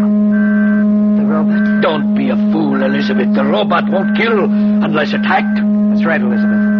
It's the only reason for it to kill. Actually, the reaction was set in the control system for self-preservation. For no other reason than that. That's the only time the automaton is dangerous. Maybe you made a mistake when you set the automatic controls. It's possible that we might have made an error in the feedback system, Eric. And that the automatic selector chose the wrong value. When Bert turned the switch on, the robot thought he was in danger and killed him. We didn't make an error in the feedback system, Drake. We checked each value through 5 times before we placed it in the servo mechanism. You know that as well as I do. Then how did Bert die? I don't know. Master of Men. It's still on. Turn it off. Did you hear what it said, Eric? Master of Men. We didn't set that reaction in the servo mechanism. Something's wrong. Do you mean the automaton can think for itself? What about it, Eric? We'll dismantle it tomorrow morning and check it over thoroughly, just to be sure. What about Bert? We'll merely explain to the authorities that he died in an accident here at the laboratory. We can do that in the morning, too. Now we all need a good night's sleep. Don't you think we ought to move him out of here? Well, they may want to look at his body, Elizabeth. Besides, nothing more can happen to him.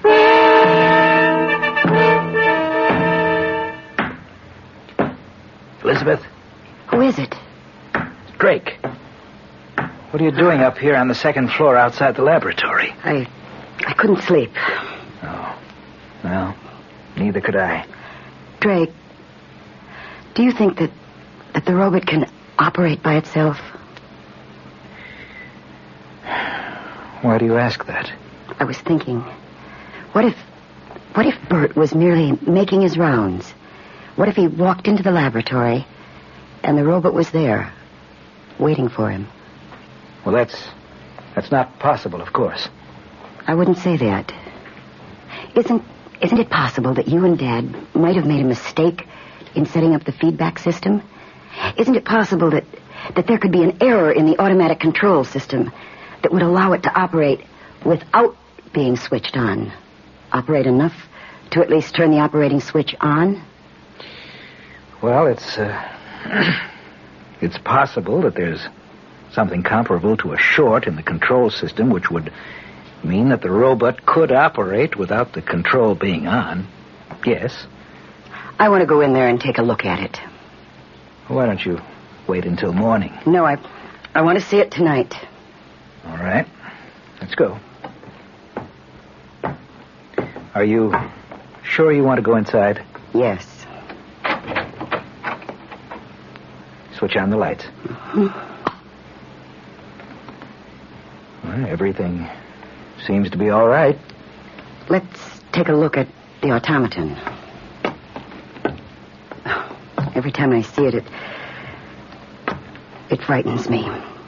There's nothing to be afraid of, Elizabeth. I'm not so sure. The control button is still off.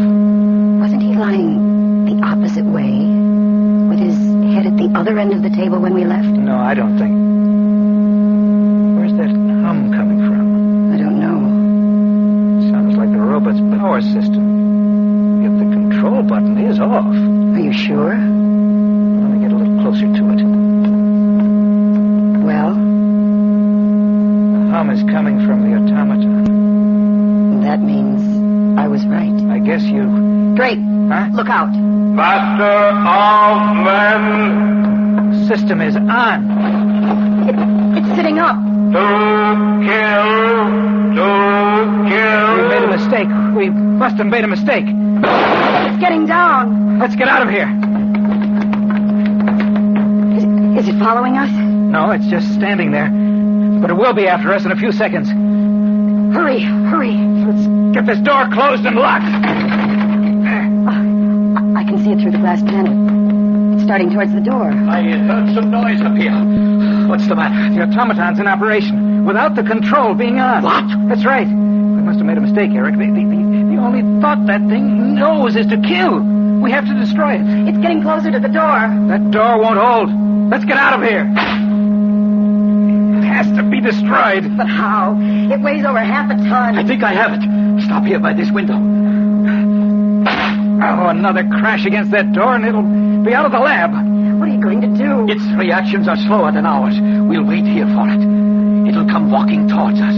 At the last minute, we'll run to the side. I don't think it'll be able to stop itself in time. It should crash through the window and to the ground below. The two-story drop should destroy it.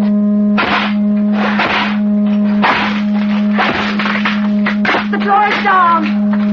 I hope your plan works. And if it doesn't? Then we'll have to think of something else. Here he comes. It's looking up and down the hallway for us. Over here! It sees you. Here it comes. To kill. It's getting closer. When do we move away? Not yet. Master of men, kill all men. It's only a few feet from us. How soon? In a moment. To kill. Now! Oh.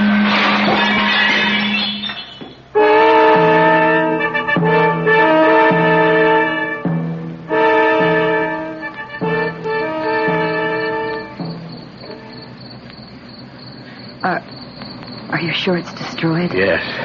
The fall completely destroyed the automatic control. You're looking at nothing but a pile of metal. What do you intend doing? Starting all over again. Somewhere along the line, we made a mistake. We have to find that mistake and correct it. We don't want a master of men, but a servant of men. Someday, I don't know when, but someday, we'll be successful.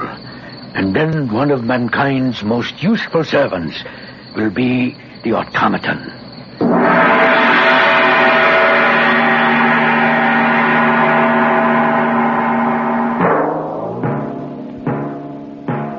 So runs tonight's tale of the unusual, the terrifying, the unknown.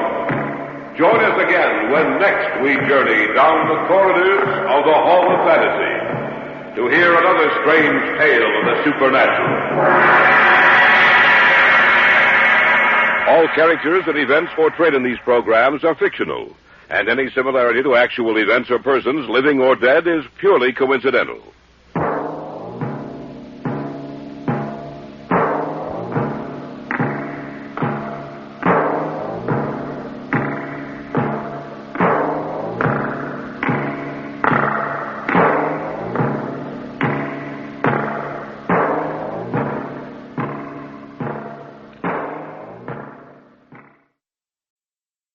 And now,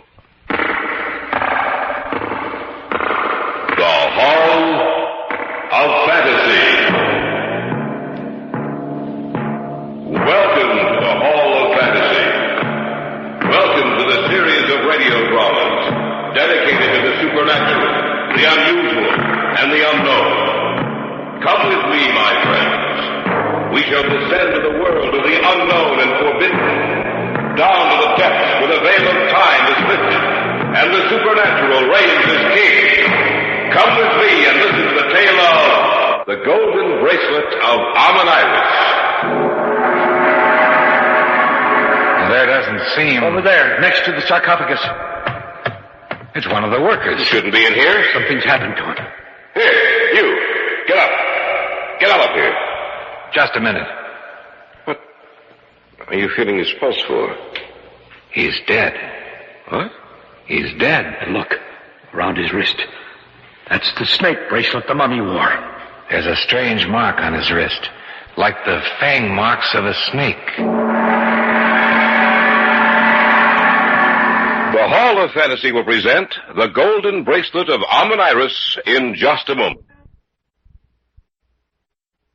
And now for our story entitled The Golden Bracelet of Amoniris.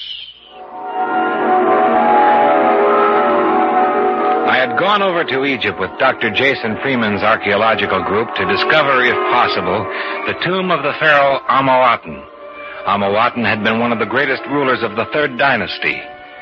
Other parties before ours had covered every inch of ground in the Valley of Kings, only to meet with failure. Dr. Freeman believed the lost tomb was several miles away from the valley, and accordingly, our base of operations was set up some 20 miles north of the Valley of Kings. It was about midday, almost a month after we had begun excavating.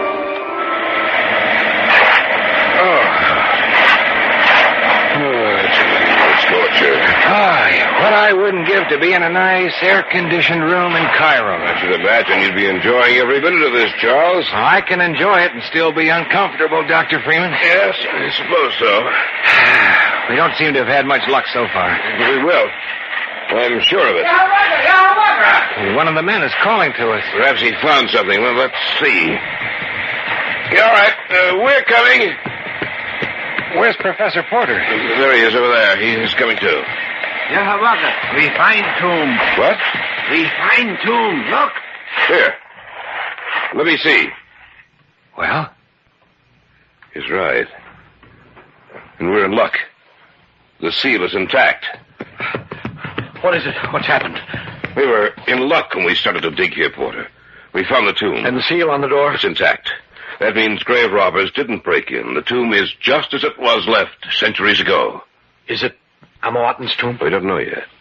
We won't know till we get inside. There's no marking out here by the door. Maybe the sand is covering it. What are we going to do? We'll clear this area by the doorway. Then we'll use dynamite to blast it down. Men back far enough? There isn't anyone except us within 200 yards of that door. Good. The wires attached, Porter? Yes. Then set it off. You've done it! Yes, a good clean job, Porter. When do we go in? You've forgotten about the heat, eh, Charles? You're caught up in the excitement of discovery. Well, it's to be expected. Yes, but when do we go in? In about 2 hours. We'll give the air a chance to get in there and replace that which is present now. I don't want to take any chances of one of us being overcome by the stale oxygen in there. Jason. Yes, Porter? It's strange, but I have the feeling that we shouldn't go inside that tomb. Well, I don't know. I must be reading too many murder stories in my spare time. Everything inside that tomb is dead. Of course, nothing can hurt us.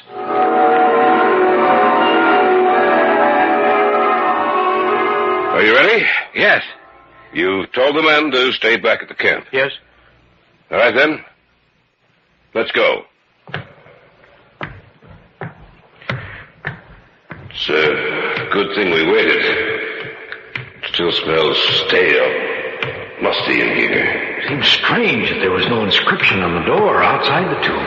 Nor is there any in this passageway. Burial chamber will let us know whose tomb this is. Shine your lights up ahead. I think we're coming to it. Yes, we are. Now, we'll find out if we've discovered the tomb of Automaton.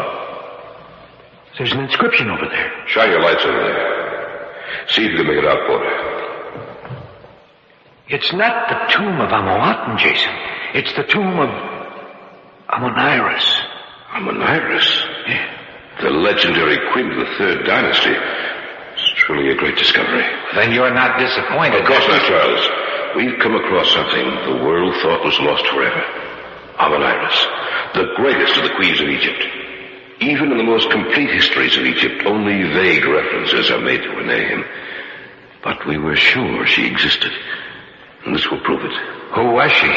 Queen of Egypt, master of men, and one of the cruelest rulers of the ancient world.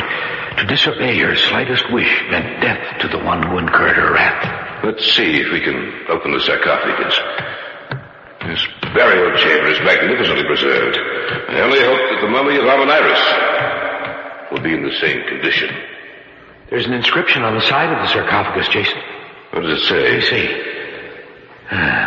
Whomsoever violates the resting place of the queen and steals her wealth from her shall die the death she reserves for him. Nice and friendly. They went to a great deal of trouble to frighten the grave robbers away. Inscriptions like that one appealing to the superstitious natures of their people.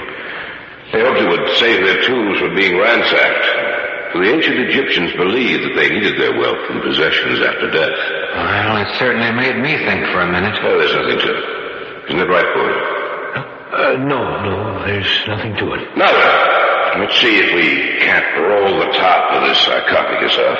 The three of us together. Right. All right. All together now. A little more. That does it. Shall die the death. Yes. There she is. Wrapped in mummy cloth, and her head covered by a gold mask. The mummy of Amoniris. Whosoever violates my tomb shall die. Listen. What's the matter, boy? Didn't you hear it? Hear what? The voice. Oh, you're imagining things, Ford. No, I'm not. I heard something, I tell you. A woman's voice saying, whomsoever violates my tomb shall die.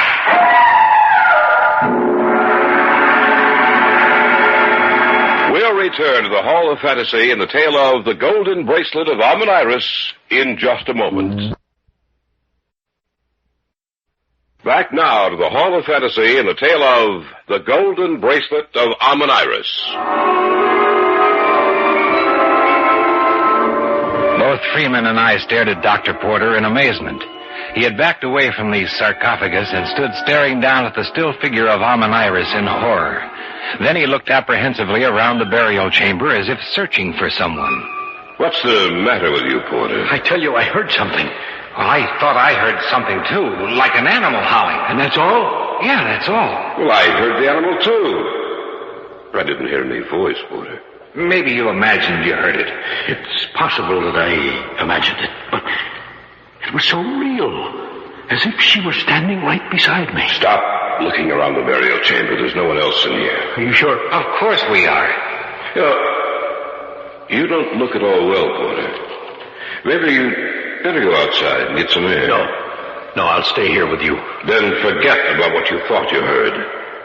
Sound like a superstitious fool. I'm sorry, but... Forget it. What do you want me to do? We're going to unwrap the mummy. See what jewels and articles of value it has in its person.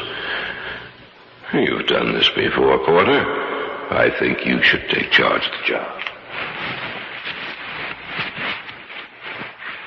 That's it. That's the last of it. What a remarkable state of preservation she's in. Look, on her left wrist.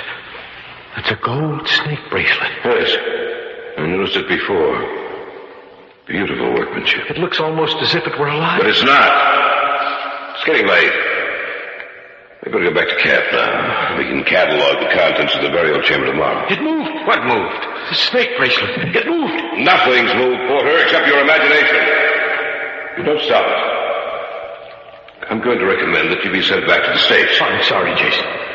I don't know what's the matter with me. I thought it moved. You're not a superstitious man, Porter. Now, that's one of the reasons I wanted you with me in this expedition. But you're sounding like a frightened fool. I'll forget this nonsense once and for all. We'll go back to camp, eat, and then get a good night's sleep. I'm sure that's all you'll need to make you forget about your strange notions.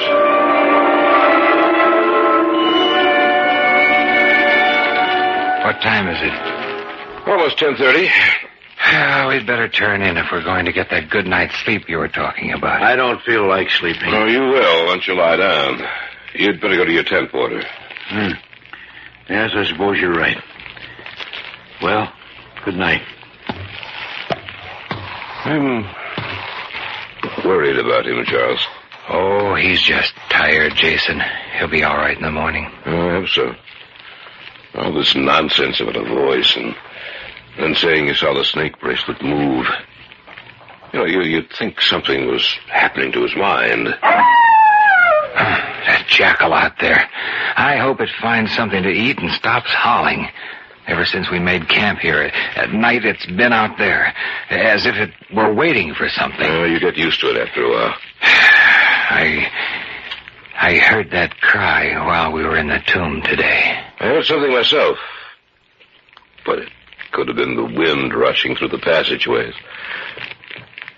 You sound as if you're afraid. Oh, I don't think I am. That's what the ravings of an upset mind can do. If Porter isn't better in the morning, I will send him back. Well, you know, while we were in there today, I could almost believe that he had heard something. Now, don't tell me you're starting to believe it. What was that? I don't know. It sounded like a scream. That's what I think it was. I heard a scream. Yes. So did we. It came from the tomb. Are you sure? Yes. My tent is at least 100 yards closer to the tomb than you are. I heard it quite clearly. Maybe we better take a look, eh? Get your flashlights. One of the workers might have gone in there and hurt himself. Let's see what's happened.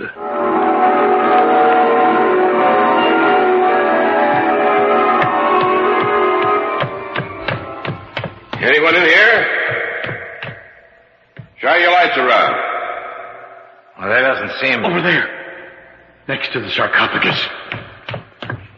It's one of the workers. He shouldn't be in here. Something's happened to him. Here, you.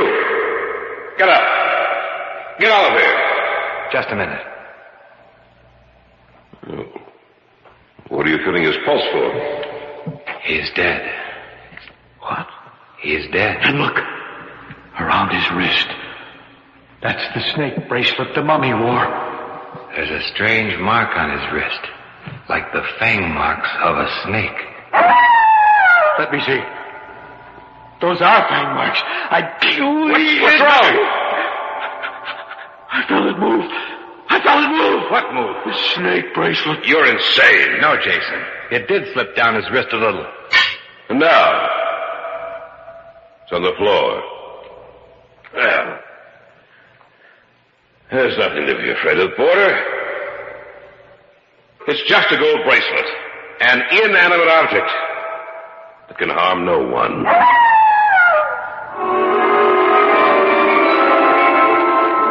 In the days that followed, we cataloged all the contents of the tomb. It was an exceptionally rich store of treasures that had been buried there with the Queen. Many of the objects we left with the Egyptian Department of Antiquities. But we were allowed to bring the mummy of Queen Amoniris and a small part of the jewelry and other articles back to America with us.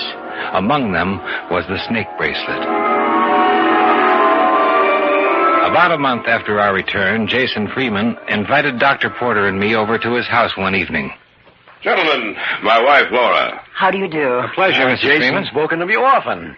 And he's spoken of both of you often also. I feel as though I know you already. I see you're wearing the gold bracelet we found in the tomb. Yes, a gift from my husband.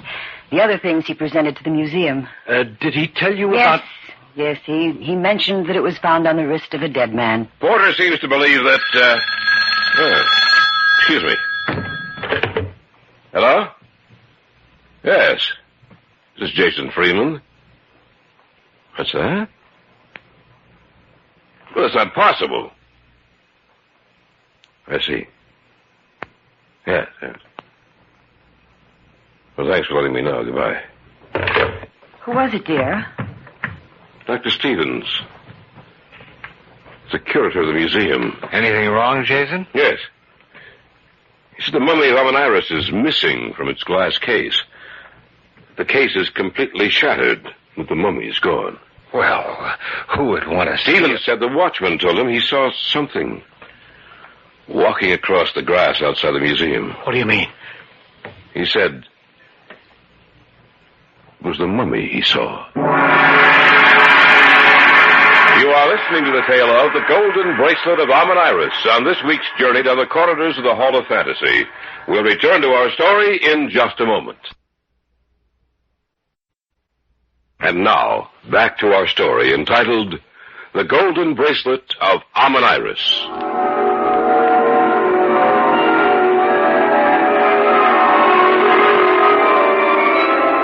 Jason Freeman had just received a telephone call from Stevens, the curator of the museum.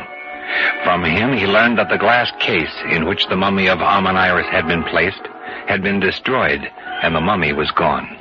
Are you serious, Jason? Quite serious, my dear. Stevens said the night watchman had seen the mummy walking. That's absurd. No, not necessarily. Since I've been back, I've tried to learn everything I could about Amoniris.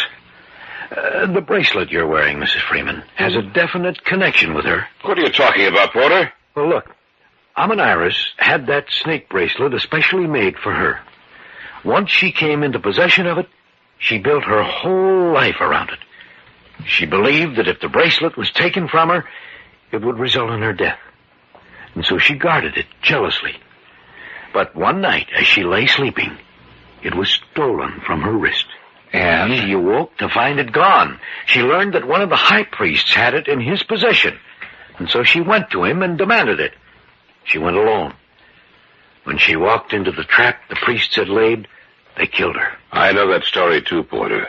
That's only one of the legends that surround Amoniris. That's right, Jason, only one. But I'm not through telling you about her yet. Oh, why don't you forget about her, Professor? Because it may mean our deaths if I do. I think your mind's going back on you, Porter. I don't care what you think. I'm trying to help you, and I think you should listen. And I think that you... Oh, no, Jason, let him talk. According to the legend surrounding her, it is said that if the bracelet is removed from her wrist, Amoniris will wake from her long sleep to recover the bracelet. And with her, she will bring death. I know that story too, Andrew. And so old Tommy wrote. I don't think it is, Jason. I think it's true. Then I think you're as stupid as the story you're telling. Jason. I'm sorry, my dear. The mummy is gone, Jason. Well, someone could have taken it. Not according to the night watchman. And he could have been drinking. He saw something, Jason. Something out on the lawn in front of the museum. I'm going to take this thing off.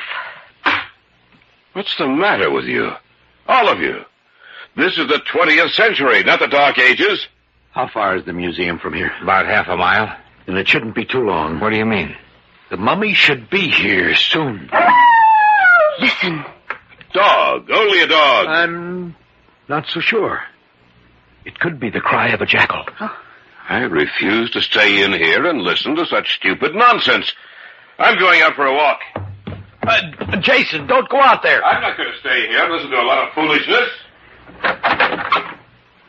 Jason! Let him go. Oh, I'm sorry that I made your husband angry, Mrs. Freeman. It's just that I believe that we never should have entered the tomb of Amoniris. Andrew. Yes? Mrs. Freeman set the snake bracelet down on the coffee table. Now, no one has touched it since. Do you see what I see? It's moved. Oh, that's no dog out there. What are we going to do? I think that we should... That's Jason! We better see what happened. He shouldn't have gone out there. Let me in! Open the door, Porter. It's out there. What's out there? The mummy. I saw it. Then the story is true. I owe you an apology, Porter. I'm sorry. What are we going to do? It must be destroyed. But how? That thing from the past is 5,000 years old and still lives. It's getting closer to us. We have to think of something. It's trying to break down the door. Get back! Do you have a gun in the house? No. Any other weapon? Nothing at all. Besides, what good would bullets do against it? That door won't hold up much longer. We have to think of something. Fire. What's that? The way to destroy it. Fire. Jason, do you have any kerosene, any turpentine, anything flammable around the house? Not that I know of. Oh, I have some cleaning fluid in the kitchen. Get it, and some old rags that we can soak with it. I'll be right back. Now look, when it breaks in, it'll probably head first for the bracelet, and then for us. Yes. Now, we'll soak the rags in the cleaning fluid, and when it gets close enough to us, we'll light them and throw them at the mummy. It's been kept dry through all these centuries. It should burn like a torch. The next time, the door will break in. We must be absolutely certain that the burning rags fall on the mummy. What about the house? What do you want to save? Your house or your life? Here it is. Good. Now, pour the cleaning fluid over these rags. Here, I'll do it. Make sure the rags are completely soaked with the fluid. Don't worry, I will. Oh! It's there, steady in the doorway. Seize the bracelet. Remember, when it picks up the bracelet, we throw the burning rags at it. That's all the cleaning fluid. It's got the bracelet. All right, light the rags. Right. All right, hurry. It's starting for us. All right, throw the rags. That's it. It's starting to burn. But it hasn't stopped. Back away! Back away!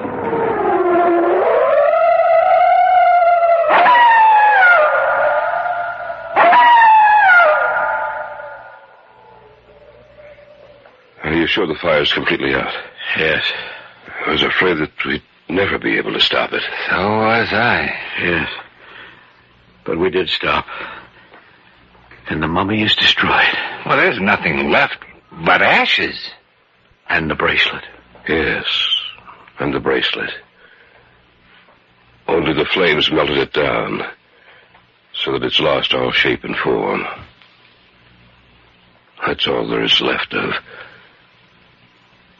the golden bracelet of Amoniris.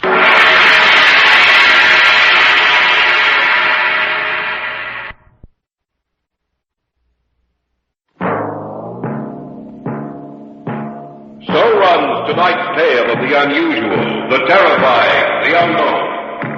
Join us again when next we journey down the corridors of the Hall of Fantasy to hear another strange tale of the supernatural. All characters and events portrayed in these programs are fictional, and any similarity to actual events or persons, living or dead, is purely coincidental.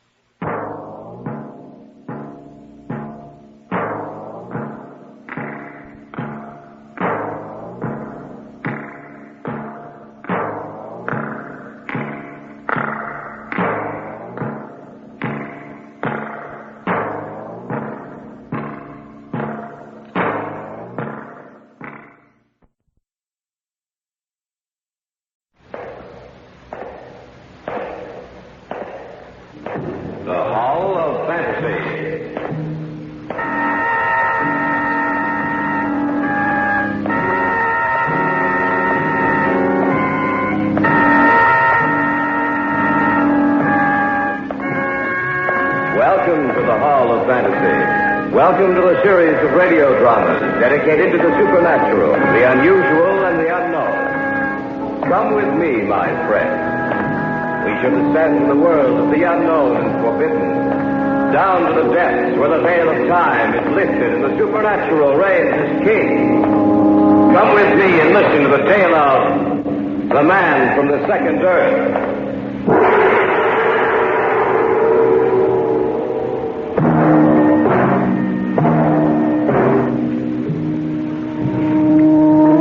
Only when we gaze out at the limitless reaches of space that we get any true perspective of man's place in the universe. Rarely do we forget the little worlds of our own making and pause to glance up at the beckoning call issued by the twinkling of other worlds far out in the murky blackness of space. Too many of us think of the stars as an indirect but very appropriate lighting system for a warm summer evening. We forget that each twinkle of light may represent another world, another sun, another solar system in which life may be present in a form similar or alien to our own. Only occasionally do we pause to think for a moment of what the heavens hold for the future of man.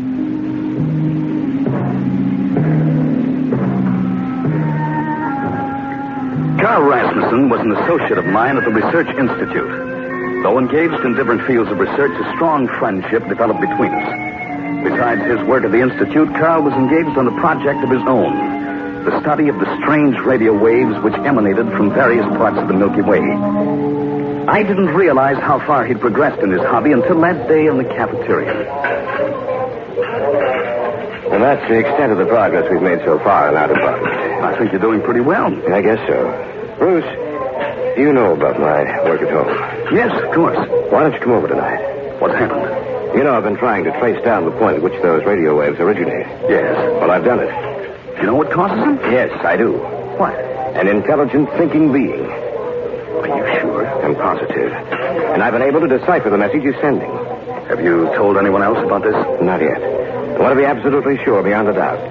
That's why I want you to come over this evening. It's just that I wonder whether Sharon will enjoy having me over again. Oh, she knows all about it. I want you there, Bruce. I want you to be the first to know what I've discovered.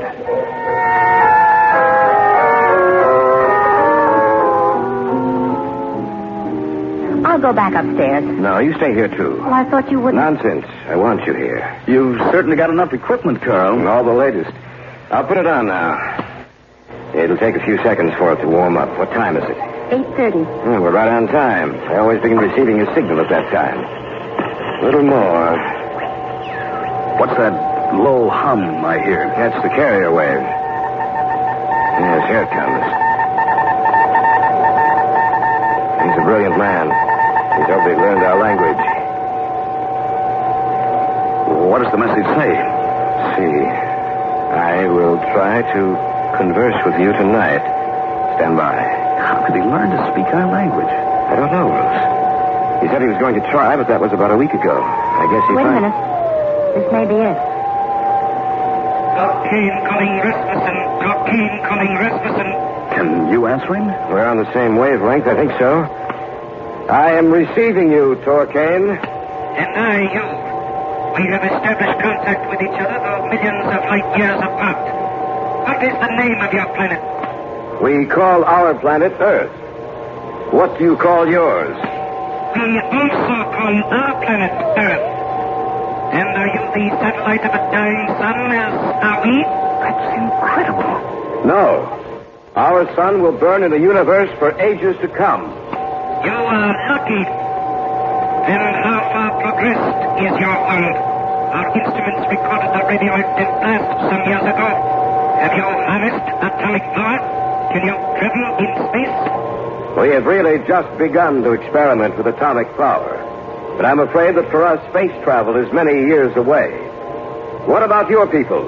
The way you talk, you must have learned the secret of atomic power some time ago. But can you travel in space? Yes. We had to learn the principles of space travel in order that we might save ourselves. For the time has come when an exploratory expedition must be sent out to discover a new world for us to inhabit. This is the last time I will contact you from here. This is Thorne signing off. He's gone. He stopped sending. Carl, I I don't mean to doubt you, but are you sure this Torquain is real? What do you mean? Isn't it possible that someone's been playing a trick on you? A practical joke? No, it's not, Bruce. I picked up the signal Torquain was sending several months before I was able to break it down and translate it. The radio waves actually came from somewhere in the Milky Way. Torquain said he'd been trying to establish contact with intelligent beings for almost 15 years. It was just recently that he directed the beam towards the Earth. Carl, he said something about an exploratory expedition, and that this was the last time he was going to contact you from there. What did he mean by that? Probably that he was going on the expedition. Nothing else? What else could he mean? I see what you're driving at, Sharon. Torquain said he inhabited a planet in a dying solar system. It seemed to me that he was quite anxious to learn of what progress we've made in the atomic field and space travel. Why would he want to know if we've mastered it? Probably because he was curious. I should think he'd be more curious as to what kind of life exists here, any number of things, before he'd even think of space travel. That's right. And he also said that their instruments had recorded a radioactive blast some years ago. Seems to me they've been studying the Earth for a long time. And why should they study our planet so closely unless the exploratory expedition intends to come here to get a first-hand view of the Earth? You mean you think he intends coming to the Earth? Yes. Well, then, think of what that'll mean to us, Bruce. Obviously, they're centuries ahead of us in technological progress. Think what they can teach us. But what if they don't want to teach us, Carl? What if they want to conquer us, to destroy us? Well, why should they want to do that? Because their sun is dying. They must find a new planet to inhabit or die with it. I think Bruce is right. I don't think so. I think he's like most of us, afraid of anything new. If Torquain does come here, I'm sure it'll be in peace.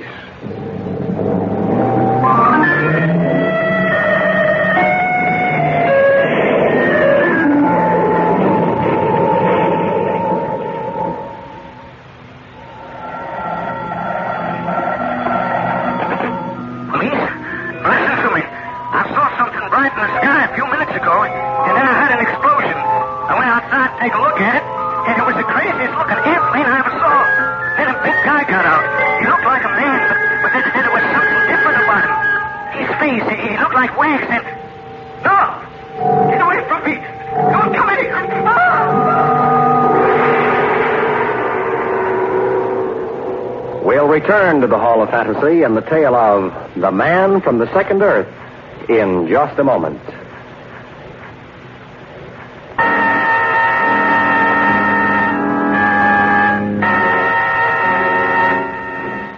Back now to the Hall of Fantasy and the tale of The Man from the Second Earth.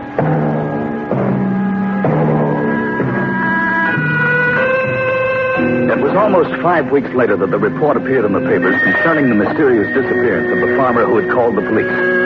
The story leaked out and the newspapers carried the headlines, "Who Was It?" blazoned across their lead pages. At the time, I didn't connect the farmer's disappearance with what had gone before, but I've learned soon that there was a definite connection.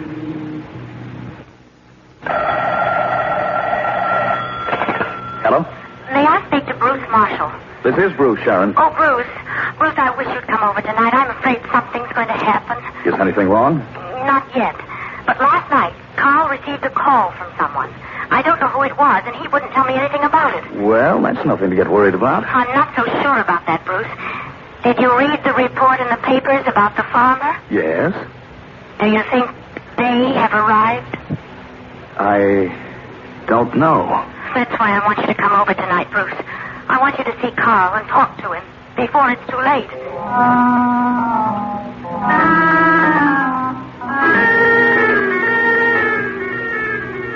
Carl, who called last night? Was it Torquain? Yes. Then he did come here? 2 days ago. And the farmer we read about in the papers. Torquain said the farmer tried to kill him. He was only protecting himself. By following him into the house and killing him? The farmer's not dead. He's being held captive on the ship. Where is it? I don't know. He wouldn't tell me.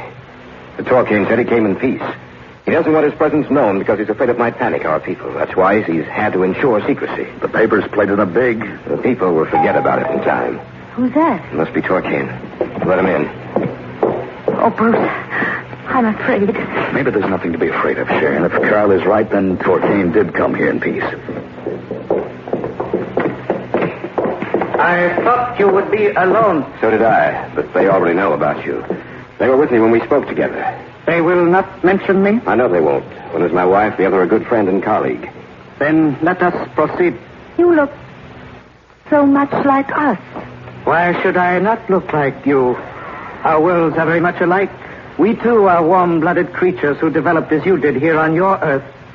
Our world is much like yours, only it is older and dying as our sun is dying. Why have you come here, Thorne? To see my friend, Rasmussen. I come in peace. So I understand. Then there is nothing to be afraid of, is there? That's right. I must ask a favor of you, Rasmussen. Anything you want. I request that we be allowed to store some equipment here in your house. That I be allowed to stay here with you. Of course. You can stay as long as you like. We can exchange many ideas, you and I, which may benefit both of us. I'm sure we can. When would you like to move in your equipment? Tonight, if possible. Can you do it tonight? I was sure you would agree to my plan. My equipment is waiting outside. We'll help you if you like. No.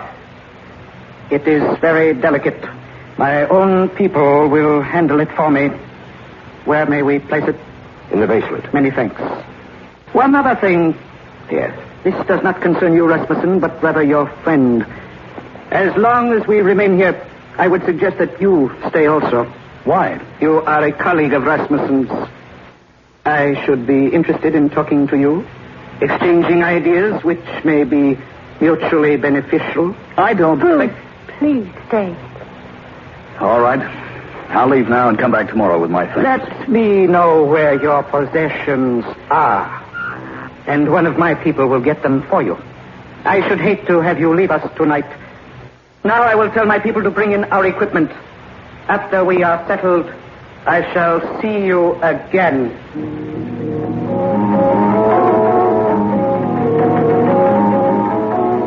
Bruce, what time is it? Almost 11:30. Oh, Carl is still down there with them. I wish he'd come back upstairs. He hasn't been gone long. He'll be back up in a minute. Bruce, did you notice Torquane's face? Waxy and shining. It didn't seem real. It looked like a mannequin one might see in a store. And, Bruce, maybe I imagined it, but I thought it changed while he was in here, that it took on new lines, new features while he was talking to us. Yes. I thought my eyes were going back on me, but his face did seem to change. I'd almost swear that it did. Someone's coming. Oh, it's you, Carl. Yes, it's I. Anything wrong, Carl? I don't know, Bruce. Remember when Thorne first walked in here? He seemed so tall and thin. Downstairs, his shape seemed to be changing. It lost form, seemed to become fluid, and then would harden back into shape when he looked at me. Then we were right. Carl, I think Thorne assumed the form of a man when he came here tonight. I don't think his body is solid. I think his true form is a semi-liquid state which he can harden and assume any figure he likes. I think he's made up of a mass of living matter. Ah! What's that? Someone screamed. The farmer. He was down there. We'd better see what happened. Right, you stay here, Sheridan. Be careful. Did you talk to him when you were down there? The farmer? Yes. Was he all right? Yes, but he seemed a little dazed. Thorne? All the lights are out down there. The only light is streaming through this doorway. Look. Yes, I see him. Do not come down here. We heard a scream. I'll take a look at the farmer. You keep Thorne talking. Right. Why is it so dark down here? We are resting. Why did he scream? He was frightened. Why don't you let him come upstairs with us? He will remain with us. There's nothing wrong with him, is there? Nothing. He's all right. Let's go. I've seen enough. We'll go back upstairs then. Do not come down here again unless we call you. Bruce, was he all right? All right, nothing. He was stabbed. What? That's right. There was some kind of wet, oozing substance all over him that seemed to be alive. I heard something down there, Bruce. Like the bubbling of water. And yet not like it. No, it was too thick to be water. Carl, I think there's something down there that could very well destroy us all. This thing you spoke to from the other planet Earth isn't a man at all, but an oozing, undulating, living mass of matter bent on our destruction. You are listening to The Man from the Second Earth on this week's journey down the corridors of the Hall of Fantasy. We'll return to our story in just a moment.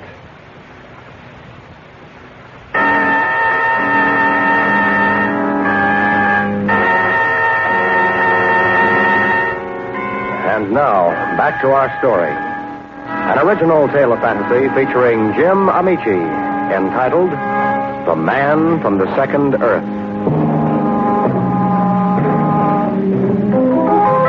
We stood there in the hallway beside the door which led to the cellar and the things that were downstairs. Carl and I had heard a scream. When we had gone down there to investigate, we found the farmer lying dead on the stairs. This thing you spoke to from the other planet Earth isn't a man at all, but an oozing, undulating, living mass of matter bent on our destruction. When we saw him, he looked like a man. I know. Evidently, they can solidify themselves when they need to, can assume any shape they desire, but they can't hold it for long intervals of time because the features change, melt into each other. Thorne seemed in a hurry to get downstairs. Evidently, they can't remain in a solid state too long. Who's screaming? We better tell her. What happened down there? The man they held captive is dead. Then they're not friendly. No, they're not. What are we going to do? And I'm going to call the police. What's the matter? The line's dead. Dead, but how could the... Look. Where? At the window. Looks like a heavy layer of oil is covering the glass. You're right. Look! It's moving. I'm going to see if I can open the window. I can't seem to move it. Stuck tight. What about the doors? Don't even bother. We won't be able to open them. Thorne took care of that, too. But we have to do something. Should never have established contact with him. He'd have established contact with someone else, then.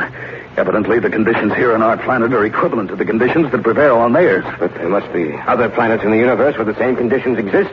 In all the vast reaches of space. Surely there must be others that approximate the Earth. That's right. They must have come here for a definite reason. But of all the planets in the universe, why would they choose ours? I can explain that to you. He's right in back of us. How did you get up here? I came up quietly. I did not want to alarm you. What about the farmer? What about him? Is he still all right? Yes. You're lying. He was dead when we left him. You know, then? Yes. What did you do to him? That is one of the answers as to why we came to your Earth. By coincidence, we named our planet Earth also. But life on your planet followed a different evolutionary pattern than did life on ours. Your life developed from the one-celled creature spawned in the depths of the sea. You became the animal you call man, with its disadvantages of never being able to change your form. We still are the protoplasmic beings that once you were. Only we developed along that evolutionary line, and you did not. That still doesn't explain why. I am coming to that. You live on energy converted from plant and animal life. So do we. So why did you come here? Because the slow death of our sun has destroyed all but a small portion of the plant and animal life on our world. There is not enough heat, and we can no longer sustain ourselves. On your planet, there is an abundance of both. On your planet, we shall establish a new world. What are you doing? Lighting a cigarette. That is what you call fire? Let me see it. The matches? Why? I want to see them. Here. I thank you. On our world, we never had a use for these. It is like a tiny sun. How brightly it glows, and it is too warm. You shouldn't have held it so long, Thorne. I do not like this thing you call fire. Look, Carl. His hand. It's melting. You have not much longer to live. Enjoy your last minute. What does he mean? He means they intend to kill us soon. We've got to get away from here. How? What can we do? There must be some way to destroy them. How can you destroy a living mass of matter? Let's try to figure it out logically. They left their own planet because their sun was dying and unable to support adequate life. They feared the cold, for they'd freeze into a solid and be unable to move. But it's the middle of summer, and we don't have any refrigeration equipment downstairs. I know, but what's the opposite of freezing? Heat, boiling, burning. That's right. Did you notice what happened to his hand when he was holding that match? Yes, it began to melt. That's right. And he seemed afraid of it. I think there are only two ways to destroy these beings. Either to freeze them or to burn them. We can't freeze them. But we can burn them. How? This house will burn. But we can't get out. We'll burn with it. Maybe not.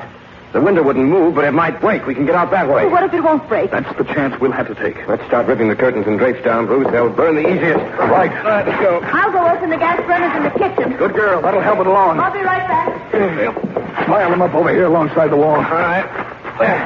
I just hope the rest of the house catches. So do I. If it catches and the gas gets dense enough, it should explode. There's some more over here. Sharon! I'm coming. Hurry!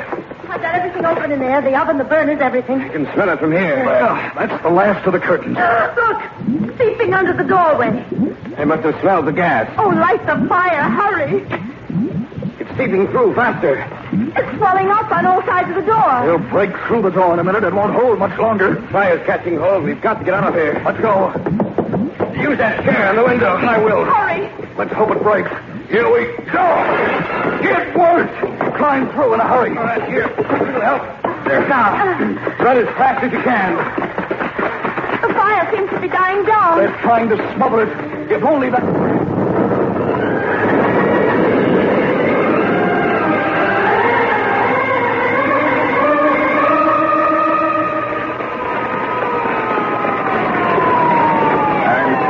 Your house, Mr. Rasmussen. Doesn't look like we can save it. That's all right. What did you have down in your basement anyway? Some chemicals? Yes. I've never seen anything burn like that before. Yeah, I'd better get back.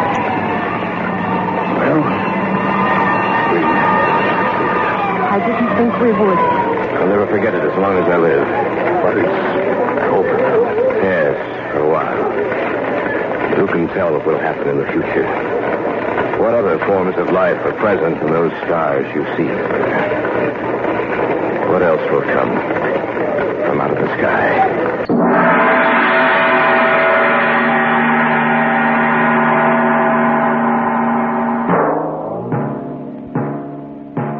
So runs tonight's tale of the unusual, the terrifying, the unknown. Join us again when next we journey down the corridors of the Hall of Fantasy to hear another strange tale of the supernatural. All characters and events portrayed in these programs are fictional, and any similarity to actual events or persons, living or dead, is purely coincidental.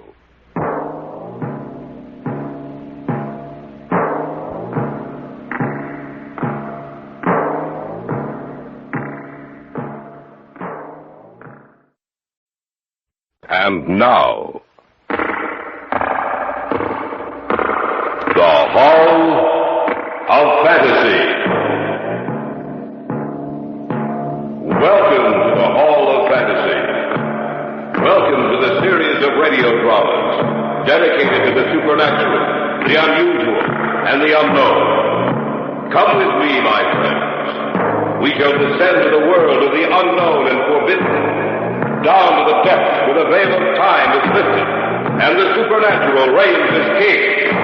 Come with me and listen to the tale of Stone's Revenge.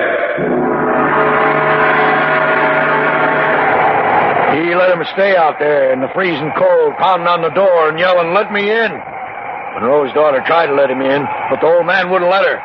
So Jeff stayed there in the freezing cold, and the girl heard him say, "I'll make you pay for this, Monroe.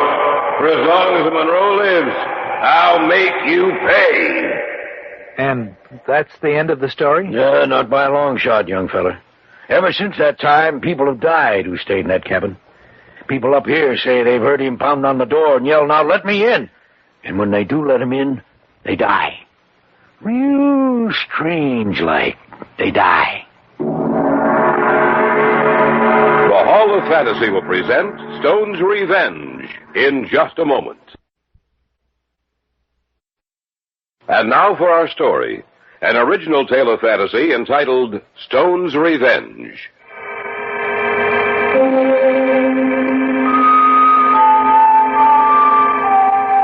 Jim Loring was my best friend. His sister Betty more than my friend, for we were set to be married the following November. We'd all been working pretty hard, and we figured we needed a rest, so we took a 2 weeks vacation and headed up north.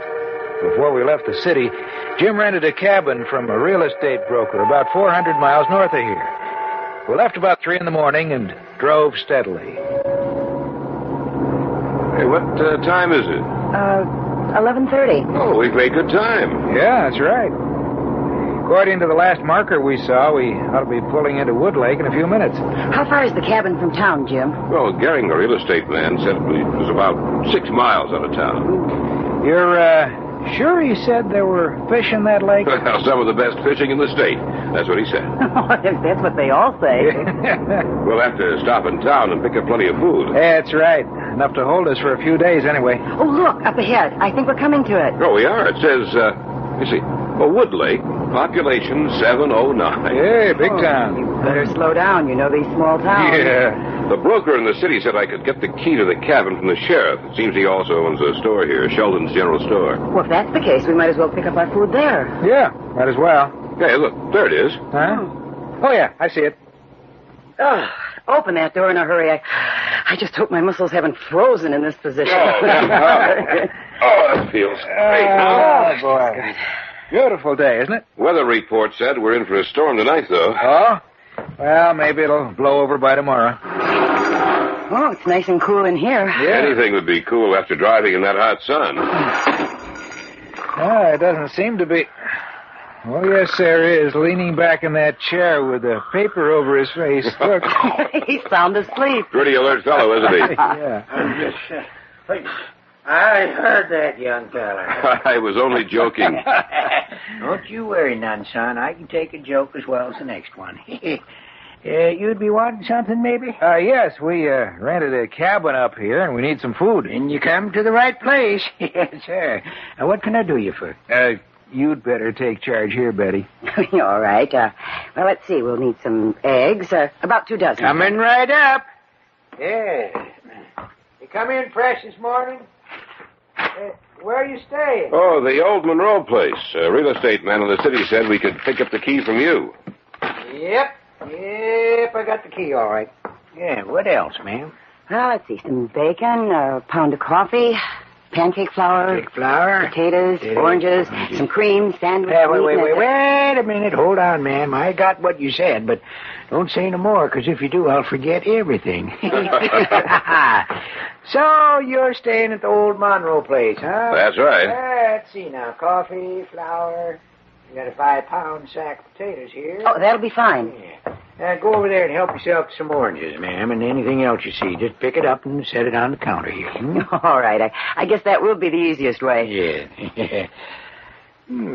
So you're staying at the old Monroe place, huh? You said that once before. Yeah, I know I did. I just wanted to be sure I was hearing right. Well, your hearing's all right, Sheriff.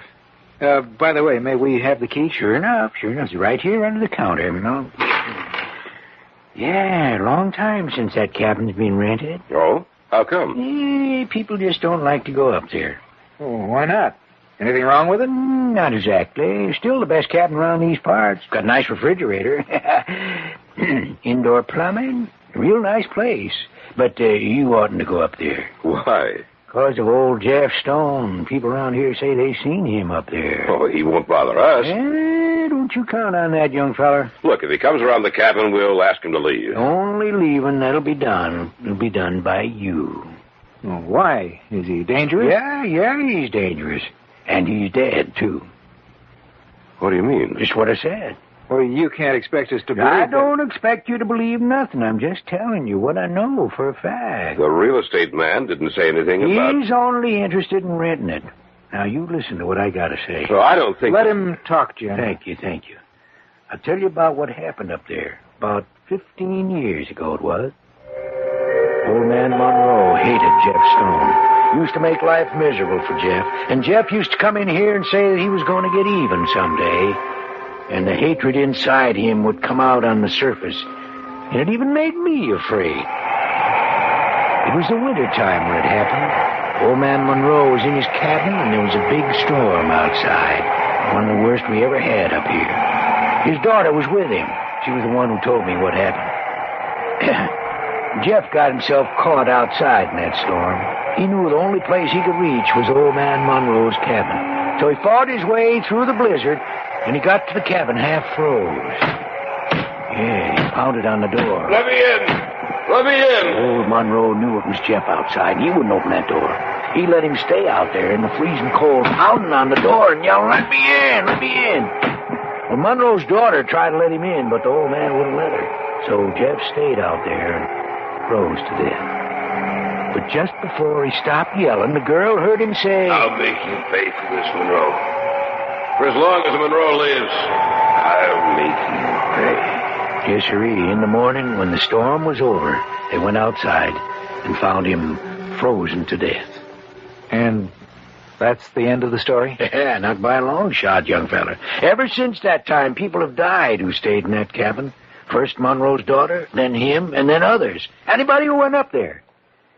People up here say they've heard him pounding on the door and yelling, "Let me in, let me in." And when the folks in the cabin let him in, they die. Real strange like. They die.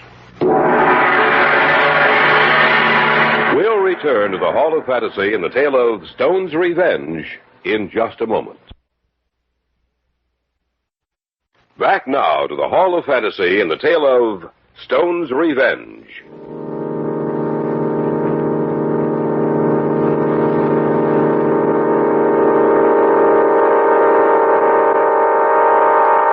The sheriff leaned across the counter as he spoke to us. Even though the day was warm, I could feel a chill creep over me as he told us the story of one man's revenge. So I wouldn't go up there if I was you.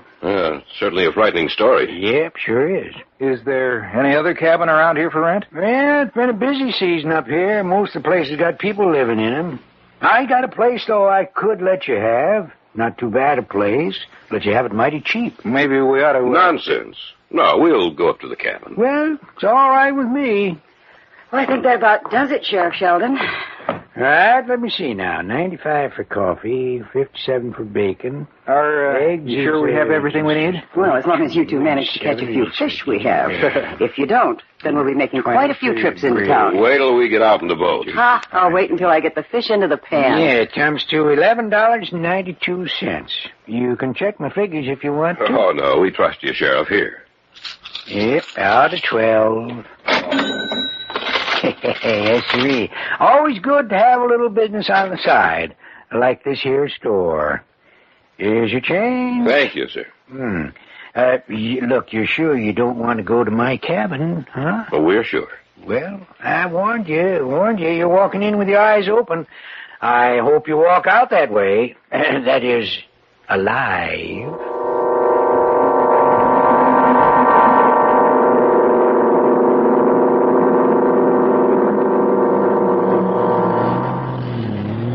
Certainly is far enough away from everybody. Mm-hmm. It's a good thing we have a map or we'd be lost. Hey, look, I can see it. Huh? Yeah, hey, so do I. Yeah, it looks pretty nice. Oh, and there's the lake. Oh, it's beautiful. Hey, can I pick him or can I pick him? This lake is so hard to get to that I bet it hasn't been fished much. I can hardly wait to get out there. They ought to be hitting pretty well this afternoon, huh? We'll get the boat off the trailer and whip that lake to a froth. Jim. Mm-hmm. I heard that story that the sheriff was telling you. You don't think there was any truth to it, do you? Of course not. You notice when he finished, he said he had a place that we could rent? Oh, I hadn't thought of that. Well, I did. He just wanted to talk us out of coming up here. Always good to have a little business on the side, he said. I wonder how many people he's talked out of coming up here with that crazy story of his. Yeah. Quite a few, I suppose. But it did frighten me.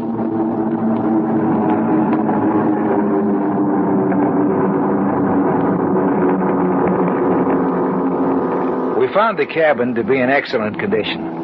We moved our things in, had a bite to eat, then Jim and I unloaded the boat and went fishing, while Betty took a sunbath on the beach in front of the cabin.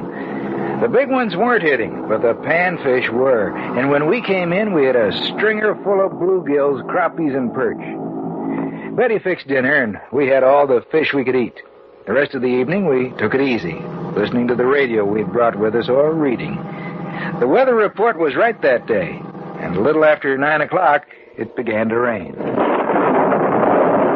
Hey, we're right about the rain. Yeah, sounds like it'll be a good one. I hope we don't have rain the whole time we're up here. That would be just our luck. Hey, who turned off the radio?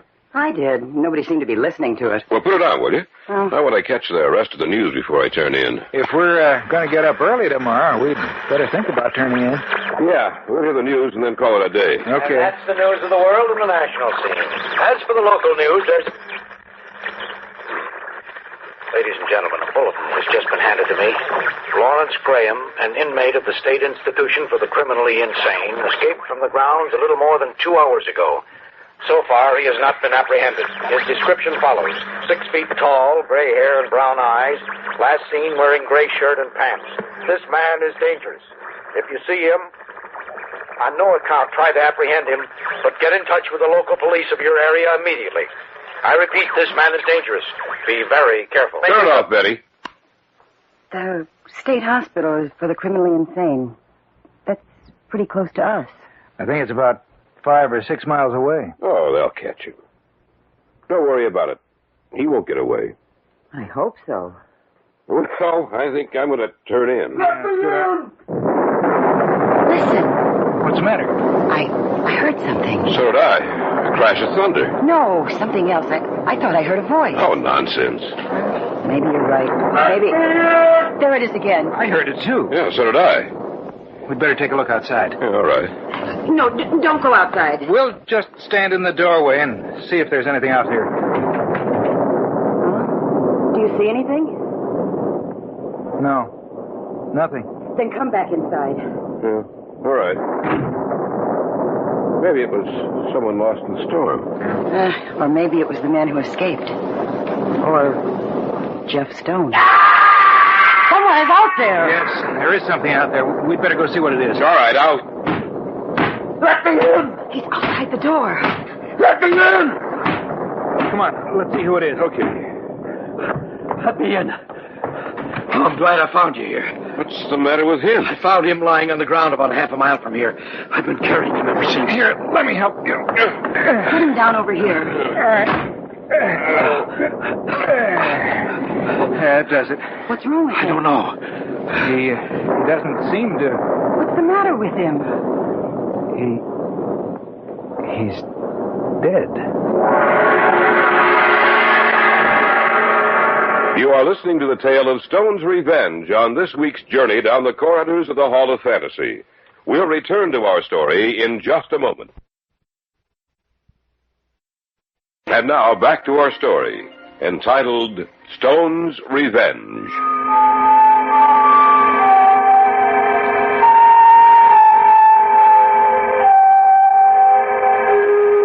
The storm was getting worse. Outside, thunder roared and the rain fell in torrents. Inside, we turned to look at each other, for a dead man was lying on the couch. Are you sure? There's no pulse. He's dead. Was he dead when you found him? No. Then he must have died while you were carrying him. Yes. Storm's pretty bad. You'd better stay here until it blows itself out. Thanks. Gordon. Yes? Come over here a minute. All right. What do you want? Don't talk so loud. Do you see his clothes? Whose? Well, not the dead man. What's so different about them? Gray shirt and slacks? Remember the broadcast? Gray shirt and slacks. 6 feet tall with gray hair and brown eyes. Well, that man fits the description of the one that they put out the warning about. What do you think we should do? I don't know. The announcer said he was dangerous. But it might not be him. What if it is? Hey, what are you two talking about? We were wondering if you'd like something to eat, sir. No. You live around here? At one time. Do you know who he is? I remember the face very well, but the name escapes me. What's your name? I'd rather not say. Well, Why don't you drive into town and get some cigarettes, Gordon? But we have... Yes, we're almost out. I'll go right away. But I don't We understand... don't have enough, Jim. Oh, all right, if you say so. You ought to wear a raincoat. No, I'll be right back. I'll get back as soon as I can with the cigarettes. Hurry, Gordon.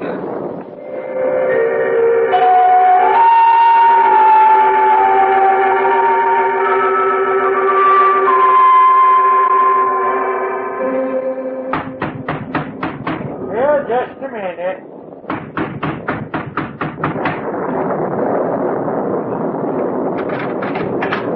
Well, young fella, it's you. Come on in. Is anything wrong? Plenty. Did you hear the broadcast about the escaped killer? Yep. Well, there's a man at our cabin who fits that description. You sure? Yeah. He came to the cabin and he was carrying a dead man. What'd the dead man look like? Well, blonde, nice-looking fellow. He's dead, huh? Yeah. And we think the other man killed him. The lunatic? Yes. He couldn't have. Why? Because he was captured a few minutes after that broadcast. You must have turned your radio off right after the bulletin. Oh, yes, we did. But, Sheriff, then, who are the men in our cabin? The men in your cabin? I'll tell you who they are. The young one was Tom Monroe. He was going up to see you. Tom Monroe? Yes. Why? To tell you that it just wasn't a wild story I told you. To tell you to get out of that cabin before it was too late. Then the other man is Jeff Stone. I told Tom not to go, but he wouldn't listen to me. He said he didn't want any more people to die up there. And so he died himself. Sheriff, Jim and Betty are still up there. With Jeff Stone? Yes. Well, we're going to have to move awful fast to save him. Come on!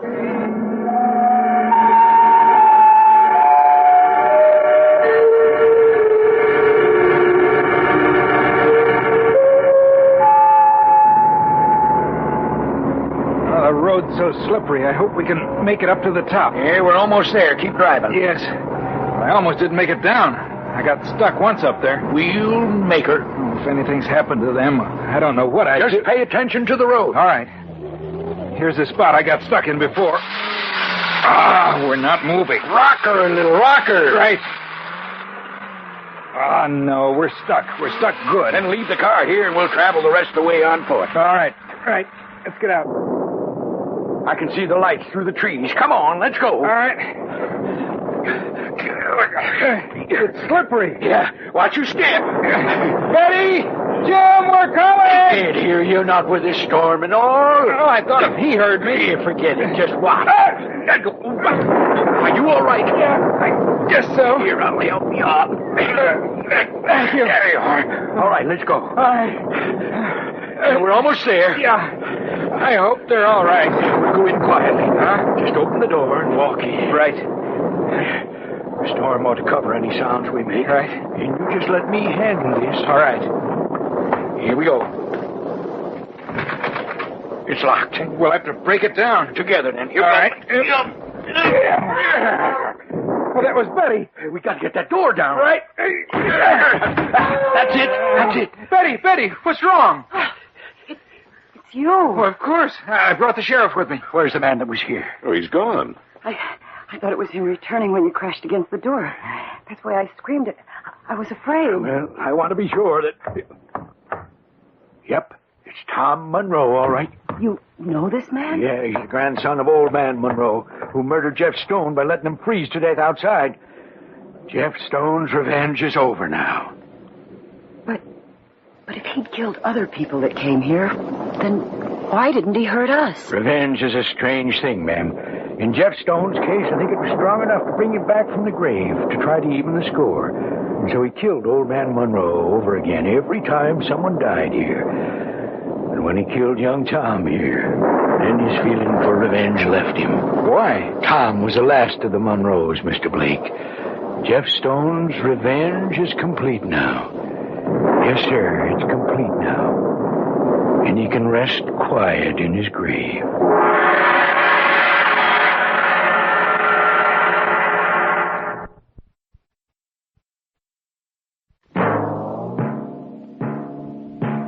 So runs tonight's tale of the unusual, the terrifying, the unknown. Join us again when next we journey down the corridors of the Hall of Fantasy to hear another strange tale of the supernatural. All characters and events portrayed in these programs are fictional, and any similarity to actual events or persons, living or dead, is purely coincidental.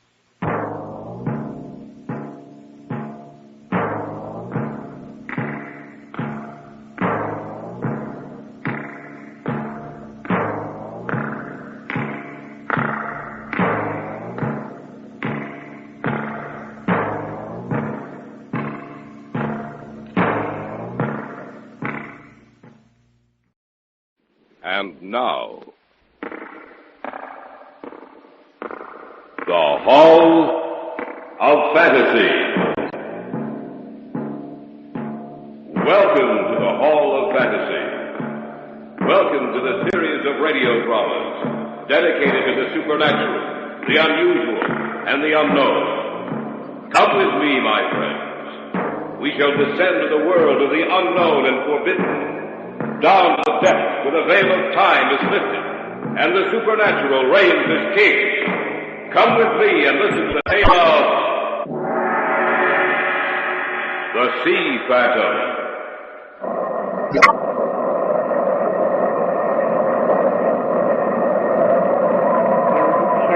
Storm on this coast.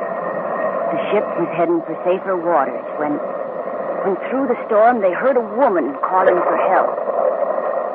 The captain ordered his men to rescue her. The ship heeled around and started towards her.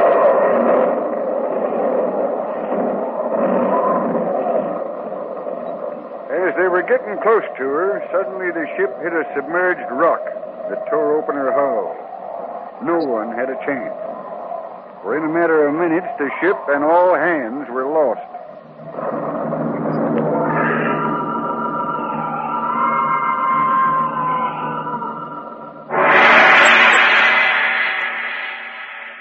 In just a moment, the Hall of Fantasy will present The Sea Phantom. And now for our story. An original tale of fantasy by Richard Thorne entitled The Sea Phantom.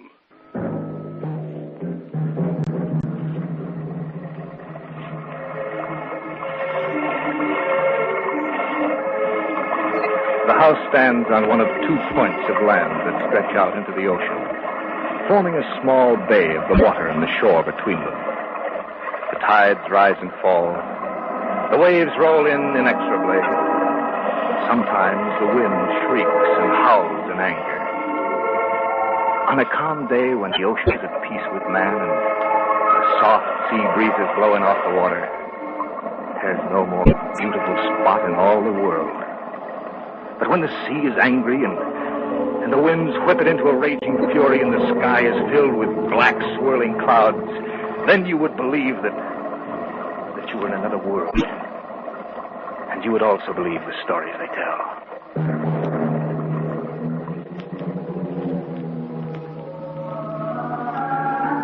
Don Fleming was an artist, and I, a writer. And through the years, we've become good friends. Oftentimes, we would take trips together around the country, to Europe or South America. He to paint, I to write. And when we had finished with the day's work, well, we managed to have some pretty good times together. How we came to rent that house in Maine on the rocky coast of the Atlantic, I still don't know. But we did, and it was there the story I tell you begins. Awful nice of you to come out here with us, Mr. Loman. Well, I was coming out anyway. Got to see old Mrs. Green about some business, so I figured I might as well drive out with you fellas. Make sure you get settled nice and comfortable like. Well, we appreciate it, Mr. Loman. Oh, it ain't nothing at all.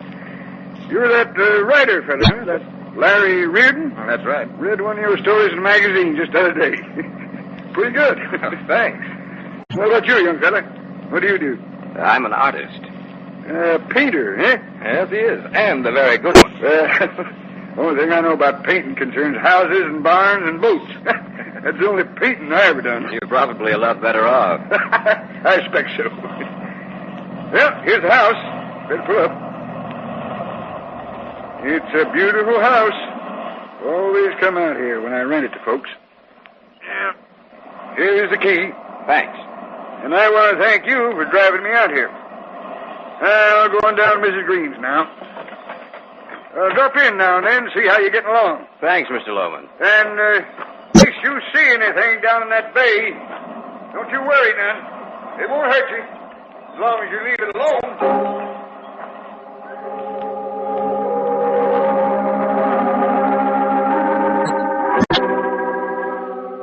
Both Don and I thought he was joking when he said that. He disappeared down the road, and we moved everything into the house. Ah, it was a beautiful old place, spacious and bright, standing like a lonely sentinel on the point overlooking the ocean. And in the days that followed, we were too busy to think about his words. Both Don and I seemed to be, well, inspired, if you'll allow me to use that. And his painting was almost half finished, while my story was well along the way. Not until a week after we arrived did we realize what was happening.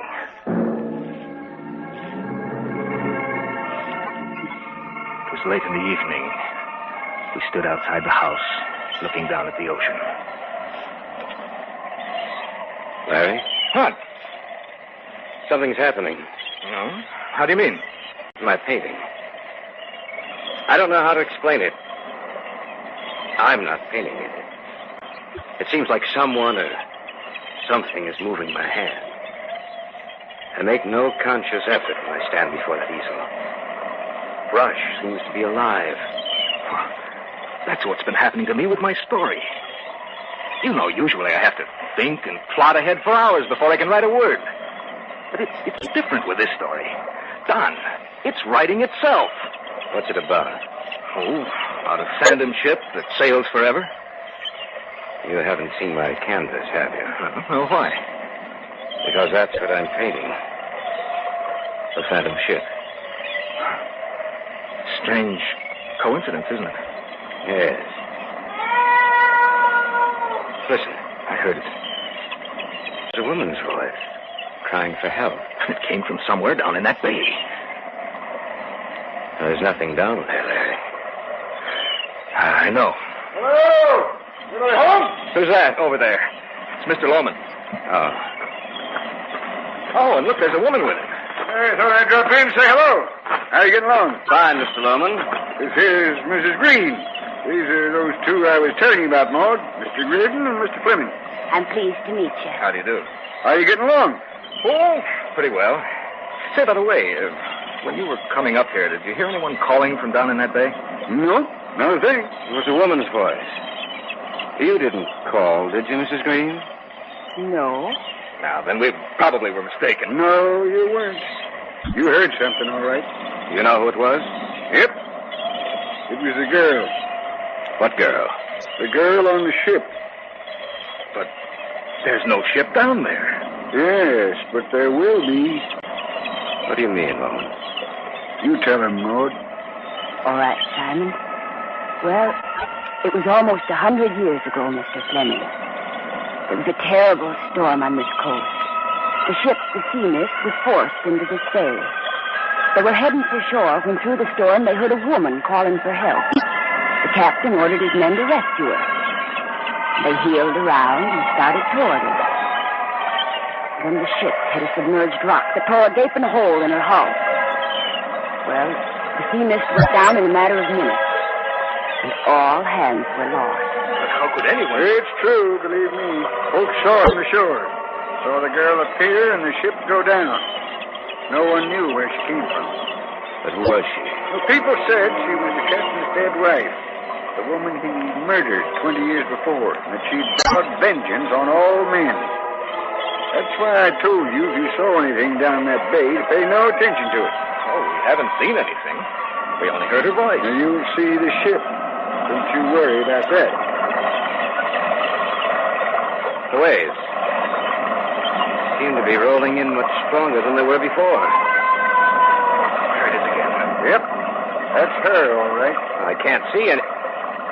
Wait a minute. Down there, Larry, see? Sailing ship under full canvas.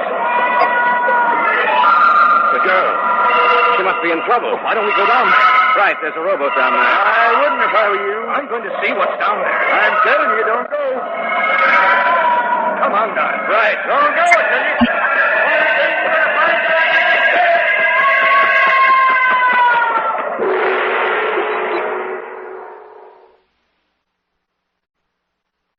you. Back now to our story. An original tale of fantasy by Richard Thorne entitled The Sea Phantom.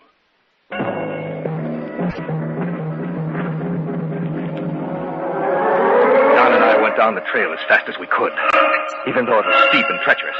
As we neared the water, the spray from the breaking waves filled the air, and falling down on the rocks made them slippery and wet. Those waves look pretty strong.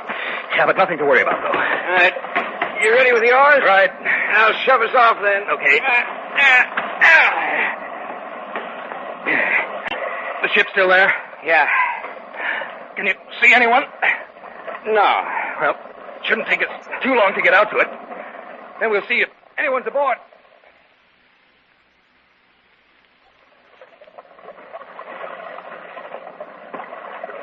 Seems to be quieting down. Yeah. Did you make out her name? Let me see. Says Sea Mist. That's the one they told us about. Yes, I know. Hey, watch it. We're getting close.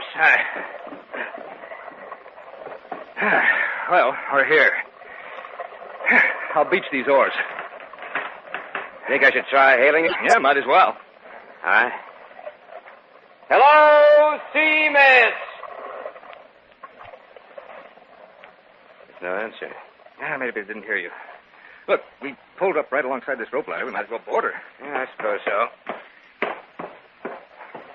You know, Loman's crazy with that story of his about this being a phantom ship. Well, it's the most solidly built ghost ship I've ever seen. Say, you sure you tied our boat securely? Yeah, don't worry about it. Okay. Up and over. Yeah. Want a hand on? No, I can make it, Larry. Anybody on board?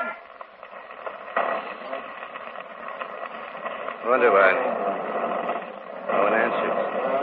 I don't know. There has to be someone aboard the ship. She couldn't have sailed into this bay by herself. Of course not. And she's in such good condition. They must have built her recently. Probably for a celebration of some kind. Well, there's one thing, Larry. What? Why should I paint a ship exactly like this, even to the name? And I hadn't even seen her. And why should you write about one? I don't know. Look, you think we better take a look around? I'm not sure it would be a good idea. Well, we can't stand down here. Don. Yeah? Look up at the sails. They're all unfurled. They're catching the wind. Where are you going? Take a look over the side. There's no wake. What? Don, the sails are full, but there's no wake. The ship's not moving. Now, how can a ship be under full sail? Where? Over there. On the captain's deck. A skeleton. Lashed to the wheel. Harry, that wasn't there when we first boarded the ship. It could have been. We might not have seen it. Maybe not, but I think we better get off this thing. That's not a bad idea. But you will join us when we come for you. Larry. Yes, I heard it too. There's something here with us. But I can't see anything. Nothing. Except a skeleton lashed to the wheel. You will join us. Let's get back to shore. All right, let's go. I hope our boat... Don't worry, it's there. I can see it. Maybe Lone was right, Jack. Maybe this is a phantom ship. We will come for you.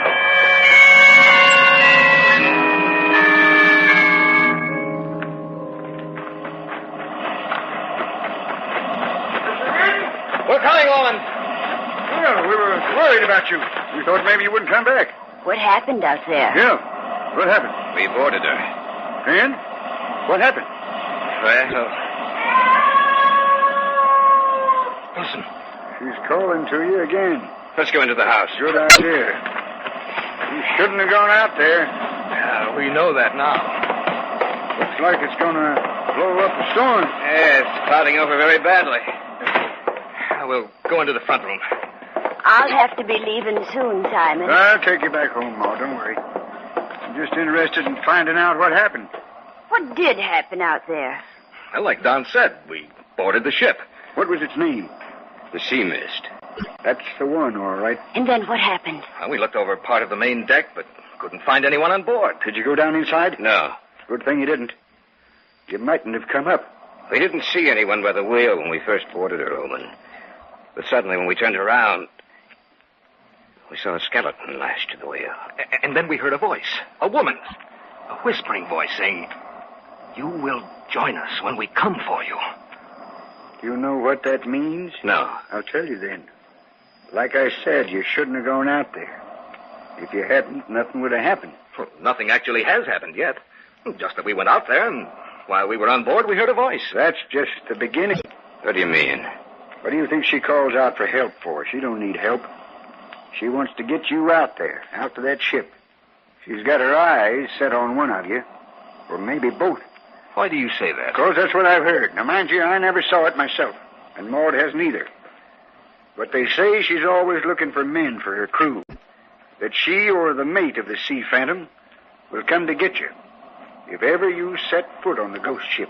Loman, you can't mean what you're saying. Oh, yes, I can. Like I said, I never saw it myself. But I've heard folks tell about it. And I've known men to disappear and never show up again. Remember what she said. You will join us when we come for you. When we come for you.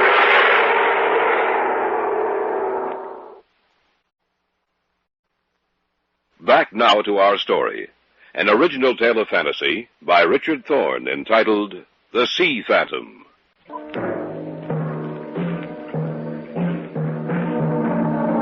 Outside, the weather was getting worse. The sound of the waves washing up against the rocky shore became louder. The wind became stronger. Four of us were in the front room of the house Don and I had rented. Simon Loman had just said, And I've known men to disappear and never show up again. He's telling you the truth. What should we do? I wouldn't know what to suggest.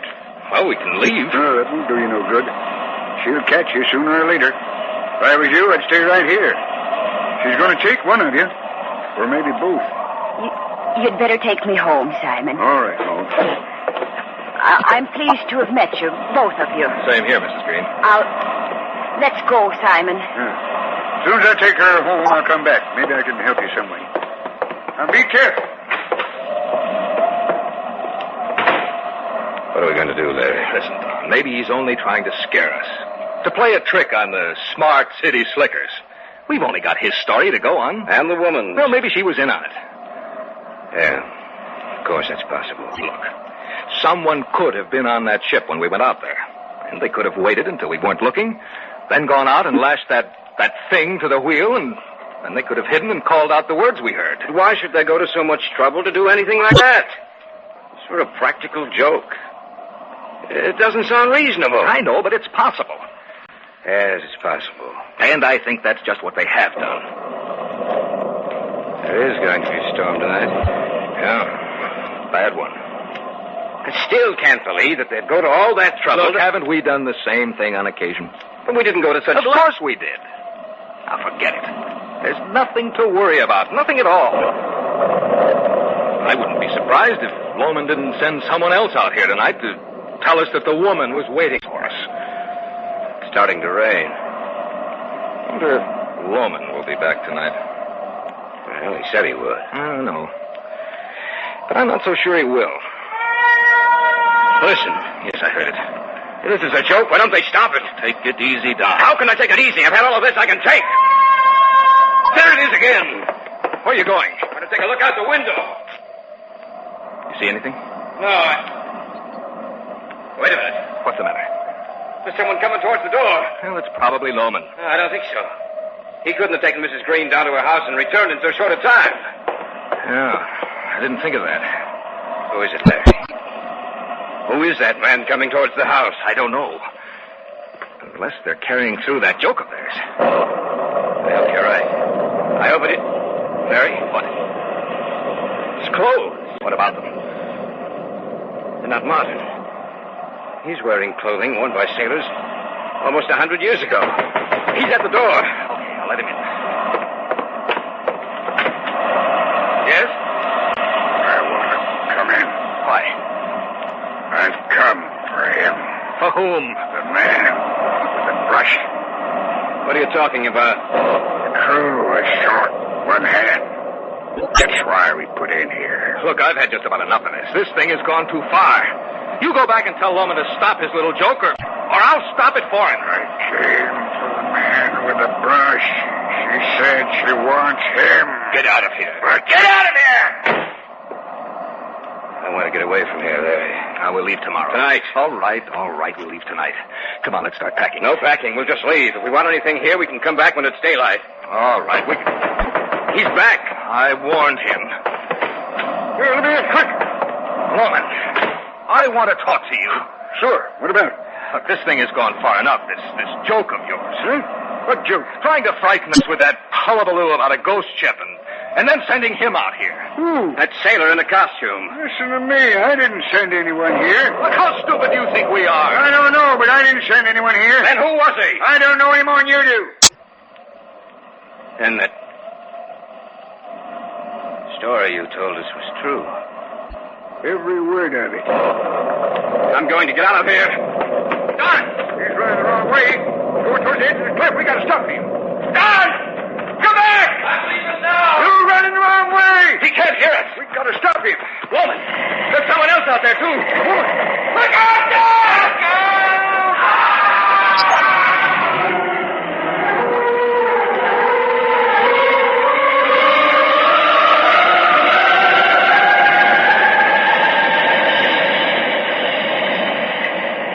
It won't do you no good to look anymore. Now, but Loman, he fell over the cliff. He should be down here on the rocks. You won't find his body down here.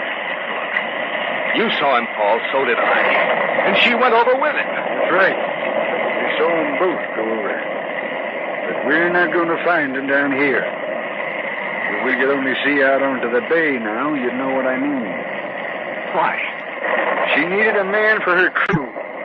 She has him now. And the ship's gone and won't be back again. Till she needs someone else.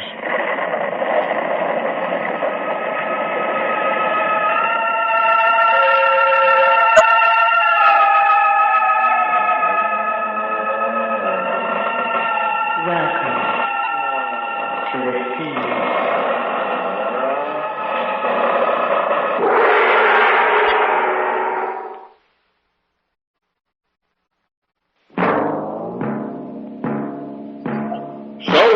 Tonight's tale of the unusual, the terrifying, the unknown. Join us again when next we journey down the corridors of the Hall of Fantasy to hear another strange tale of the supernatural.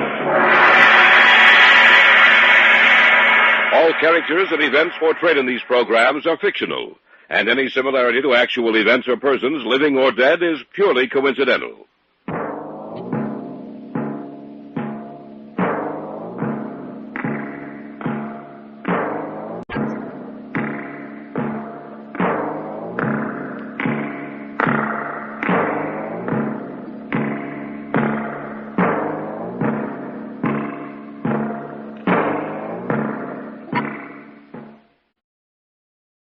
And now, the Hall of Fantasy. Welcome to the Hall of Fantasy. Welcome to the series of radio dramas dedicated to the supernatural, the unusual, and the unknown. Come with me, my friends. We shall descend to the world of the unknown and forbidden, down to the depths where the veil of time is lifted, and the supernatural reigns as king. Come with me and listen to the tale of the Temple of Huizilipochle. The drums again. They have such a plaintive sound to them, do they not, senores? They have nothing. They give me the creeps. You seem to know a lot about this area, Juan. Oh, a good deal, Senor Prescott. In the unexplored area is a race of people thought lost to the world. What do you mean? What people? When Cortez conquered Mexico, he did not conquer all the Aztecs. Part of the nation followed Cuitlahua down through Central America into South America, into Brazil, senores. Into an unexplored part of Brazil, on the very edge of which our camp lies tonight. Are you serious, Juan? Why should I lie, Senor Prescott? We stand close to death, the three of us.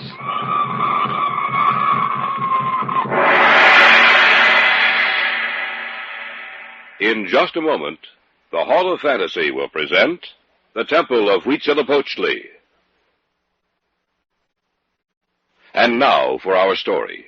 An original tale of fantasy by Richard Thorne entitled The Temple of Huizilipochle.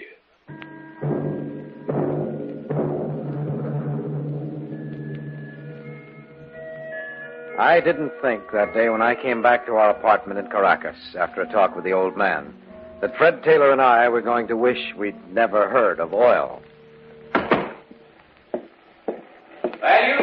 Yes, Fred. What are you doing? Taking a shower. Come on in. Well, did you see him? I saw him, all right. What'd you say? I said I saw him. Well, what did he say about the vacation? He said no. Well, how come? We have one coming. Yeah, but not till we finish this next job. Hey, just a second. Now, tell me what he said. Ever hear of the Juruena River? Yes, it's in Brazil. Empties into the Amazon. Well, that's where we're going. What? That's right. Oh, you're kidding. No, I'm not. The company just leased a big tract of land along the river. We're to go in and see if we can find any traces of oil or uranium. Uranium? Yes. Bartel's group flew over the tract. The way they've got it figured out, there's not only oil there, but also uranium. So Bartel flew over it. Why don't they send Bartel to walk over it or paddling down the river like we'll have to do? Well, Bartel is senior on the staff. He gets the cream. We get the hominy grits. The Juruena. Mm-hmm. Say, if I remember right, there's some parts of that river that have never been explored. It's in the northern Mato Grosso region, isn't it? Yes. There might be a few natives in that unexplored part that wouldn't want us to be sticking our big noses into their business. Well, the old man said he'd throw in an extra week in the States with pay. Hey, I can hear you talk. When do we start? As soon as we can pack and hop a plane to Cuyaba. He doesn't want any grass to grow under our feet, does he? I guess not. Hey, don't forget to pack your guns. We might need them. We cleared ourselves with the Brazilian consul general in Caracas, picked up our visas, and at midnight boarded the plane that would take us to Cuyaba.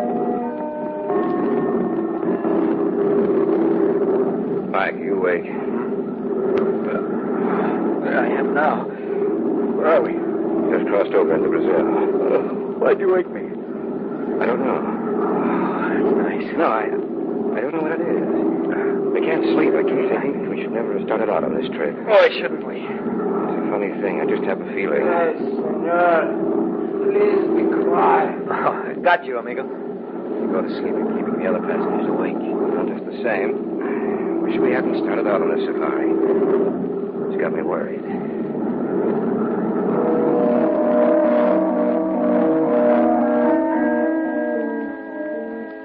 We landed in Cuyaba, got checked out by the Brazilian authorities, and then went about the business of finding ourselves a guide. Most of them were familiar with the territory leading to the source of the Juruena on the plateau of the Mato Grosso. But none of them had been any farther than 200 miles down the river, and none of them were willing to act as our guide. After we spoke to them, I received the impression that they were afraid. Fred was having a drink when he came up and spoke to us. We're doing fine. We can't even find a guide. Well, we can always follow the map Bartel drew up for us. I'm not in the mood to go into the lowlands alone, Mike. There are too many ways a man can die down there. Well, what else can we do? Pardon me, senores. You want something, amigo? I understand you are looking for a guide. That's right. I may be able to help you. My name is Juan Torrigo. Well, have a seat. Gracias, senor. You care for a drink? No, senor. You know where we can get a guide? Si. Where? I can guide you. You know the Juruena River? Si, senor. Most of it. And that I do not know, I am willing to make the acquaintance of. Well, what do you know? We look all over Cuyaba for a guide, and then one falls right into our laps. Right. When can you start? When do you want to leave, senor? As soon as possible. The other guide said that no one was familiar with the river. I am, senor. I will be ready when you want to leave. Can you get the supplies and the boat we need? You will not get a boat in Cuyaba, senor. Supplies and a canoe, that is possible. A boat, I cannot get that for you. Nor can anyone else. We'll settle for that, then. Oh, you'll need some money. Here. No, senor. I can pay for the canoe and supplies. You can repay me later. Well, that sounds all right to me. Perhaps you can rent an automobile and hire someone to come with us as far as the river. Then he can drive it back to Cuyaba. That's a good idea. Now as for payment... I am not worried about payment, senor. I am sure I can trust you enough to pay me well for my work. I will be ready to leave tomorrow morning. Good. Get the canoe and the supplies. Si. I will meet you at your hotel tomorrow morning. Mm-hmm. From there, we can pick up our supplies. We leave early? Yes, about 6. Bueno. Tomorrow morning, we begin a great adventure. Buenas noches, senor. Buenas noches. Seems to be a pretty competent guide, isn't he? Yes. Well, we'll know tomorrow morning. Right. Senores? Yes, senorita. I could not help but see you talking to Juan Torrigo, senores. I know you are looking for a guide. Has he offered to guide you? Yes, he has. Why? I would not do it, senores. He's El Diablo, that one. What do you mean? Many parties he has led out, senores, to the Huorena River. Always, he has returned alone. Never has he brought back with him any of those he has let out. Something happens to them, senores, and they are never heard from again.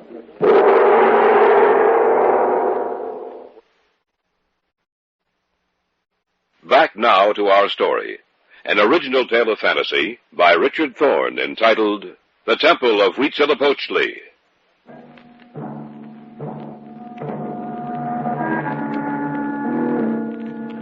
Notwithstanding the warning of the girl, we started out the following day for the source of the Huorena. The roads for the first part of the trip were fair, but as we drew farther away from Cuyapa, they became worse, and we bumped and jolted our way along for the next 5 hours until we came to the source of the Huorena. We unloaded the canoe and supplies and had the portage downstream for almost a mile before the stream became wide enough to use a canoe. Where does this tract of land your company lease begin, Signore? About 150 miles down the river, about 10 degrees south of the equator. That is an unexplored area, Signor Prescott. We had authority take a look at it from a plane first, before the lease went through. But no one has ever been through the land underground. No one has ever really seen that area. That's right, Juan. How far do you think we can go before dark, Juan? 50, 60 miles, Senor Taylor. As long as we paddle with the current. How far have you been down? Oh, don't worry, Senor. I have been down this river quite far.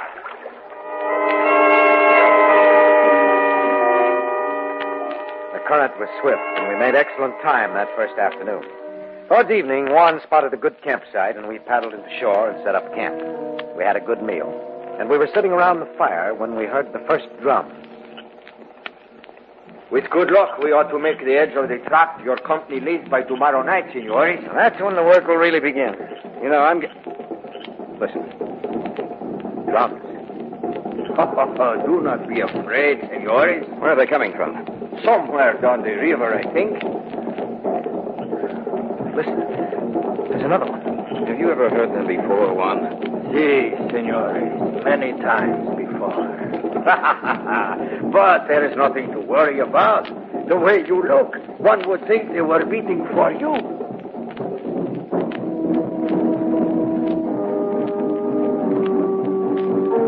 The drums pounded throughout the night. I didn't sleep very well with that incessant throbbing beating against my ears.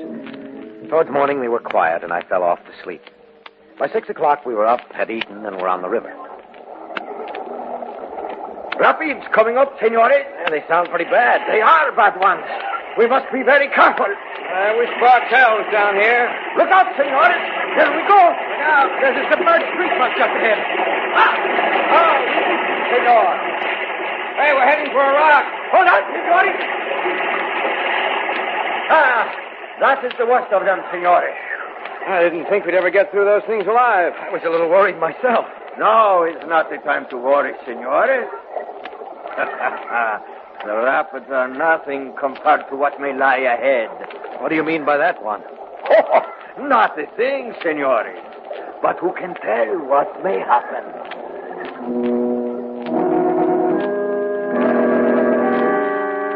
According to our map, we had reached the beginning of the company's tract of land. We made camp at a spot about 10 degrees south of the equator. Good meal, Juan. Gracias, Senor Taylor. Yeah. According to the stories we heard, this is as far as anyone has ever penetrated down the Huorena. No one has ever gone beyond this. You are wrong in that, Senor Prescott. No one has ever gone beyond this point and lived. Many have gone beyond, and all of them have crossed into the land of their ancestors. That sounds like a threat, Juan.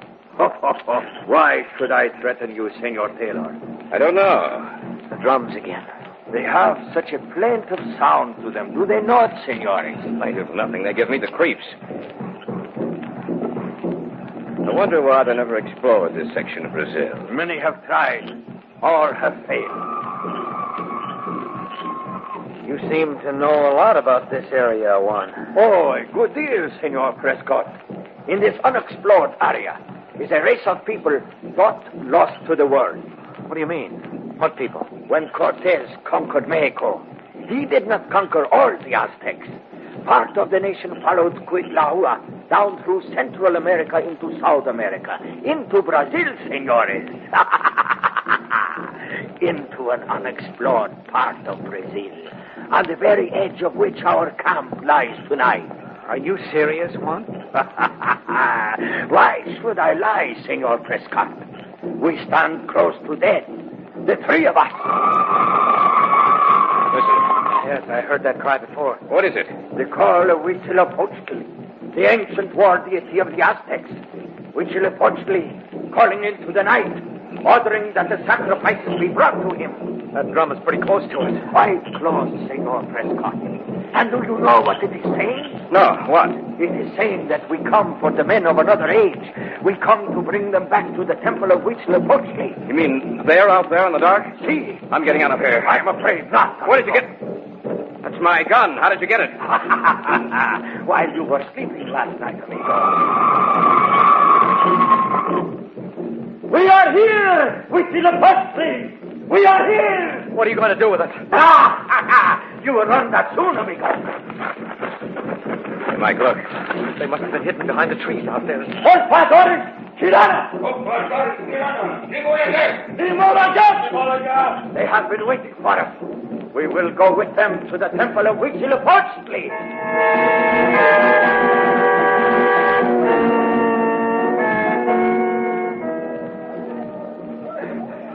They didn't want to take any chance of our getting away, did they?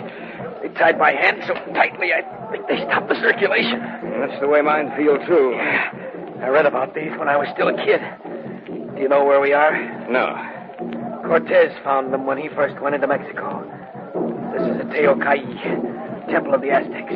What's in those two towers at either side of this landing? The sacred images of the presiding deities. And those blocks of stone in front of the towers? Those are the sacrificial altars. Mike, we have to get out of here. Look. Coming up the stairs to the top here. It's Juan Tarico. But he's not wearing the clothes he wore before. He's wearing a scarlet robe. Yeah, so I see. The robe of the sacrificial priest. Amigo. Are you enjoying our hospitality? What do you intend doing with us, Tarico? Don't you know? No. Have you looked over the side, amigos? Yes. And did you notice the people gathering? Yes. They have come to witness a ceremony. The altar of Huizilipochle has been dry too long. What do you mean? That it has been some time since the high priest has made an offering to Huizilipochle. And we're to be the offering. Is that right? That's right, amigos. You are to be the offering.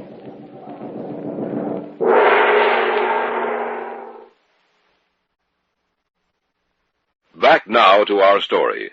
An original tale of fantasy by Richard Thorne entitled The Temple of Huizilipochle.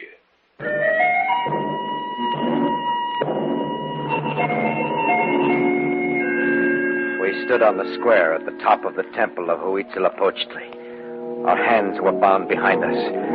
Before us stood Juan Tarico, who had offered to act as our guide. Only now he was attired in the ceremonial robes of the high priest. Yes, my friends. You are to be the offerings. You dirty... No! You should not lose your temper, amigo.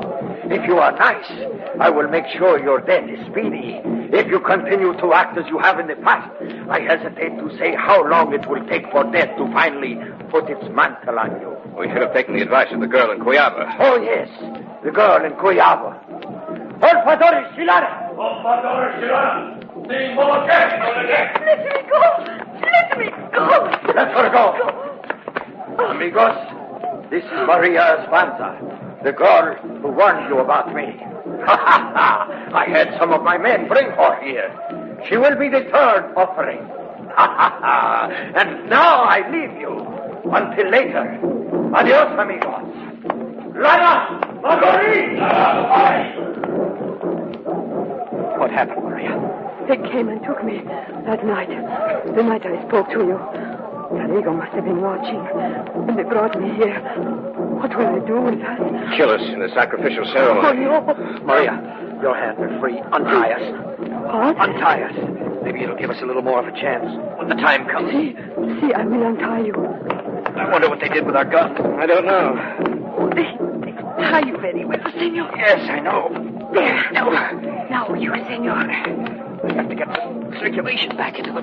You cut your wrist, senor. Yes, I know. There's something brewing. Hurry up. It is done. Man, that feels better. Thanks, Maria. What can we do, senor? I don't know, but we're sitting ducks here. Let's try one of those towers. Come on. Right. Just had a glance over the side. There must be 1,000 people down there surrounding the temple. And they're all waiting to see us die. Inside, hurry.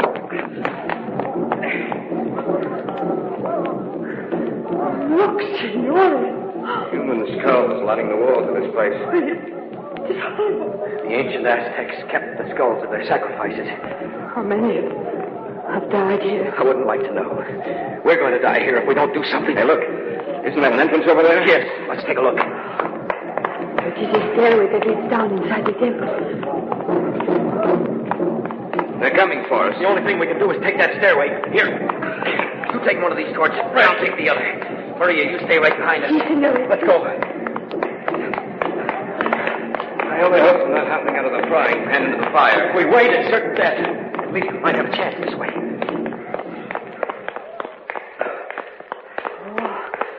It is so dark in here. There's a landing just ahead. Careful now. Right. Lift your torch a little higher, Fred. Hey, look.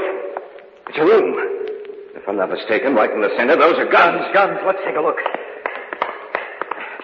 Hey, but they're not our guns. Perhaps they are guns taken from the other men who came here. That must be it. Guns and ammunition. We have something now to fight with. Over on the other side of the room, the stairway continues. Will we take it, senor? Yes, we will. But first protect the guns. All the guns and ammunition we can carry. Hurry. They'll probably figure that we came down here. Well, they slipped up and they left Maria's hands untied. I carry guns and ammunition, too. I cannot shoot, but I can load them for you. Good girl. How you fix mine? Have as many as I can carry. My pockets are full of bullets. Oh, yeah? I have 5 guns, and I carry this knapsack full of ammunition. And what's holding us back? You said it. Let's get going. Right.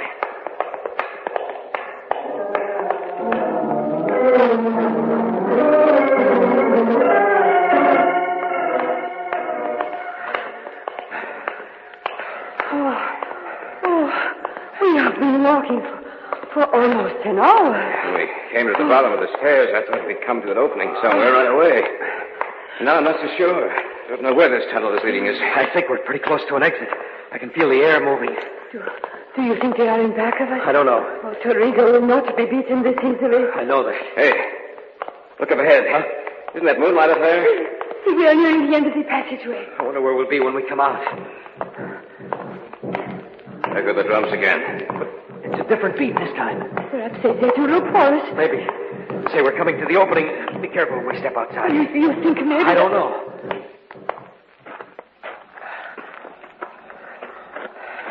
Well, we're here. Yes. And listen. We're close to the river.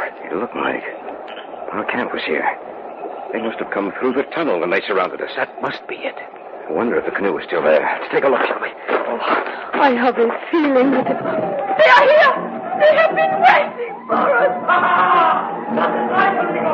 We have been waiting for us! Where are you, Torrigo? You did not think we would get away, did you? The canoe is there. I see it. Look, we'll make a break for it. Maria, take a gun in each hand and shoot when I give the command. Into the trees, anywhere. We'll all run for the canoe. If we keep our firepower up, we may be able to make it. What you talk about, Torrigo? You go back to the tunnel, baby! Get ready now. All right, together now. Maria! Si, senor! Get that canoe in the water. Hurry! All right, Maria, get in. They're coming for us. Come on. Hey, they're all together. Let's give them a volley they won't forget.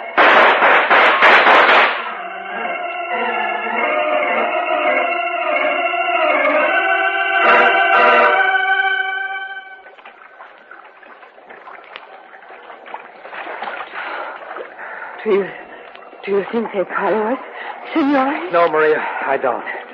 Not after what happened. You know something? What? Torrigo seemed to be their leader. Yes, and as soon as he fell, they clustered around him. No, I don't think they'll be following us. Senores, where do we go now? We'll go down the river till we come to a town. It'll be too hard getting back up. What about the company, Mike? I don't know about the company, but I'm not coming back here. It was too close for me. If they want to explore this country, they can send in someone else. I've come close enough to death. At the Temple of Huizilipochle.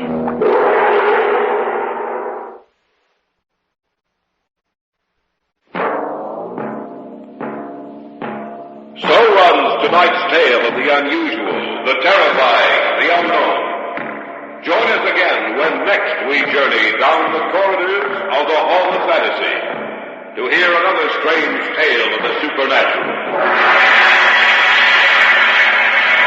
All characters and events portrayed in these programs are fictional, and any similarity to actual events or persons, living or dead, is purely coincidental.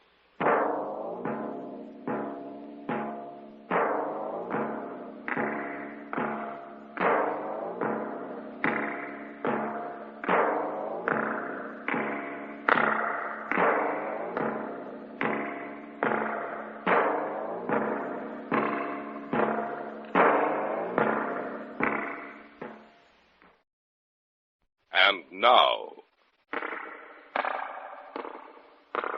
the Hall of Fantasy. Welcome to the Hall of Fantasy. Welcome to the series of radio dramas dedicated to the supernatural, the unusual, and the unknown. Come with me, my friends. We shall descend to the world of the unknown and forbidden. Down to the depths where the veil of time is lifted, and the supernatural reigns as king. Come with me and listen to the tale of the Masks of Ashor. What's the matter, honey? What's wrong? Well, I must be going insane. Why? Well, I was asleep. Suddenly, I woke up. A voice seemed to be calling to me. I started downstairs, always listening to that strange, unearthly voice. When I got down here, I walked into the living room and stood by the fireplace looking at the Masks of Ashor. And Bert, I saw a pair of eyes in each mask, looking down at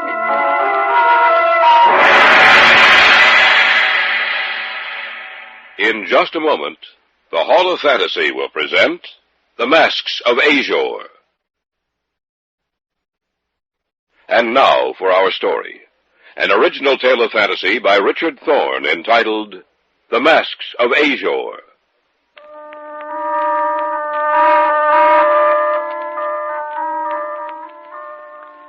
There's certain things in this life of ours which can never be explained, at least with any normal, rational explanation. Often we try to shrug them off, to forget about them, so that the question will not rise in our minds to trouble our waking hours and to create nightmares in our sleep. But there are some things which can never be forgotten, and among them are the Masks of Ashor.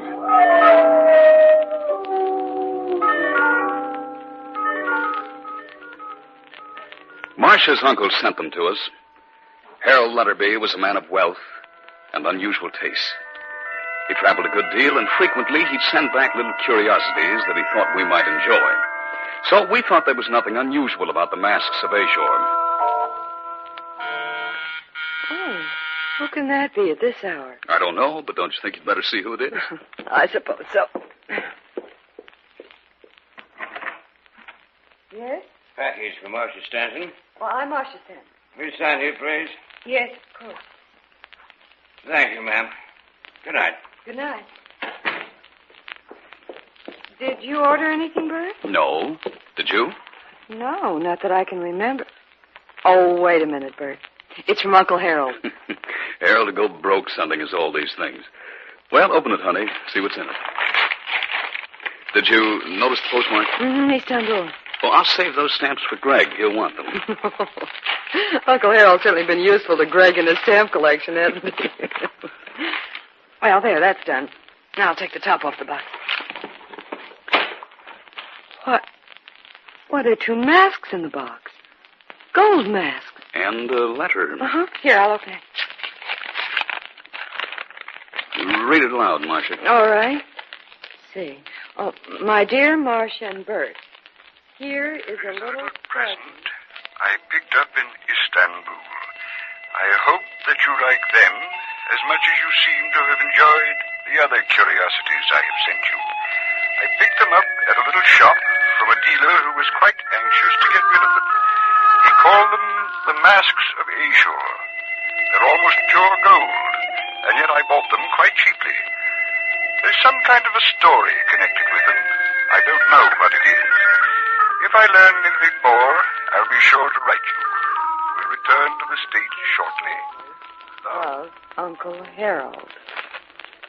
They're beautiful, and yet grotesque at the same time. Well, they look human, and yet... Well, it was pretty nice of Harold to send them to us. Where should we hang them? I don't know. That's your domain, not mine. Well, how about... Oh, over the fireplace? One on each side of the mirror? That sounds pretty good. Well, we can hang them right now. Anything to make a man work. Bert. Yes, dear. Oh, it's nothing. Well, what were you going to say? Well, I don't know. For a minute, I had the strangest sensation about those masks. As if they could actually see me.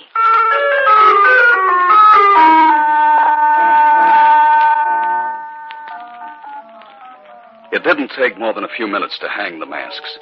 They hung one on each side of the mirror over the fireplace. They looked quite good there, and yet, in a way, they seemed out of place. The following night, Greg dropped in for a while. Thanks for the stamp, Bert. That was the first thing he said when the package came. Greg will want the stamp. All the way from Turkey. From your Uncle Harold, Marcia? Mm-hmm. He sent us those. I wondered where you'd got them. They're really quite nice. They're beautiful and yet grotesque in a way. That's just what I said. Practically the same words. You think you both had one mind. Well, they certainly catch your eye. Is that real gold? According to Harold, it is. Well, it must be quite valuable. Well, Uncle Harold said he bought them for a song. It couldn't have been very cheap. The gold alone is worth a good deal. As a matter of fact, Harold said the dealer seemed quite anxious to get rid of them. I wonder why. Well, why worry about it? Do they have a name? Mm-hmm. They're called the Masks of Ashor. Ashor. You know, I've seen that name somewhere before. A-S-H-O-R, I think it's spelled. I can't remember where. Well, don't worry about it. What? Anything wrong, Greg? The holes the masks have for eyes. I thought I saw something, that's all. Saw what? I don't know. For a minute, I thought there were really eyes in the masks, and that they were watching me. Watching every move I made.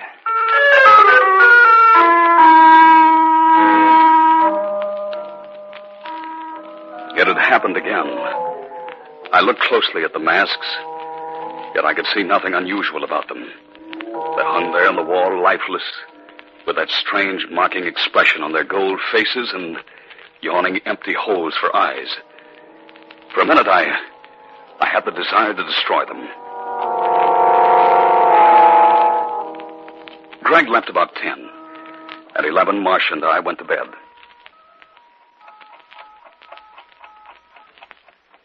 I fell asleep almost at once. I don't know what woke me, but of a sudden I was awake.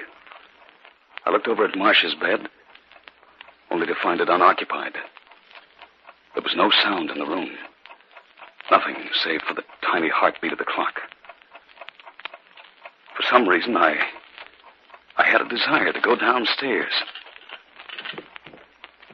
Something seemed to be directing my actions.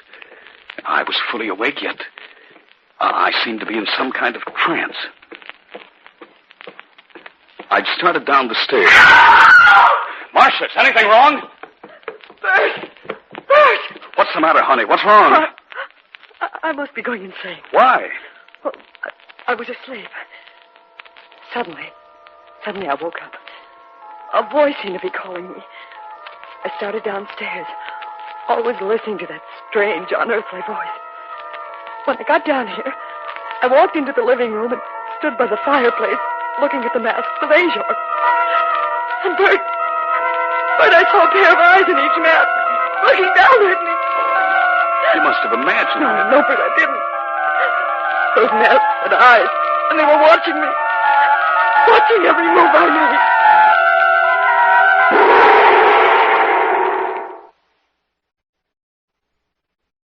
Back now to our story. An original tale of fantasy by Richard Thorne entitled The Masks of Ashor.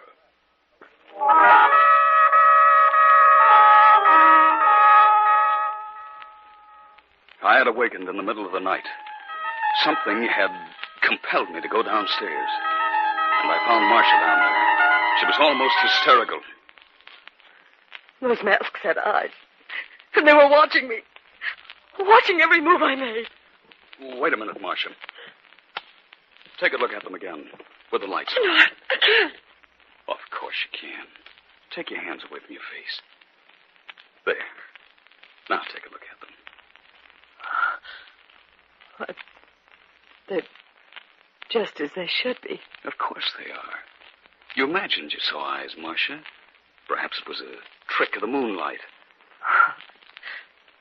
I guess you're right, Bert. Oh, of course I am. Now let's go back upstairs to bed.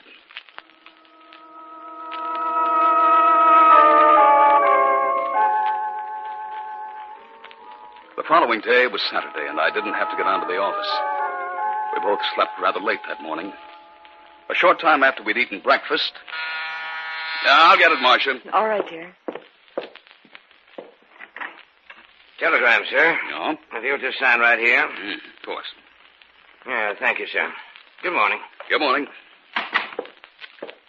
Who was it, Bert? A telegram. Well, who'd be sending us the telegram? I don't know. I'll see. Who's it from? Harold. Uncle Harold? What does he say? Am returning to the States as soon as possible. Taking plane this evening. Be very careful of Masks of Ashor. Do not let anyone have them. Am in danger of my life. Harold. In danger of his life? What did they mean? I don't know. But it has something to do with the Masks of Ashor.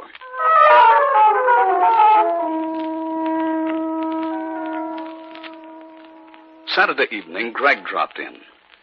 What he told us that night was the first inkling I had that Harold Letterby had stumbled upon a relic of the past that would have been better had it been forgotten for all time. By the way, I did a little research on those masks of yours. Oh? Did you find out anything interesting? Yes, quite a good deal. Well, give us a rundown. I don't know if you'd like to hear it. Why not? It's not very pleasant. Well, tell us anyway. All right. You see, I knew I'd heard the name Ashor somewhere. Finally came back to me. In college, I took a course in mythology. That's where I'd heard the name. Ashor was the messenger of the underworld. It was he who went forth and summoned the victims to death in the final accounting. He wore a mask when he appeared on Earth, which he removed when he saw his victim. The mask was also worn to protect others, for whom the time was not ready to gaze upon his countenance. For the sight of his face meant death. You were right when you said it wasn't pleasant. He was accompanied always by a dog, a large dog of indeterminate breed who went before him. Ashor's presence was always known by the howling of the dog. Well, of course, that's just a myth. Ashor never really existed. I have to take it for what it's worth. Oh, yes, and one other thing. Yes? It said that the masks were once stolen from him, and he's been searching for them ever since. That he wears a different mask while searching for the gold ones.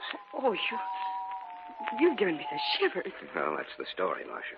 Well, it sounds like nonsense. A being who set forth to summon people to death, always accompanied by a dog. It's a superstitious belief that's come down to us from the childish minds of an ancient people. Did you hear that dog? Oh, it's only a dog in someone's backyard baying at the moon. Rather a coincidence, you might say, talking about a dog and then hearing one howling. But just a coincidence. What's that? I don't know. Sounds like an animal of some kind. Scratching at the door. I'll take a look. I'll go with you. Now be careful. There's nothing to be afraid of. There's nothing out here. What? I said there's nothing out here. But I just think I heard something scratching at the door. Well, there's nothing here now. There's no need to get upset about it. Let's go back in.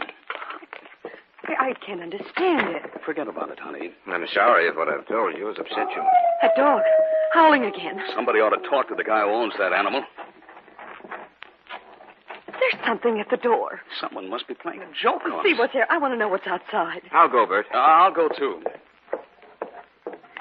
it is someone playing a joke on me. Don't move. It is a dog. Why, I ought to... You wouldn't stand a chance.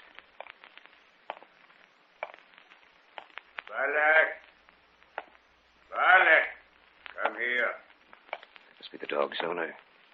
Balak, where are you? Quiet, Balak. Are you the owner of this dog?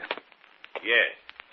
I'm sorry if it's caused you any trouble. Well, you ought to keep him on a leash. Is everything all right?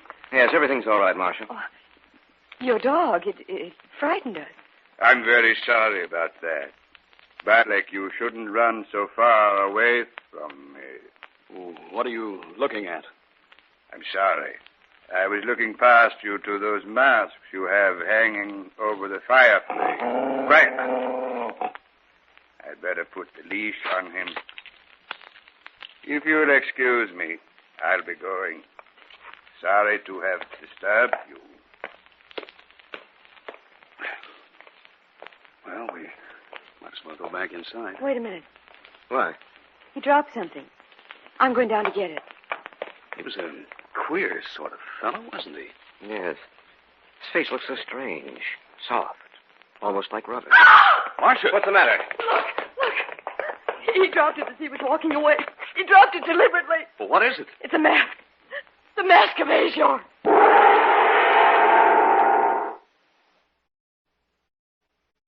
Back now to our story. An original tale of fantasy by Richard Thorne entitled The Masks of Ashor.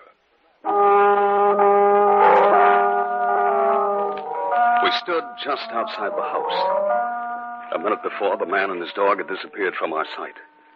Marcia went down the stairs to the walk where he dropped something. And then she screamed. It's a mask. The Mask of Ashor. Here, let me see that. It is a mask. A sponge rubber mask. Remember what I said about his face? Yes, I do. What are we going to do? We can't do anything until Harold gets here. Maybe then we'll learn some more about these masks of Ashor.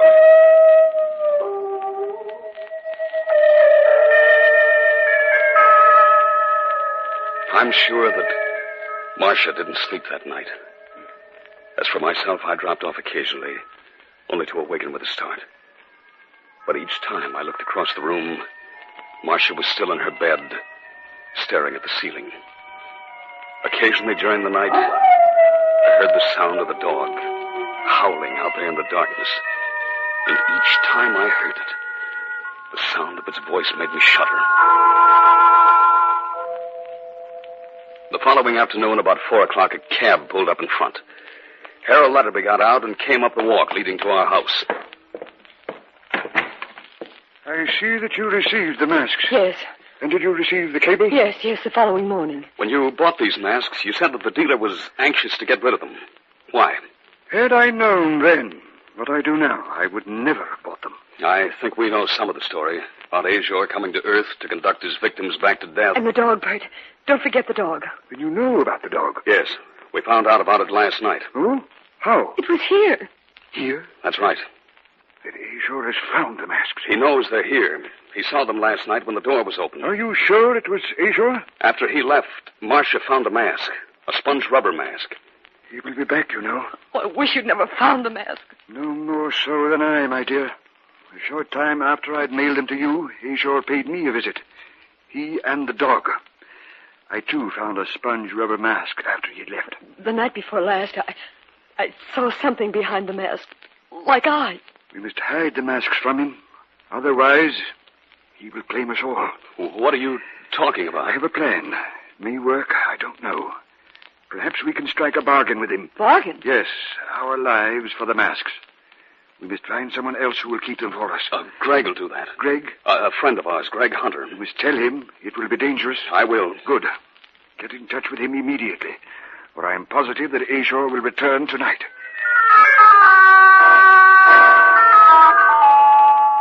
I called Greg and told him of our plan. Harold decided that he'd go back to Greg's apartment with the masks, and if Ashor agreed to the bargain, we would send him there and Harold would return them to him. Greg would stay with us to await the appearance of Ashor. By 6 o'clock that evening, Harold had gone to Greg's apartment with the masks, and Greg had come to our house to await our expected visitor. At 7:30, the shades of night had diffused themselves across the sky. By 8:30, the tension had mounted in each of us to a point where we were jumpy and irritable. What time is it? A little past 8:30. Do you think he'll come? Uncle Harold said he would. Just waiting. It makes me nervous. So am I. Listen. Yeah, I heard it too. Well, the waiting is over now. Oh, Bert. Bert, I'm frightened. Everything will be all right, Marcia. I don't know. I feel that something's going to go wrong. He's here. Well, let's go let him in. All right. Are you ready? Yes, I guess so. Here goes. Ashor's not here. No, but he will be. Here he comes. I'm sorry, gentlemen. It seems that my dog has been scratching at your door again. We've been expecting you. Oh? Really? Yes, won't you come in? If you don't mind, come, Balak. You have a very pleasant little home. Oh, thank you. Do you mind if I set my package down here? Go right ahead. I see the masks are gone. Yes. We put them away. They were very interesting, you know. Weren't they, Balak? Balak is a good dog, yet he frightens people sometimes. You came here for the masks, didn't you? The masks? The Masks of Ashor. Oh. You don't have them, though, do you? Not right here. You have them somewhere else? Yes. We'll make a bargain with you. We'll return the masks if you leave us alone. Then you know the legend of Ashor. Yes. I brought you something. It's in this package. In time, Barley. In time. What about the bargain? The bargain? Oh, yes, the bargain. I'm afraid I can't agree to it. Why? You see, I already have the Masks of Ashor. Look for yourselves. But Uncle Harold is no longer alive. Why, you dirty... I'll tear that mask off your face and... Quiet, Balak. Quiet. I have no mask on, Mr. Stanton. But you are gazing upon the face of Ashor, and those who see him no longer remain alive. Now, Balak, now! Look out!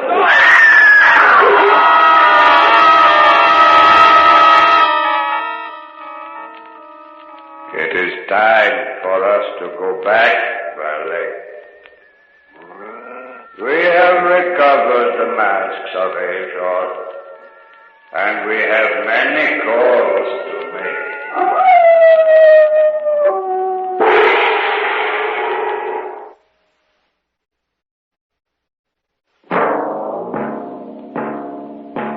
So runs tonight's tale of the unusual, the terrifying, the unknown. Join us again when next we journey down the corridors of the Hall of Fantasy to hear another strange tale of the supernatural. All characters and events portrayed in these programs are fictional, and any similarity to actual events or persons, living or dead, is purely coincidental.